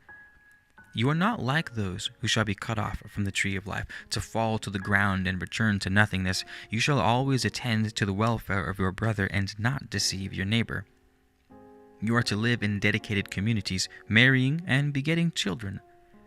Your sons will grow up like strong oak trees, and your daughters modest like the violet. Your sons are to wear swords, and your daughters a headdress with a veil which may be drawn across the face.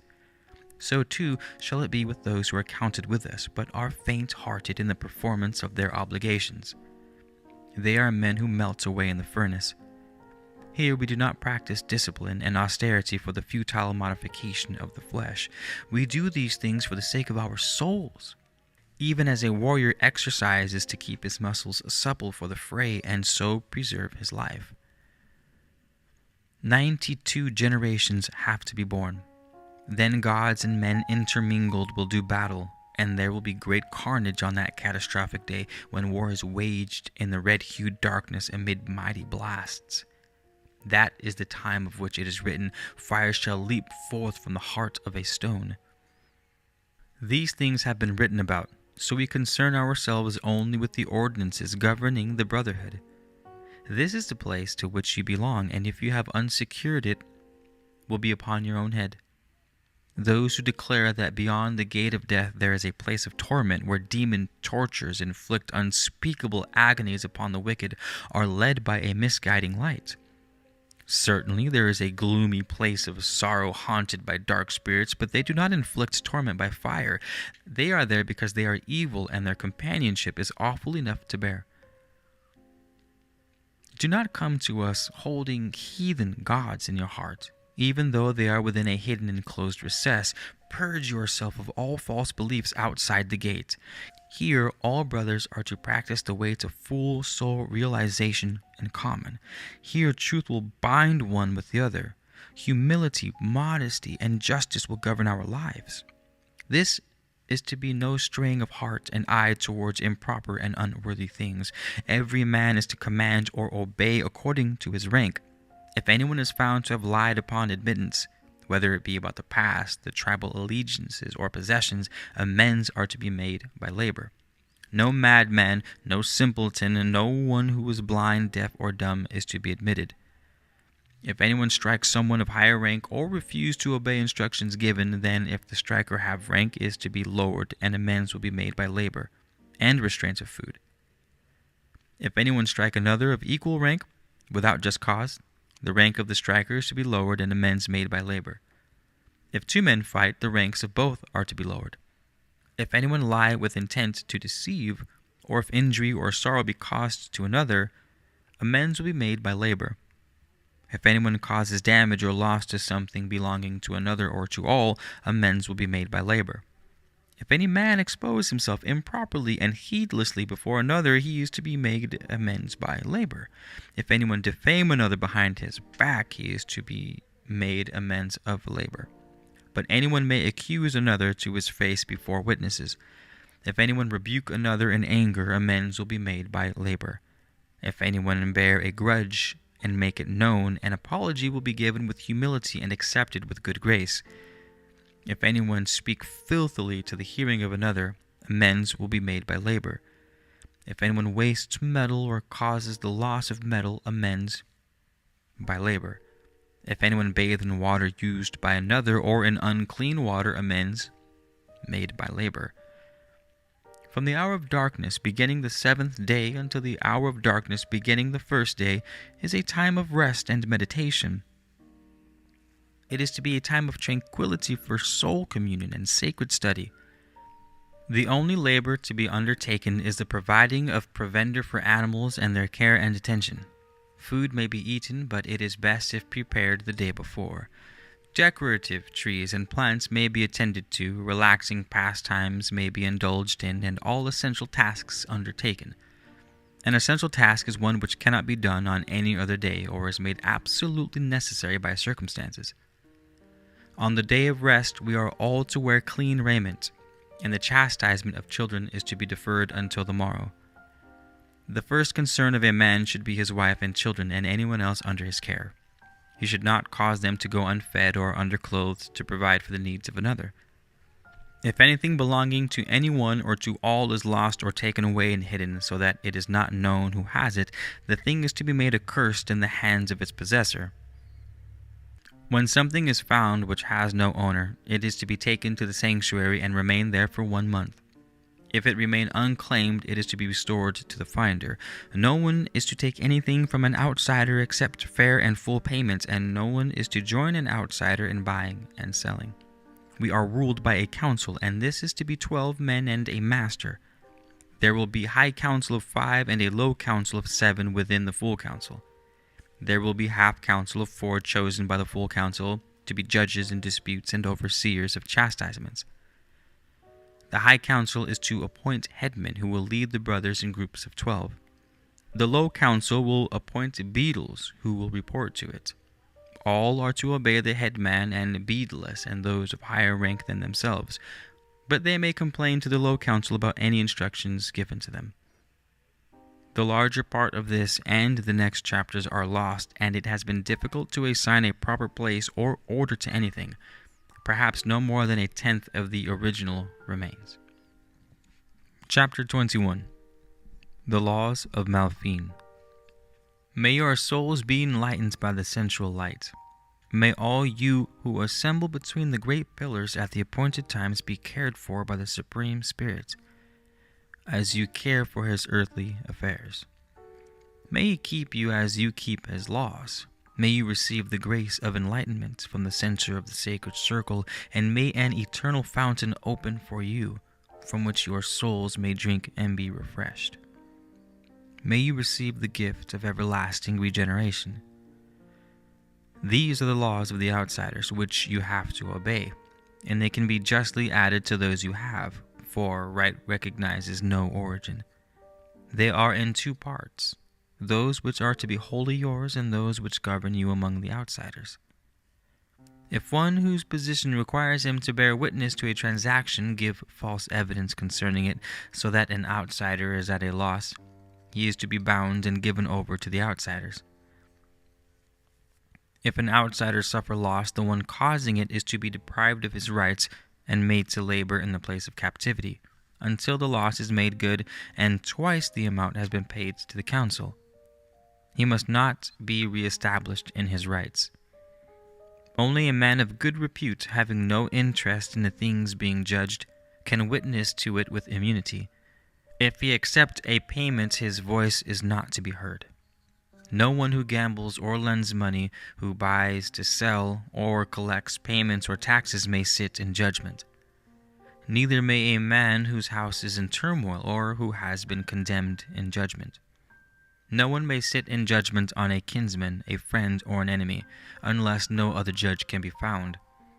No one may attend upon a judge in the absence of those who oppose him, so that he may gain favor. The words of a lying witness are to be disregarded unless otherwise proven. If voices be raised in anger before the seat of judgment, or anyone behave unseemingly, the matter is to be left until the morrow. When sitting in judgment, a judge must remember that it is more wicked for a rich man to steal than for a poor man, or for the well-born to act basely than for the lowly to act likewise. It is more wicked for the strong to strike unjustly than for the weak to do so. If anyone by boisterous behavior cause damage within the grounds of a man's dwelling place, or injure anyone, he shall go to the place of captivity until the damage or injury is made good, and the same amount is to be paid to the council. Every landowner must have his land hedged in, and if it is not hedged or the hedges are broken, he will have no claim for any damage caused there by strayed animals, but they must be driven out without hurt or harm. If anyone damage any property or cause harm to an animal belonging to the outsiders, he will be handed over to them. If a man find a beast straying upon his land, he may secure it and demand a payment in compensation for loss or damage. If anyone offend against the laws of the outsiders, he will be given over to them for judgment, under the laws of the outsiders. No one is to be given over to the outsiders until he has been heard by his own judges. If anyone is to be judged by the outsiders, a man from the council is to sit with him. If a man draw a weapon in assembly of people, he shall surrender the weapon to anyone who ranks above him. And if he refuses to do so, he shall be seized and brought before the judges for punishment. He may not recover the weapon except by payment of its value. If anyone threaten another with a weapon, it is to be taken from him and may not be recovered without payment of its value to the council. Men are entitled to the privacy of their wives, men to the privacy of men, and women to the privacy of women. A family is entitled to the privacy of a family. Anyone who commands another in his power to do a deed shall stand as though he did it himself. If in company with a man whom many come to take and slay or injure unlawfully, then draw your weapon in his defense. If anyone use the language of slaves in your presence, it is not sufficient to remain silent. If you do not rebuke him because he is powerful, then depart from his company. To do nothing is wrong, for men are told not to remain passive before the face of evil. The scandalmonger and scaremonger may both be delivered to the place of captivity to requite the harm done. If no harm is done, the liar is still a person without repute, and his punishment is that he will not be believed even when he speaks truthfully. Hypocrites are two-tongued, loathsome creatures who, like grass snakes, cannot be grasped in the hands. If any establish themselves as hypocrites, drive them out and let them afflict the outsiders. There are punishments prescribed for wrongdoing and much advice given to prevent it. Punishment is only acknowledgement of failure. Wrongdoing arises from failure to deal with weaknesses, failure in upbringing, failure in teaching, failure in establishing rules of conduct, and failure in discipline, whether imposed by self or others. When a man comes before the judges for punishment, they do more than half their duty when they condemn him. They should also inquire within themselves, wherein have the people failed with this man? Was he guided rightly or wrongly? And have we no responsibility towards him? Punishing a wrongdoer without seeking out the cause of his deeds is hypocritical justice. If a man walk in darkness and stumble into a pit, is he to blame? If a light guide falsely or be too feeble to keep men from stumbling, it is of no value. Therefore, if a brother fall into a pit by the wayside, the bearers of light cannot be guiltless. These things are recorded unto you, so that in the day of freedom you may not be without law. That day will come as surely as the sunrise. Never fear because your numbers diminish. One wise man is better than a pack of fools, and a stave of solid oak better than a pillar of reeds. The man who supplies weapons to another who uses them in a wrongful deed is not guiltless himself. If he knew their use, he is no less guilty. Anyone possessing things wrongfully taken is not without guilt, and if taken knowingly is no less guilty. One who is not yet a man in age cannot be equally guilty in robbery or violence, neither can a simpleton, a madman, or a woman. If anyone bind another unlawfully or cause anyone to lose his freedom, he shall requite the harm done and may be delivered to the place of captivity. Everyone has the right to solitude and privacy, and those who deny him it are not without guilt. If anyone destroy the hair of a woman, he must requite the harm to the limit of fullness. If anyone come upon a thief in his deed, or upon someone about an unlawful deed, and slay or injure him because of his resistance, no wrong is done. If he submit to capture and is slain or injured unlawfully, those who do the deed must bear the guilt. If a man come upon his wife in adultery and slay both, he has done no wrong. If a man come upon another dealing wrongfully with his son or his daughter or another child, and he slay him, he has done no wrong. If a man slay a thief in the night, or one who seeks to injure him, he does no wrong. If a man find another with his wife behind bolted doors and slay the man, he has done no wrong. If he come upon them in a secret place and slay the man, he has done no wrong. If a man commit a deed unlawfully in lust, so that he may be lawfully slain, he may be castrated instead. If a man lay his hand in any way upon a virgin without her consent, he is not guiltless. If two men quarrel and one bear insult with forbearance, the other must requite him for the insult. A brother, a father, or a son coming upon his kinswoman in adultery or behind bolted doors is to stand as though he were her husband. If a man slay another who provoked him in fair contest, he does so in self-defense. The guilt of a deed done while drunk is not lessened. If anyone become drunk so that he cannot stand upon a stool, he is not guiltless. If anyone destroy a tree belonging to the outsiders and not on common lands, he must requite the outsiders its value. If anyone destroy the tree of another, he will stand as though he stole it.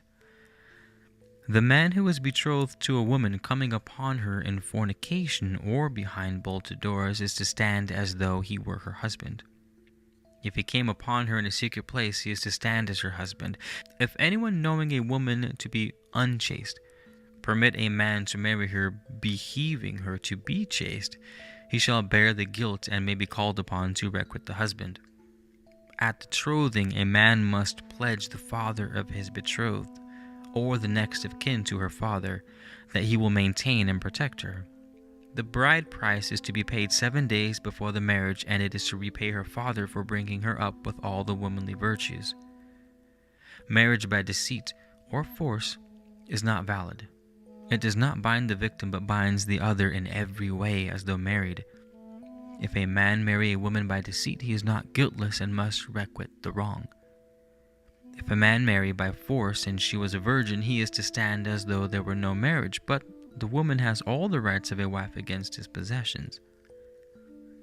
A husband may punish his wife for these things, transgressing the law without being punished by the law. Talking freely with men while her husband is absent, cursing her husband or his house, cursing her own house, talking loudly so that her voice carries to the habitations of others, for slander and gossip, for lewdness or immodesty, for betraying him in her talk, for being slothful or neglecting his children. A wife is not wholly delivered into the hands of her husband, and he must provide all things for her well-being, and treat her with affection and consideration. The man must be tolerant of his wife's shortcomings and overlook her frailty as a woman. A man has a duty to see that an adulterous wife is dealt with. If a wife become mad or sick or injured, she cannot be put aside, even though she cannot be a wife to her husband. These things are the dispensations of life and must be borne together. No man may know the nakedness of his sister. No man may lie with his wife except in a place of privacy. No one is to permit a madman or mad woman, a child or a simpleton to slay a beast, but a bird may be slain by a woman for food. The one who permits the deed is not guiltless. If the head is unclean, it will lead to blindness. If the garments worn are unclean, it will lead to madness. If the body is unclean, it will lead to sores and sickness. Eat to fill a third part of the stomach, drink to fill a third part and leave the rest empty. Eat only when hungry and drink only when thirsty. Always sit to eat, taking 2 meals each day and 3 on the 7th day. Do not overeat or oversleep, for body rust is not an unreal thing. The threshing place is not to be less than 50 paces from a habitation. A grave is not to be within 100 paces, a carcass yard within 100 paces, or a tannery within 200 paces.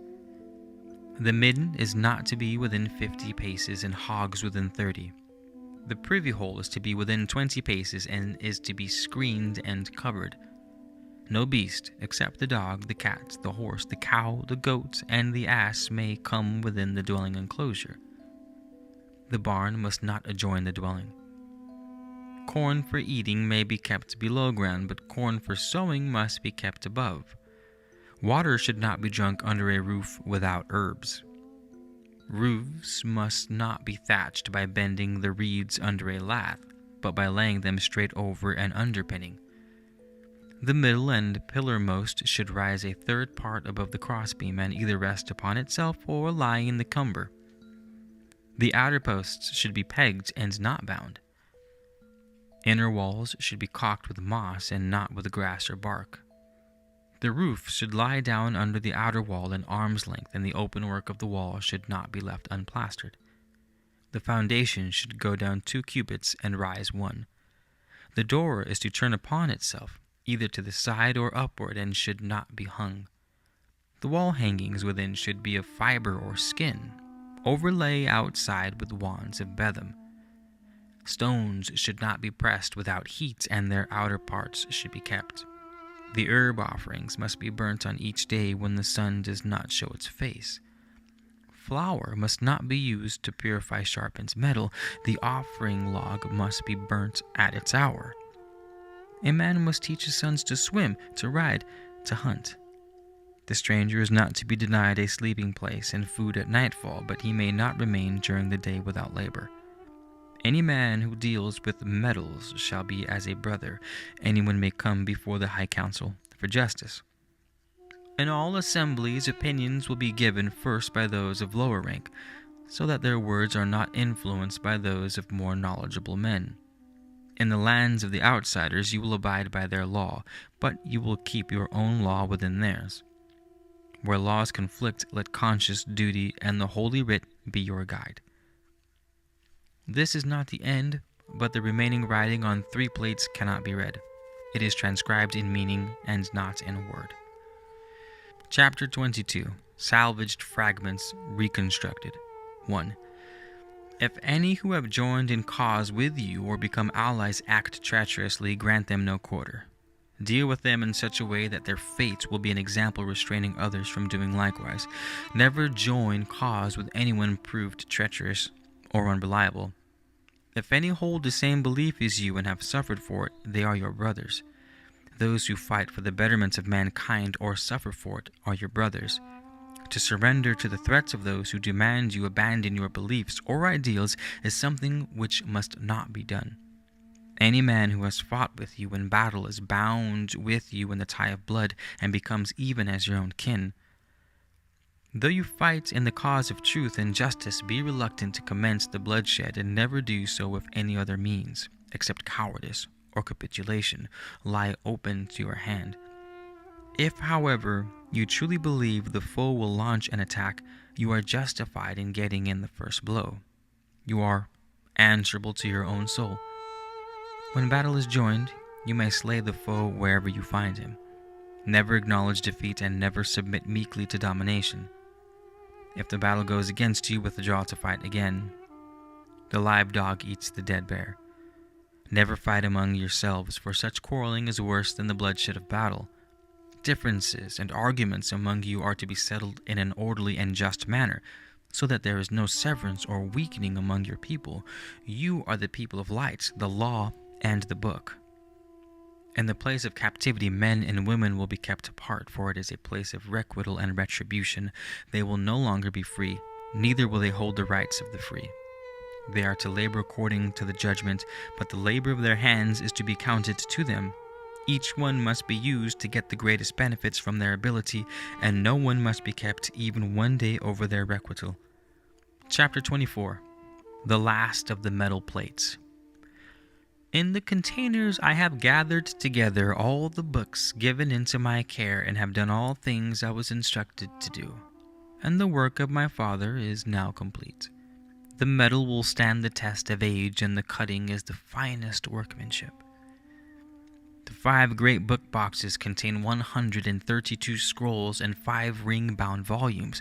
There are 62,483 words in the greater book of the Egyptians, and 81,626 words in the lesser book of the Egyptians, of which 8,911 are in the book of the trial of the great God, and 6,134 are in the sacred register, and 16,056 are in the book of establishment. The book of magical concoctions has 6,810 words, and this was the most difficult to remit, for it was a work of mystery and hidden things. The book of songs and the book of creation and destruction were not worked under my hand, but they are well constituted and will not perish. The book of tribulation was beaten under my eye, and there are the books in the great book of the sons of fire which are not of my workmanship. I helped in part where the words were marked out, and I struck them. The book of secret lore and the book of decrees are joined into the great book of the sons of fire, and they too are enabled to last forever. The metal is as our masters desired, made cunningly by the secret methods of our tribe, and it will never perish. The marks are cut so that when seen to the right of the light they stand out clearly. The book boxes are of twin metal founded with strength and churned with great heat, so that there is no joint where the ends come together. when closed and sealed, water cannot enter. When you read these things in times ahead, think of us who made the metal so imperishable and cut the words on it with such care and heavy labor, using such skill that in the years of rest they have not been eaten off. Observe its brightness and wonder, for it will never tarnish. We are the sons of fire, men so called because fire was necessary to their metalworking. Today we name our sons over the fire and forge as they did, and each one of us belongs to the same fire. Read carefully the sacred words which are written, and may they be a lodge mark to a greater life. I, Efantigland, and my father attended to the making of these books and their covering containers. Those who mixed the metal and worked it by forging, and those who cut upon it are members of our tribe, and it is well made and will last forever. Maldwyn recorded these books before they were consigned to the future, and the name by which they were called is the Living Book for the living.